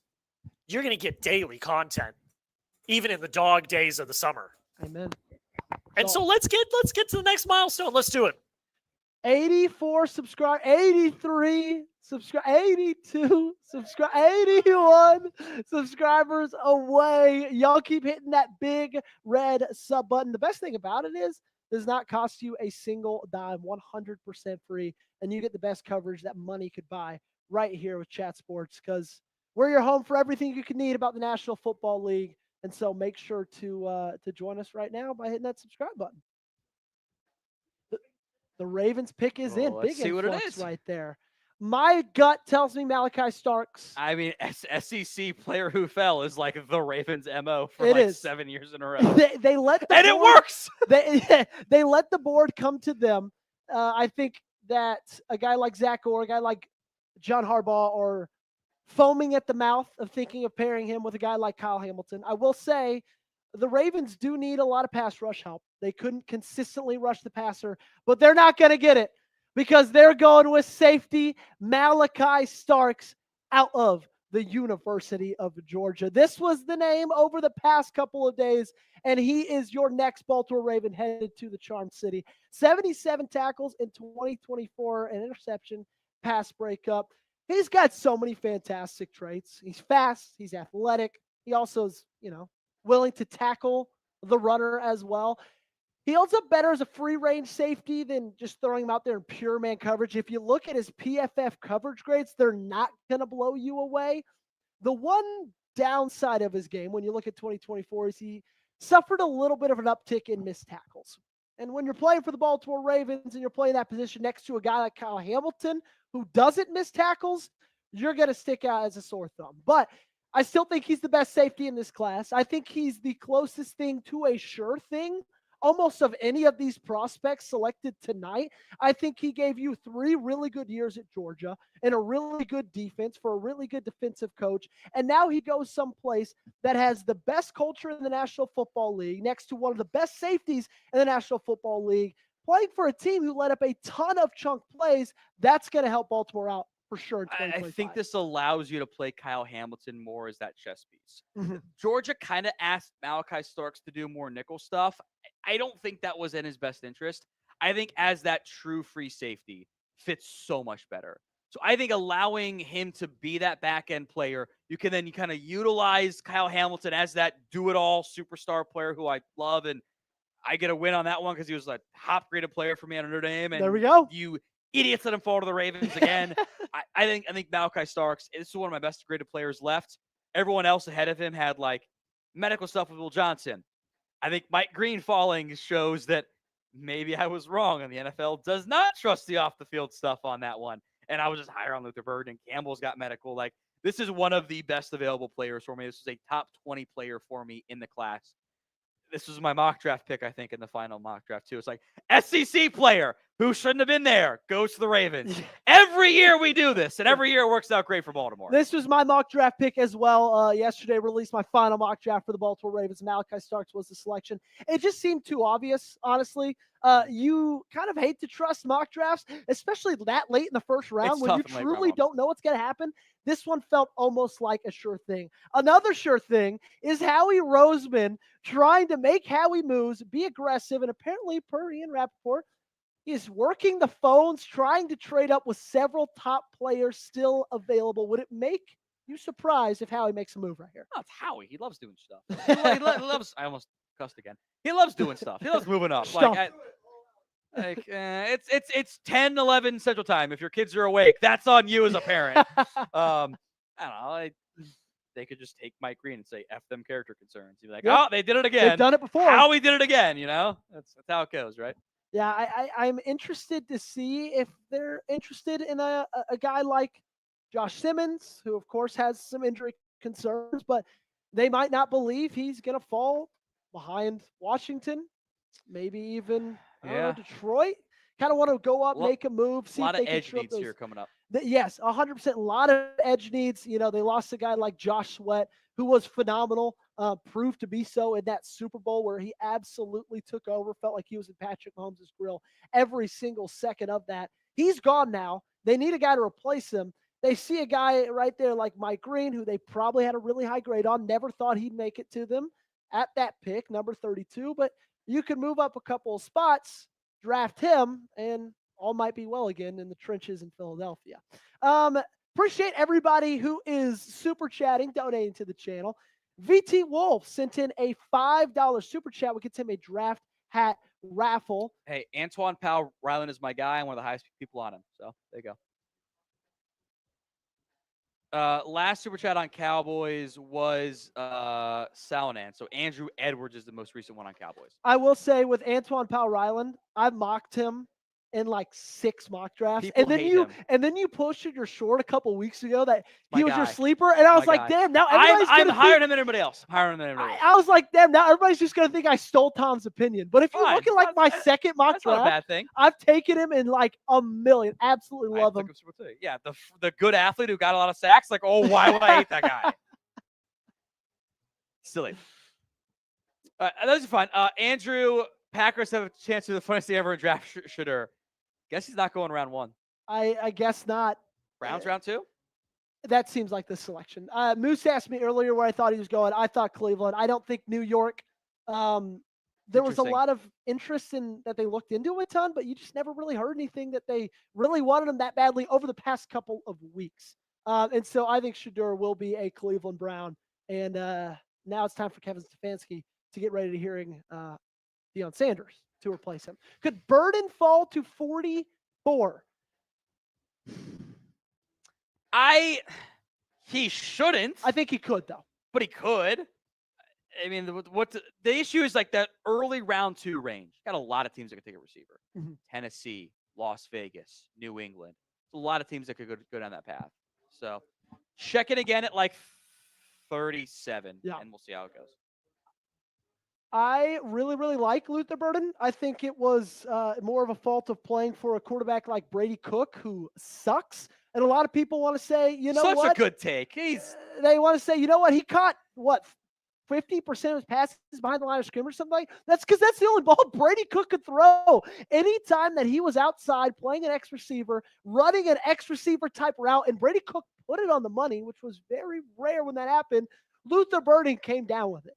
And also, why wouldn't you want to throw it to him behind the line of scrimmage and get the ball in his hands in space so he can make some moves with it, because he forced more missed tackles than anybody else in NCAA. Luther Burden stands right here. I believe in him. All right, pick 28. Pick 28, Tyleek Williams. Many people, the streets, a.k.a. Sam Brown, believing the first reach in the draft.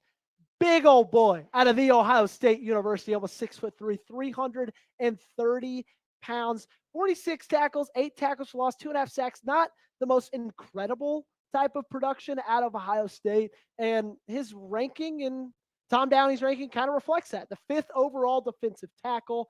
He is incredibly large, right? That is one of the biggest aspects to his game. And I think that's something that a guy, like over there in Detroit, they see he could pair well on the line next to a guy like Aiden Hutchinson. So Lions fans will appreciate this. I had written down DJ Riederkopf. I don't know if he's ever going to be as good as a pass rusher. He's been kind of mediocre in that area. This is one of, if not the best, run defenders at defensive tackle in this year's class. Multi-year starter at Ohio State. This is a big guy who, had he not pulled his hamstring on the 40, he would have tested well in the 40. He pulled that hamstring at his pro day at Ohio State. It is a faster OSU track.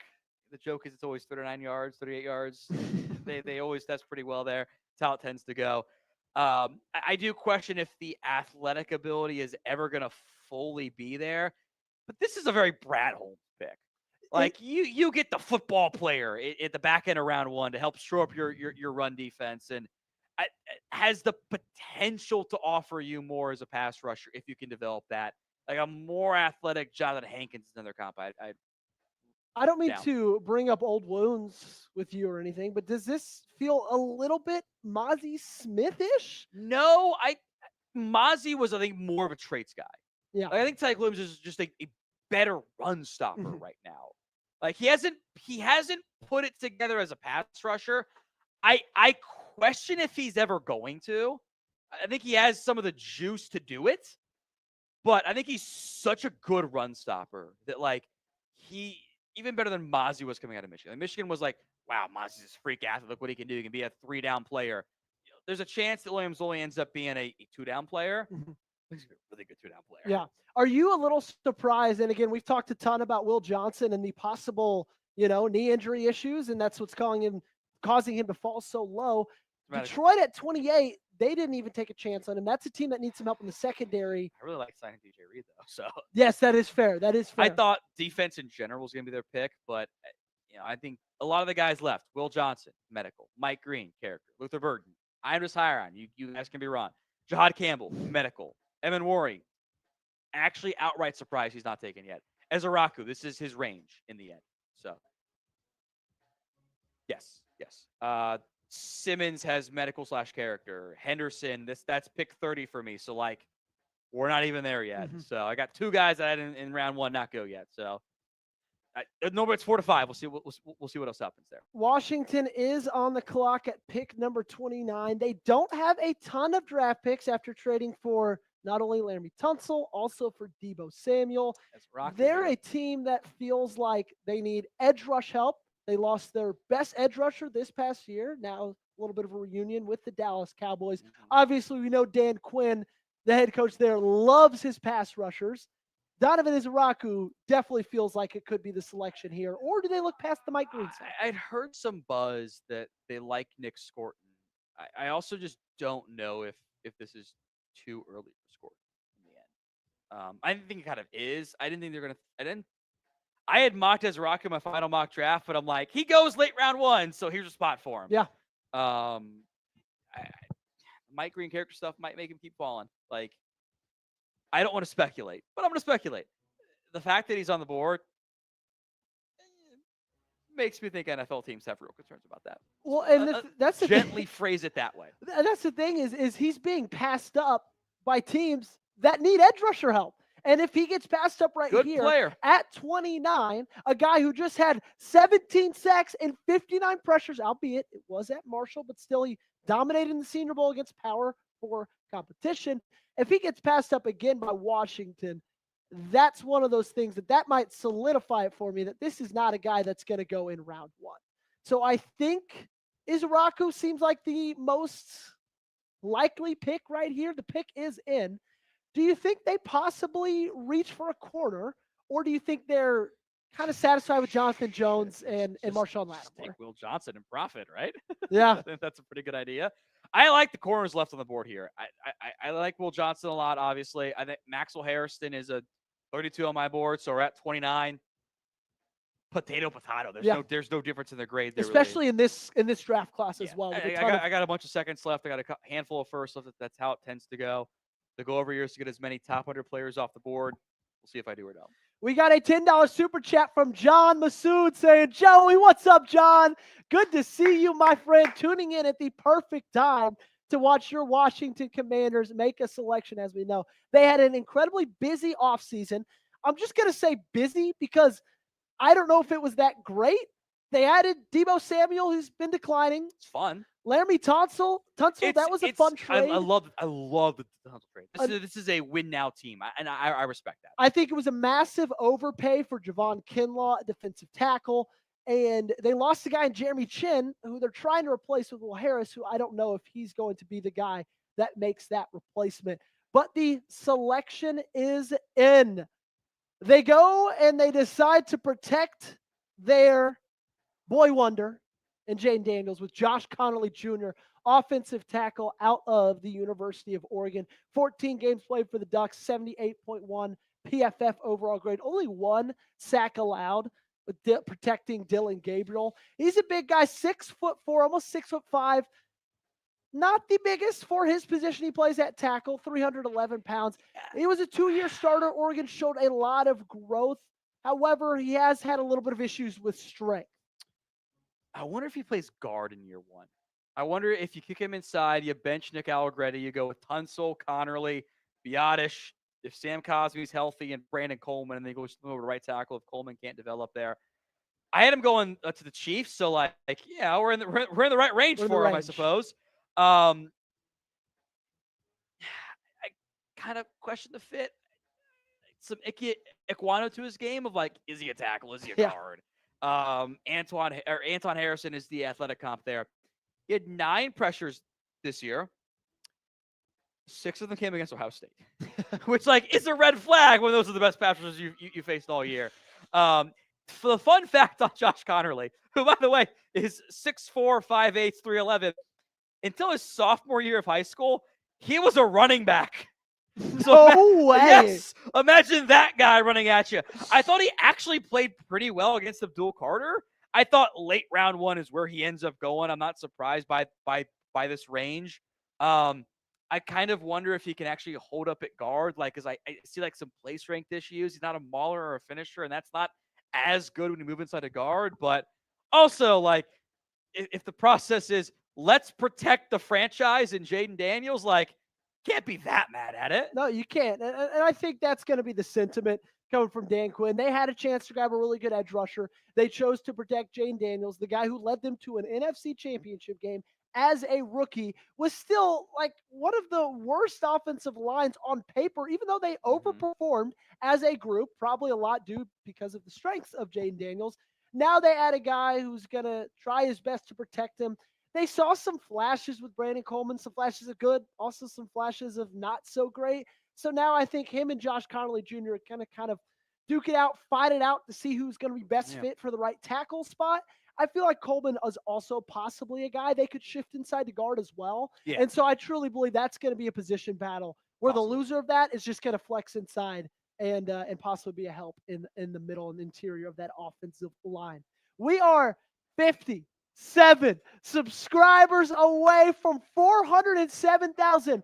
Okay, Jack, I wasn't in here when we started. What were we at subscribers-wise? Yeah, how many Bean Boozles do we owe? 406,087. So I'll do a beer bong if we get to 407K. There we go. There's the deal. How many Bean Boozles do we owe, by the way, if any? All right, spin the wheel first, Joey. Let's do it. I've got a water bottle that is empty, which doesn't bode well for me. Let's spin it. Here we go. And it is berry blue or toothpaste. That's not bad. That is the best option. That's a good. Sperry's gonna be in shambles when he hears this. Hey, I've taken what enough. A fucking coward. I've taken enough Bean Boozled for Sperry. All right, hand me the spin. We all do on here. I'm not scared. Unlike Sperry. We're 46 subs away from Tom doing a beer bong. Oh God, it's pomegranate or old bandage. I'm kind of happy with my selection. Yeah, of course you are. It's the best one. Oh, toothpaste, minty. Now my breath smells great. Man, can we Old do more? bandage. Can we do more B-Moodles? 45 subs away. Let's go. 45 subs away. 5 subs away. You know, one time, Tom, I was producing Steelers. I did 10 at once.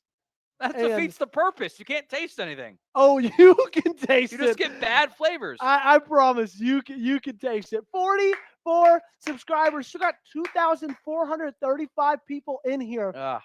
We just need 44. Now it's all stuck to my teeth. Die-hard fans of the National Football League.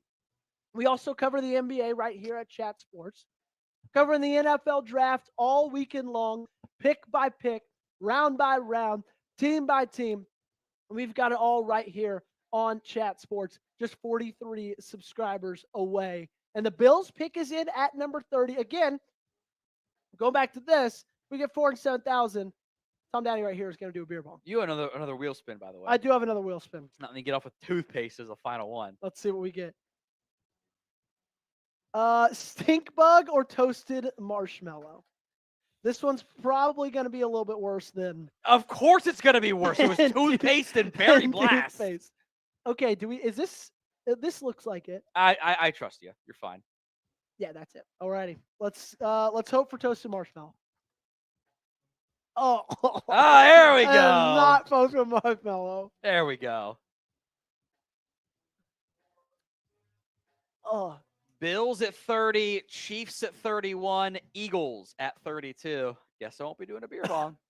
Are they? Yeah, these kids are soft these days. They can't handle it. Are they the ones who take a shot on Will Johnson? We all know cornerback is in need. Or do they go for a guy like Trey Amos and take him a little bit early? The tricky part about Will Johnson is, like, at this point, it's clearly medical. So, like, did you flunk him or not? Yeah. So, like, at that point, like, half the teams are off the board. And it gets very dicey to figure out who it ends up being in the end.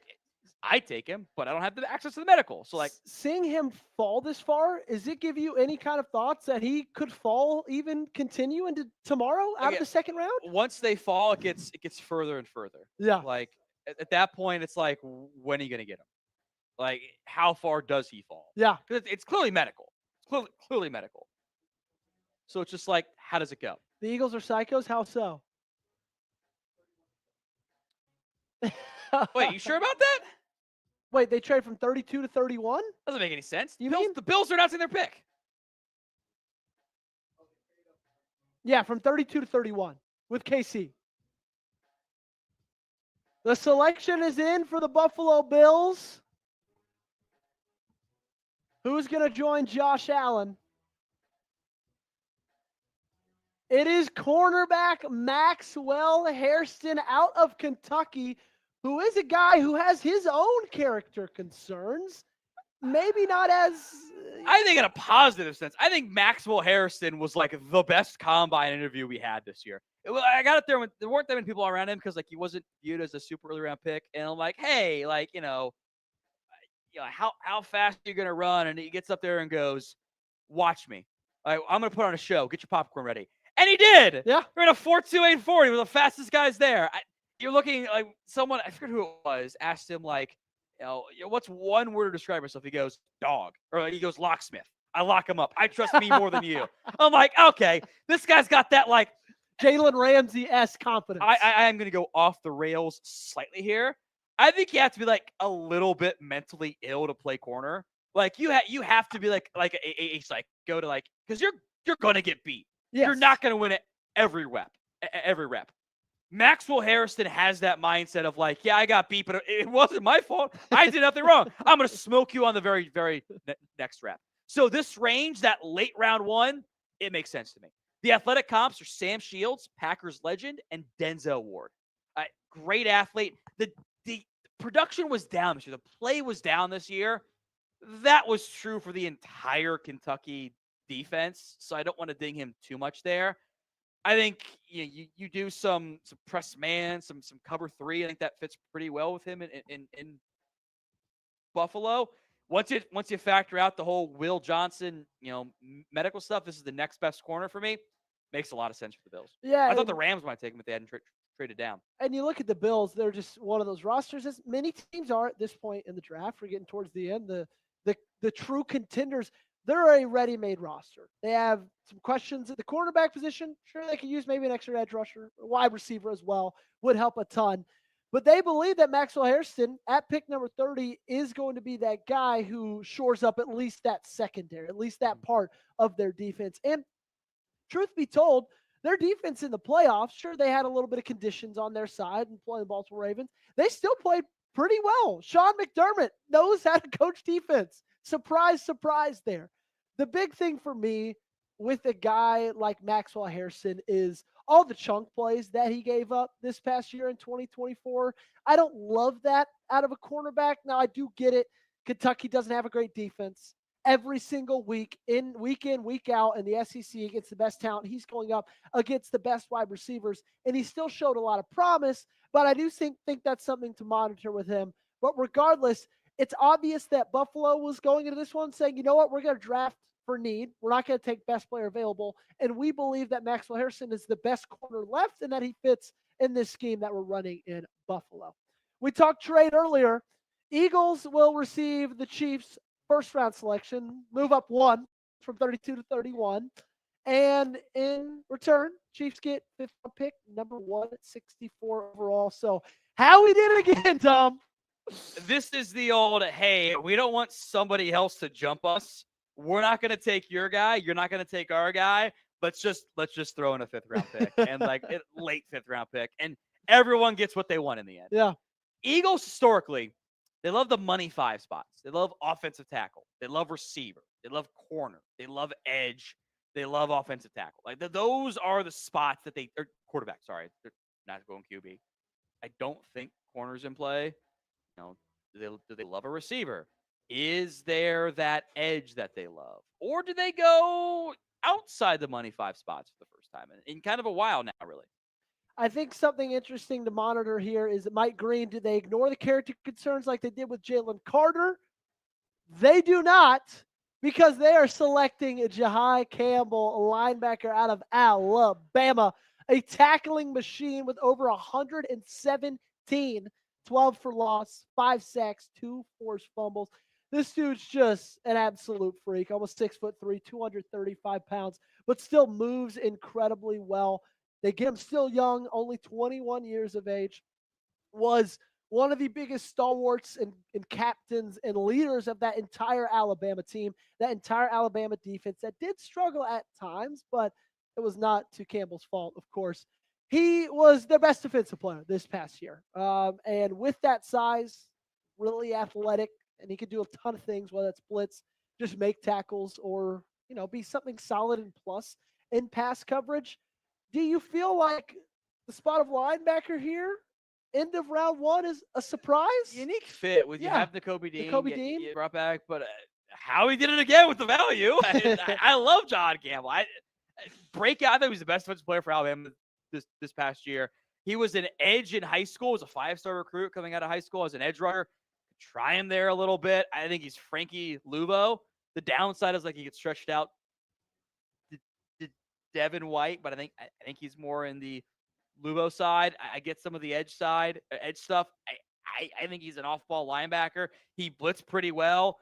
He's a good tackler. He's a great athlete. He has great size. The shoulder was a red flag for teams. I know that. The play speed is there. He can cover. He can blitz. He can stop the run. The production pops off the screen. A 4.52 40 and a 10.07 broad is like 98th percentile athlete based on those 2 scores. This is a linebacker for Howie Roseman is kind of unusual.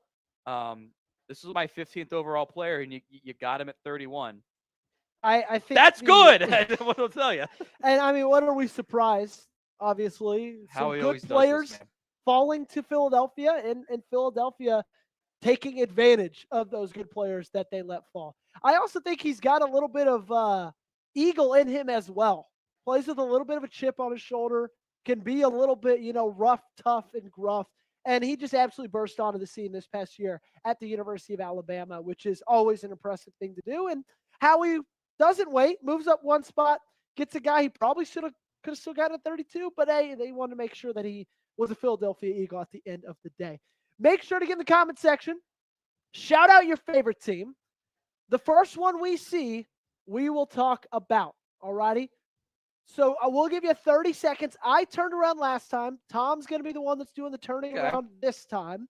And let us know in the comment section who your favorite team is. When Tom turns around, he's going to pick a team. We're going to talk about their first round selection. Unless it's the Chiefs, we'll talk about who they might be picking next. But y'all go ahead, get in the comment section and spam those teams. I'll give some shout outs. We got Roland, Jeremy, Christina, Ernie, Michael. We got Grady, Alex, Ice Pop from home, Trent, Roland, Mr.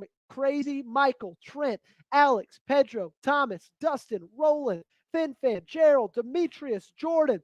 We got Michael, Jordan, D-Rock. Yeah, Michael Nexus. Jordan. We got Michael Jordan in the chat. Scotty Pippen.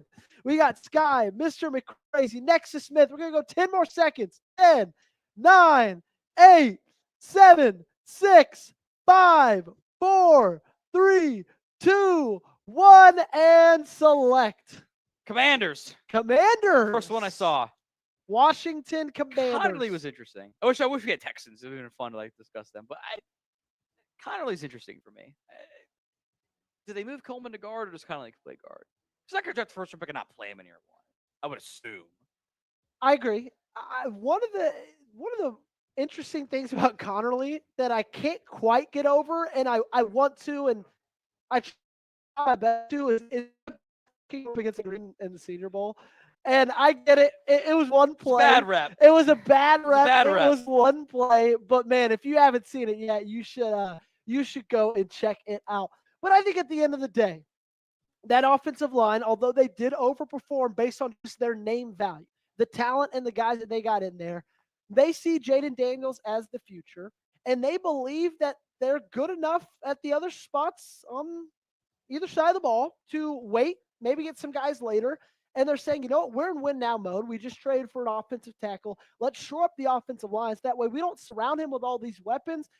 And he doesn't have time to get said weapons the ball. I also think they look at cornerback as possibly a spot to go in round 2 with some solid options. Maybe edge rusher round 3. They did invest a lot. I was never fully on board Commanders round 1. Yeah. Jonathan Jones, it's a 1-year deal. Marshawn Lattimore, trade deadline move. They trade a lot, probably too much for Marshawn Lattimore, especially from what he gave them towards the end of that season. And you could argue, he never was 100% fully healthy. We will never know until this next year. And we see him hopefully playing at fully 100% healthy. But quarterback's not the selection. Look to maybe an edge rusher if they feel they can get some good value at the end of the – oh, wait, they don't have a second-round pick. They have a third-round selection. They're light on picks. They are light on picks after the trades for Tunsil and also for Deebo Samuel. We got a $2 super chat. I just saw Houston POV. They were pissed. Pissed about what? Oh, maybe pissed about Donovan Jackson going ahead of. It would make sense. Yeah, I think they like Donovan Jackson a lot. I know Jeremy wanted him real bad. Yeah. I know Jeremy really wanted to take him. Houston is. You get extra picks. You rely on picks. Let's see how round 2 plays out. Yeah. Before we freak out too much. Another $2 super chat. On Cowboys, by the way. Ecuador AOG. Ecuador man. Hey, you got it. To the stream, pissed as hell effing Booker. You're not alone. It's the Great Wall of Tylers. They love. I'm gonna name my firstborn son Tyler because he needs to be a Cowboy. It was an interesting selection, but if you know anything about the Cowboys drafting offensive linemen in that 10 to 15 do it every range, year, though. Don't do it every year. 2011 to 2014 might disagree. Rapid fire here. These are both pretty similar on the Cowboys board. Roman, Massive Matt. How about trading up for Burden? I love Luther Burden. I'd take him in a heartbeat. Tennessee has pick 34 or 35. Can you get to 34? Because I think Tennessee might take him. That's my concern. I think Tennessee might. I would love Burden. I'd feel great if you did a Burden Booker combo. I'd be feeling real good right now. I think that Tennessee's probably the most likely destination. You just look who they've got on that team. They just drafted a quarterback. They obviously want to surround him with weapons. The offensive line wasn't horrible. The defense was honestly pretty solid. they just don't have a ton of weapons on that team outside of Calvin Ridley, Tony Pollard as well. And so I think that's going to be the selection. They're going to see a guy who has a lot of promise, could be a really good player. And I think Burton's probably going to be their selection there at number 35. Take a look at the guy still left on the board, Will Johnson. Obviously, we're believing the medicals is what's causing him to fall. Tom Downey's having a little bit of regret putting him so high. I didn't know beforehand. It is what it is. He'll get drafted. It's fine. I'm laughing at 8, 11, 12, 27. It's kind of a hilarious drop off of like, I know Sarah Luther Burden. NFL teams can be wrong. Green's got character. Johnson's got medical. But beyond that, it's like, pick 27, 32. It's actually not that far off at all. So do you calling it a win? Do you think one of the reasons that Burden is falling is because of kind of similar questions to James Pierce Jr. of I think it's more the route running, the decline in production. I've heard some buzz that the mom is too involved. I don't know how much teams really value that, but I think he's a good player. Like, I just take him in a heartbeat. So might have a chance. Josh Simmons is the selection out of Ohio State. Chiefs go tackle, much needed after their showing in the Super Bowl. 6'4", 317 pounds. Tom Downey has the third best rated tackle in this draft. He's a very good athlete. He also limited his penalties year over year, had a really bad penalty problem very early. He did get injured, only played 306 snaps in 2024. It was a patella injury. But still, when he was out there, he played very well. You can look at the PFF grades, or you can just kind of look at what he was able to do at Ohio State. I'm convinced that if he would have gotten a full season with the Buckeyes, he would have been the top offensive lineman taken in this class. I just think that the athleticism is there, the size is there, the power is there. He's also the ripe age of 22, but then obviously you have that patella injury that happened. That's obviously what dropped him this late in the first round. And I think if that wouldn't have happened, he would have gone a little bit earlier, possibly first, second, third tackle off the board, probably behind Mimbu. Would you agree with that sentiment? Yeah. Simmons is tough for me because, like, he was awesome this year. Yeah. He didn't play anybody either. Like, he didn't get to go against Oregon, really. He didn't get to go against Penn State, really. So I think this is about the right range for him. I thought he was much better this year. If you only did the film of 2024, like, yeah, he was awesome. I don't think that's how we should do full evals of players. I don't think that's fair to totally ignore everything else. I think the Chiefs are a great fit. You don't have to rush him in. You can be patient. At coming off the torn patella tendon, you can give him time to grow and develop. And if you have to play Jalen more, that's fine. You can always kick inside more to guard. Like, I think this is a really good pick by Casey. I didn't have this in my final mock draft, but this was a very popular mock draft pick in the end. Who did you have Casey take in your final one? I think I had Connerly because I had Simmons off the board already. There we go. So, close, but not quite. Close, same position. Speaking of close, but not quite, we're only 30 subs away from 407,000 subscribers, 1,800 concurrent viewers right now, which means we got 1,850 people hanging out with us. If you guys have not yet, go ahead and hit that subscribe button. We just need 30 diehard NFL fans to join us right here at Chat Sports because we could add 1,000 in this singular stream, which would be absolutely phenomenal. So if you guys have not joined us yet, do it right now. Big red sub button. We got draft coverage, not just today, not just tomorrow, not just even half of Saturday. We're going to be here for the entirety of it all, pick by pick, team by team, round by round. We even get you stuff on Sunday as well for undrafted free agents. So when people are checking out, when they're leaving, when they're hitting snooze and sleeping in, we will be here grinding for you guys because that's what we love to do. Right, Chat Sports. So it's free. Hit that sub button. A lot of fun picks tonight. A lot of good players on the board still as well. Medical character, making guys drop. It's how it always tends to go, isn't it? In the end? It's fun day 2 coming up too. I think so too, because you still got a lot of guys who Nick Eamon-Wari, obviously Will Johnson and Mike Green. Some guys that are Eamon-Wari is the most surprising to me, honestly. Even though he was 27 on board, I thought it was going to be lower on him than where he went. Yeah, interesting. And because I mean, you got to think about like Shedeur too, obviously. Yeah, Shedur's going to add a lot of intrigue, but there's a lot of of really good, talented players that people could get some really good value up from early in this second round. And even Rory, like you said, there was no reason for him to fall. There's reasons for Will Johnson and Mike Green. People, I guess, just weren't as enthralled with the athleticism as maybe the analysts and scouts were. There's always a chance that there's something we don't know off the field. There is always the chance. Then I'll say this. I don't think teams knew, or I don't think South Carolina knew that he was not going to play in the second half of that bowl game. And I wonder if that's an issue. Speculation, but I wonder if that is a potential issue there. I do. I wonder if that was an issue for teams.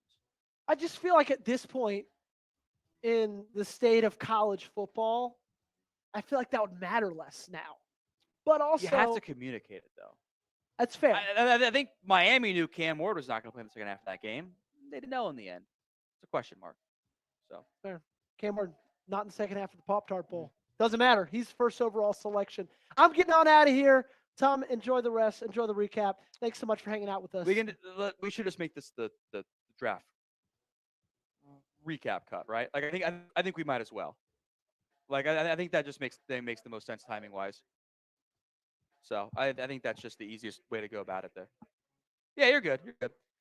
Joey will sign off here. We'll recap all of round 1. As a reminder, we will have round 2 and round 3 available live for you guys tomorrow, right here on the Chat Sports YouTube channel. Every single pick, we will have analysis of it as well. Big thank you to Joey and T-Moose and Sperry for stopping by and helping out with the main coverage. More coverage tomorrow. Gets going a little bit earlier, and we'll run a little bit later as well. It picks 7 minutes around, or 7 minutes a pick?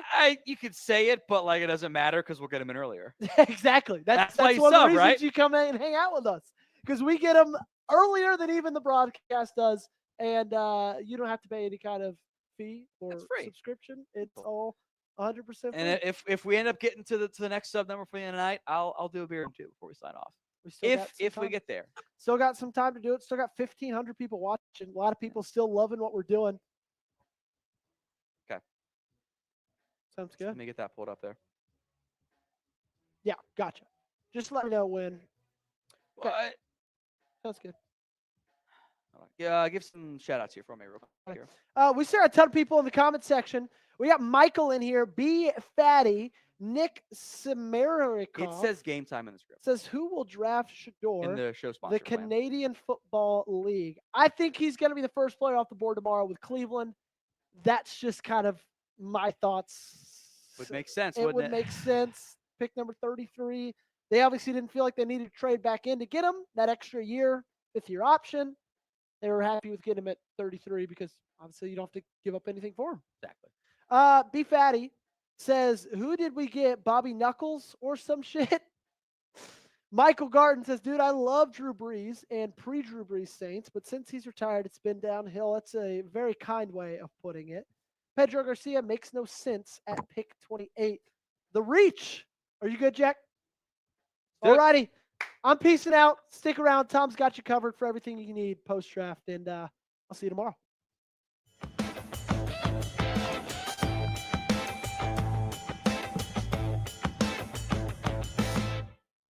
Round 1 of the 2025 NFL Draft is in the books. Let's recap everything that went down in the first round. There was no surprise at pick number 1 overall. Cam Ward, the quarterback out of Miami, goes to the Tennessee Titans. That was expected for weeks, if not months now at this point.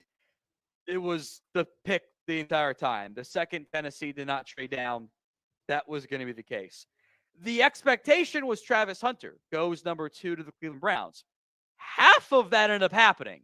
The second half did not. The Browns, in a surprise on round 1, trade down with Jacksonville.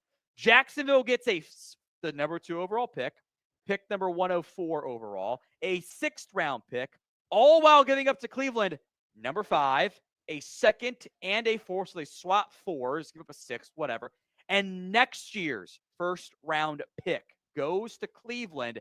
Jacksonville pulls off the splash, and they trade up for Travis Hunter, the cornerback out of Colorado, who can play receiver. He's an athlete, probably plays receiver first and foremost in Jacksonville. It was an aggressive trade. It was a splashy trade, and Jacksonville ends up getting their man at number 2 overall. Aggressive move that we'll see if it works out or not. Then number 3 was, as expected, Abdul Carter out of Penn State, the New York Football Giants edge rusher.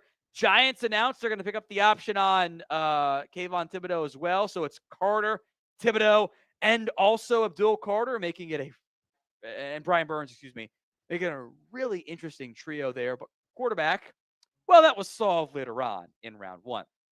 The Patriots, also as expected, take Will Campbell, the offensive tackle out of LSU, solidifying that left tackle spot, in theory, for a decade. The wingspan, the arm length, very valid concerns for Will Campbell, but he is a damn good offensive lineman, fills a huge need. It makes sense. So the Browns then, trading down from 2 to 5, they take Mason Graham. 6'3", 306 at his pro day, by the way. If the Browns had just picked at 5, this would have been a very popular mock draft pick. Once they got to 2, it was, it's Carter, it's Hunter, and the surprise trade down. And in the end, the Raiders do take Ashton Jeanty. All that buzz about the Raiders taking an Armand Membu, taking a Kelvin Banks. They take Jeanty in round 1 at pick number 6. My number 3 overall player.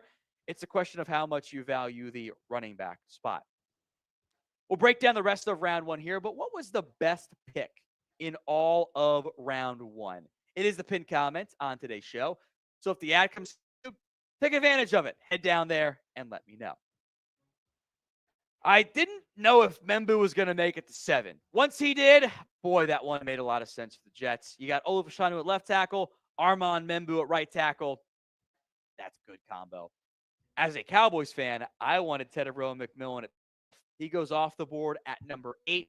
Carolina committed, doing everything possible to make life work, make life easy for Bryce Young.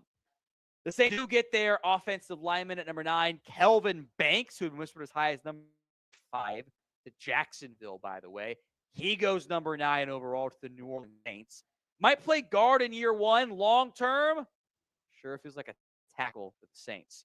One of the surprises, to an extent, Colston Loveland off the board before Tyler Warren at number 10 overall. Bears clearly think they were able to find their own Sam Laporta for Ben Johnson. Love the fit. I think it's a logical one. It's what I mocked in my final mock. Mykel Williams out of Georgia to San Francisco. This is an instant impact edge, a good fit opposite Joey Bosa. Traits are intriguing. I do wonder some about the medical there. Bit of a surprise at 12. There had been some Cowboys reporters who said they were never going to take a guard at 12. Well, they did. Tyler Booker, as the Cowboys form their great wall of Tyler up front with Tyler Smith, Tyler Guyton, and Tyler Booker, all first-round picks along the offensive line at number 12. Kenneth Grant, a very traitsy player. I think he has really great athletic ability, run-stopping nose guard with the ability to do more than that long-term. Fills a huge need for Miami. One of my favorite picks in round 1, Tyler Warren at 14. I think every single Colts fan is over the moon with joy on that pick at number 14. To answer the question of favorite round 1 pick, man, this one might be it. Number 15, Jalen Walker, the edge out of Georgia, some linebacker traits as well. Falcons finally took a Georgia player. Got to feel good for them. Walter Nolan is a boom or bust player for me. I have some concerns. Make no mistake about it. But I think the upside is intriguing. I think he does fit what that team wants to do up front. Today's show is made possible by Game Time. Game Time makes getting tickets even faster and easier. Prices on the Game Time app actually go down the closer it gets to first pitch. With killer last-minute deals, all-in pricing, and views from your seat, it's their lowest price guarantee. Game Time takes the guesswork out of buying MLB tickets or those hard-to-get NBA playoff tickets as well. Depending on, of course, where you're at, you might have MLB, you might have NBA, you might not. But it's not just sports. Get to 60% off buying last minute for sports, concerts, comedy, theater, and everything else in between. Use the Game Time Picks feature. It makes getting tickets last minute even easier than ever by quickly highlighting the best deals in the stadium or arena or a concert hall or whatever else in between. Hit the guesswork out of buying tickets with Game Time. Download the Game Time app, create your account, use code CHATSPORTS for $20 for purchase. Terms apply.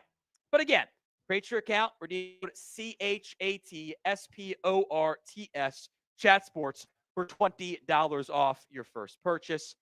Promo code ChatSports, $20 off your first purchase. Links in the comments and the description of today's show.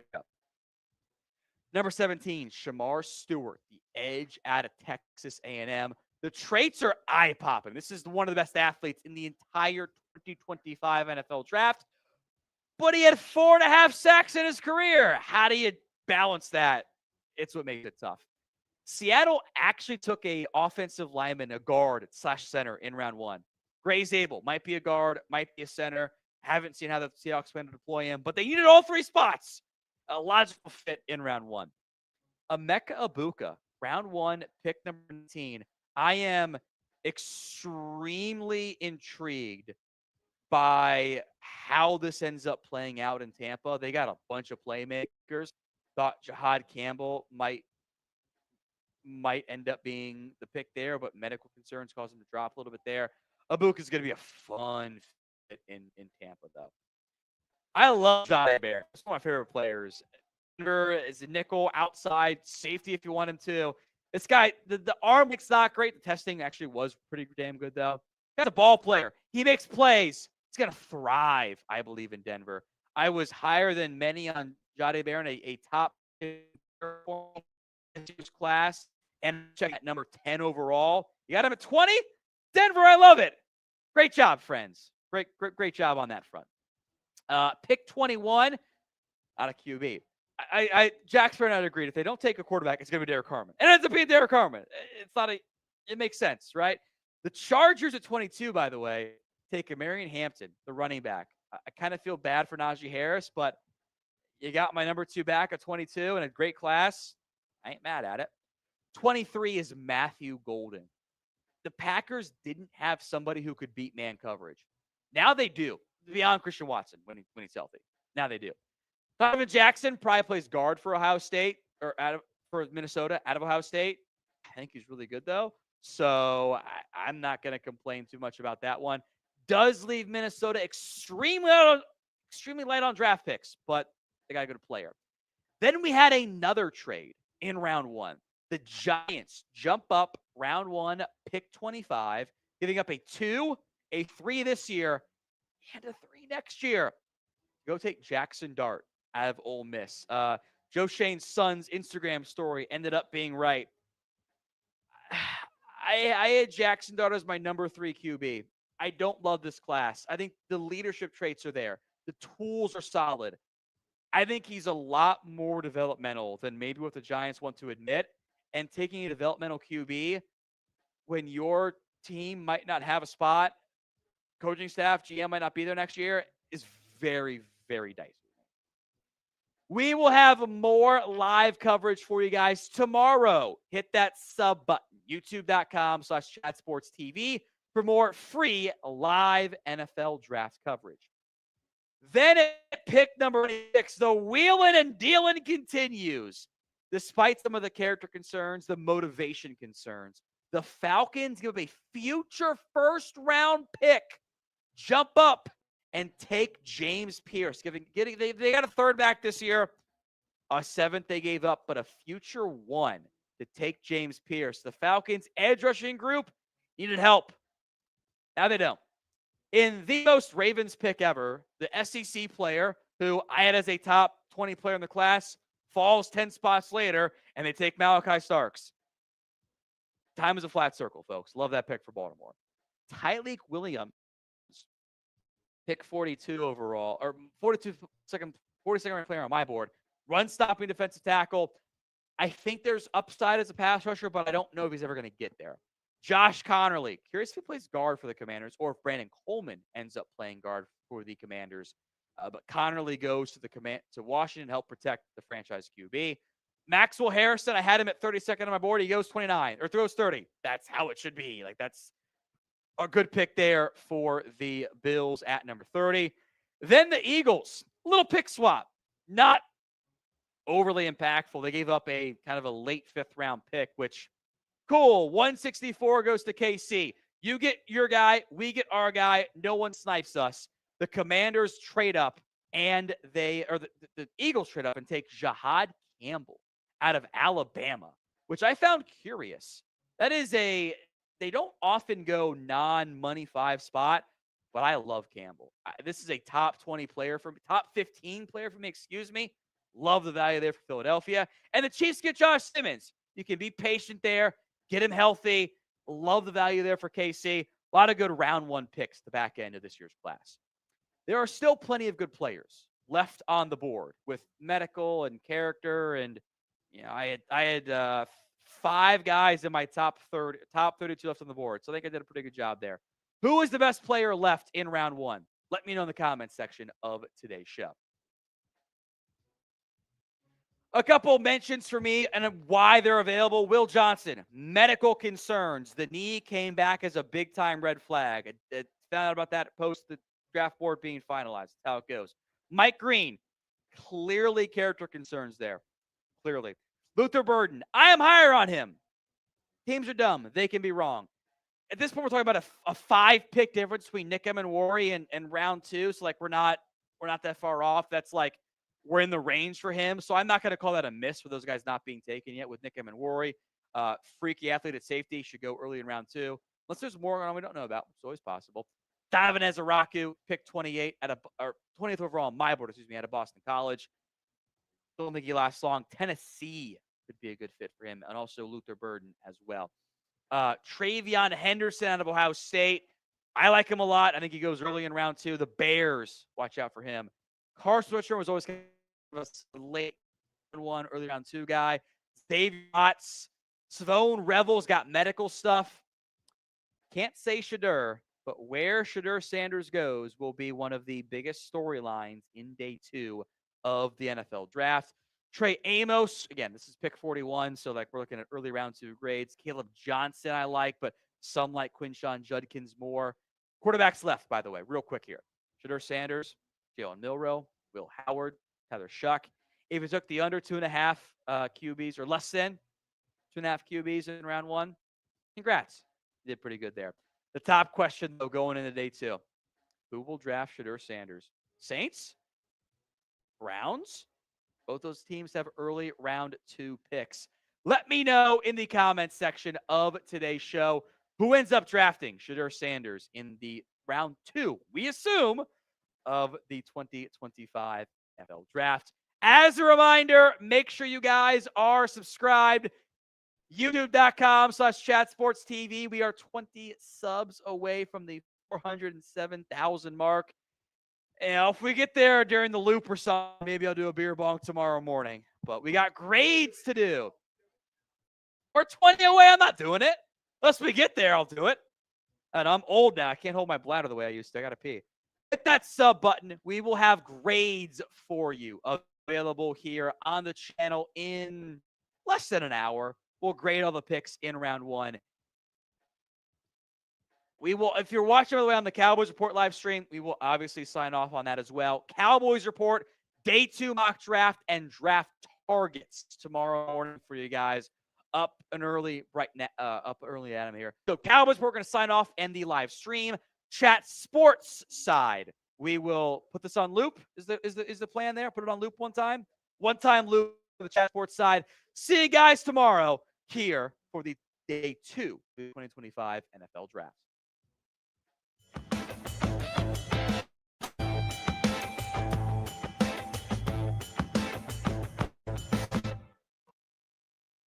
The 2025 NFL Draft is in the books. Let's recap everything that went down in the first round. There was no surprise at pick number 1 overall. Cam Ward, the quarterback out of Miami, goes to the Tennessee Titans. That was expected for weeks, if not months at this point.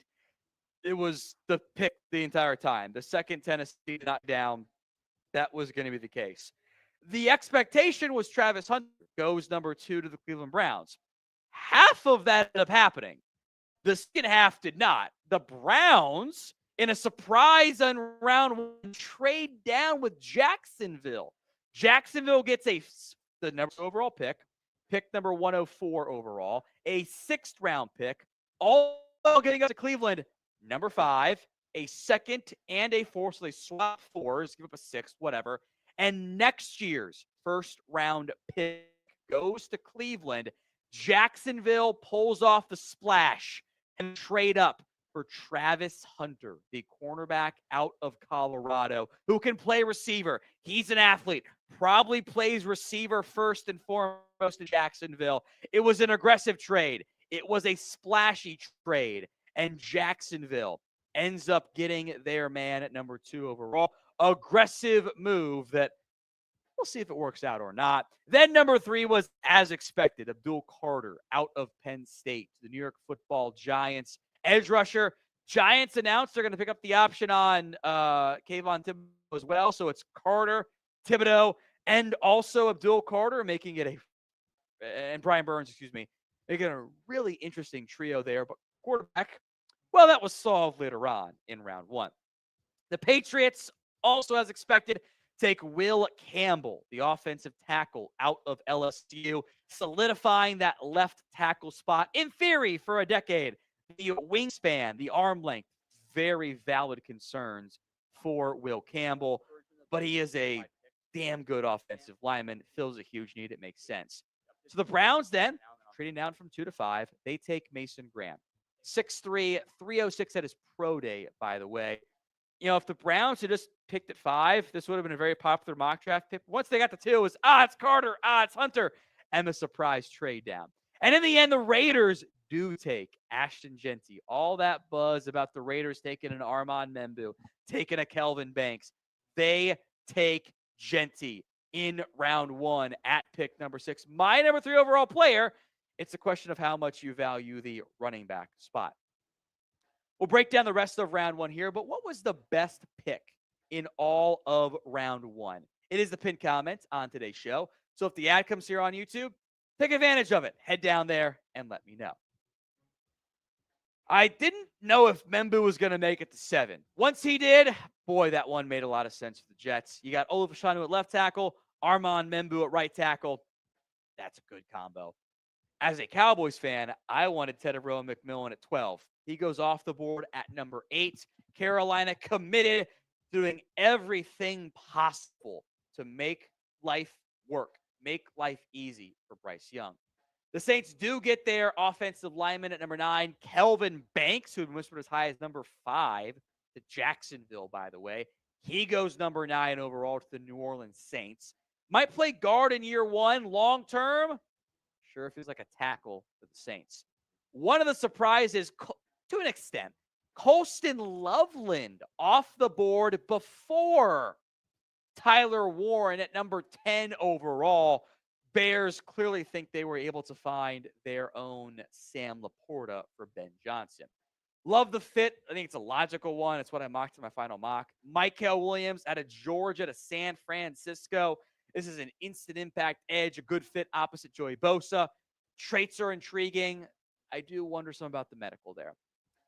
Bit of a surprise at 12. There had been some Cowboys reporters who said they were never going to take a guard at 12. Well, they did. Tyler Booker, as the Cowboys form the great wall of Tyler up front with Tyler Smith, Tyler Guyton, and Tyler Booker, all first-round picks along the offensive line at number 12. Kenneth Grant, a very traitsy player. I think he has really great athletic ability, run-stopping nose guard with the ability to do more than that long-term. Fills a huge need for Miami. One of my favorite picks in round 1, Tyler Warren at 14. I think every single Colts fan, 14, to answer the question of favorite round 1 pick, man, this one might be it. Number 15, Jalen Walker, the edge out of Georgia, some linebacker traits as well. Falcons finally took a Georgia player. Gotta feel good for them. Walter Nolan is a boom or bust player for me. I have some concerns. Make no mistake about it. but I think the upside is intriguing. I think he does fit what that team wants to do up front. Today's show is made possible by Game Time. Game Time makes getting tickets even faster and easier. Prices on the Game Time app actually go down the closer it gets to first pitch. With killer last-minute deals, all-in pricing, and views from your seat, plus their lowest price guarantee, Game Time takes the guesswork out of buying MLB tickets or those hard-to-get NBA playoff tickets as well. Depending on, of course, where you're at, you might have MLB, you might have NBA, you might not. But it's not just sports. Get to 60% off buying last minute for sports, concerts, comedy, theater, and everything else in between. Use the Game Time Picks feature. It makes getting tickets last minute even easier than ever by quickly highlighting the best deals in the stadium or arena or a concert hall or whatever else in between. Hit the guesswork out of buying tickets with Game Time. Download the Game Time app, create your account, use code CHATSPORTS for $20 off your first purchase. Terms apply. But again, create your account, redeem code CHATSPORTS, CHATSPORTS for $20 off your first purchase. Promo code CHATSPORTS, $20 off your first purchase. Links in the comments and the description of today's show. Number 17, Shamar Stewart, the edge out of Texas A&M. The traits are eye-popping. This is one of the best athletes in the entire 2025 NFL draft. But he had 4.5 sacks in his career. How do you balance that? It's what makes it tough. Seattle actually took a offensive lineman, a guard / center in round 1. Gray Zabel might be a guard, might be a center. Haven't seen how the Seahawks plan to deploy him, but they needed all 3 spots. A logical fit in round 1. Emeka Egbuka, round 1, pick number 19. I am extremely intrigued by how this ends up playing out in Tampa. They got a bunch of playmakers. Thought Jahad Campbell might end up being the pick there, but medical concerns caused him to drop a little bit there. Egbuka is going to be a fun fit in Tampa, though. I love Jahdae Barron. It's one of my favorite players. Denver is a nickel, outside, safety if you want him to.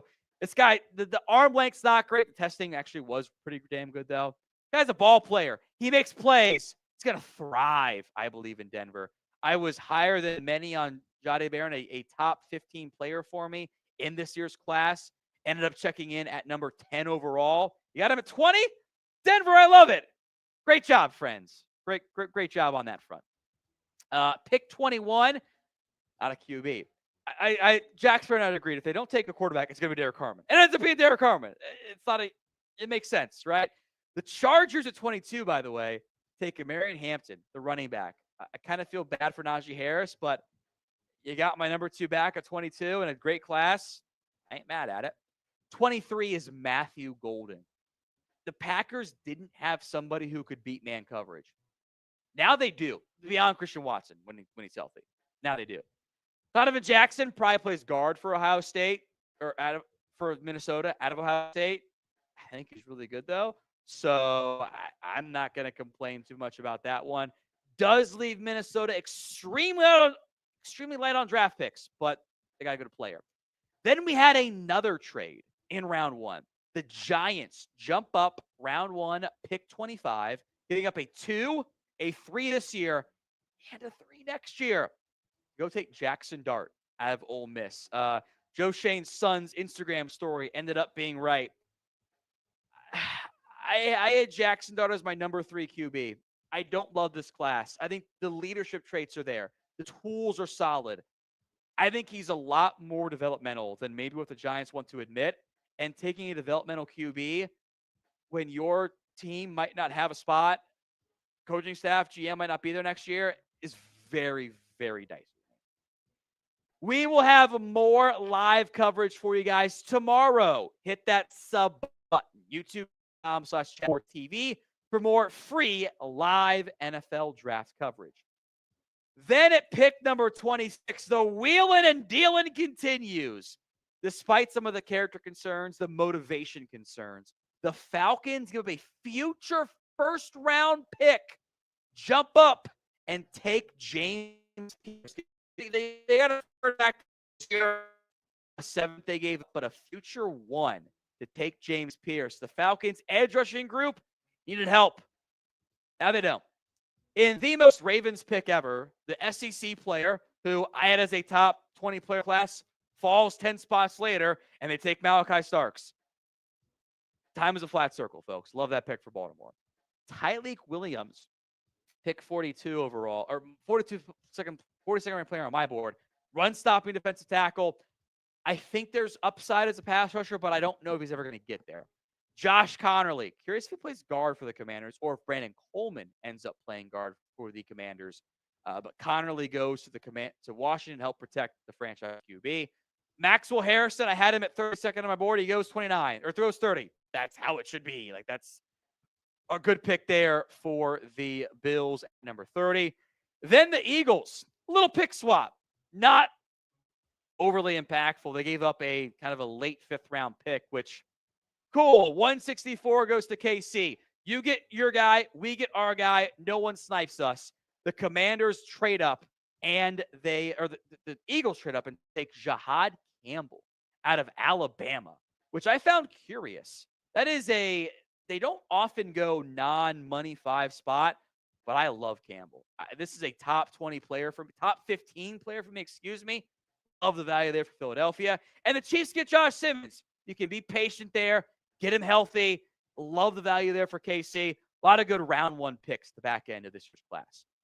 There are still plenty of good players left on the board with medical and character. And, you know, I had 5 guys in my top 32 left on the board. So I think I did a pretty good job there. Who is the best player left in round 1? Let me know in the comments section of today's show. A couple mentions for me and why they're available. Will Johnson, medical concerns. The knee came back as a big-time red flag. I found out about that post the draft board being finalized. That's how it goes. Mike Green, clearly character concerns there. Clearly. Luther Burden, I am higher on him. Teams are dumb. They can be wrong. At this point, we're talking about a 5-pick difference between Nick Emmanwori and round 2. So, like, we're not that far off. That's like we're in the range for him. So I'm not going to call that a miss for those guys not being taken yet with Nick Emmanwori.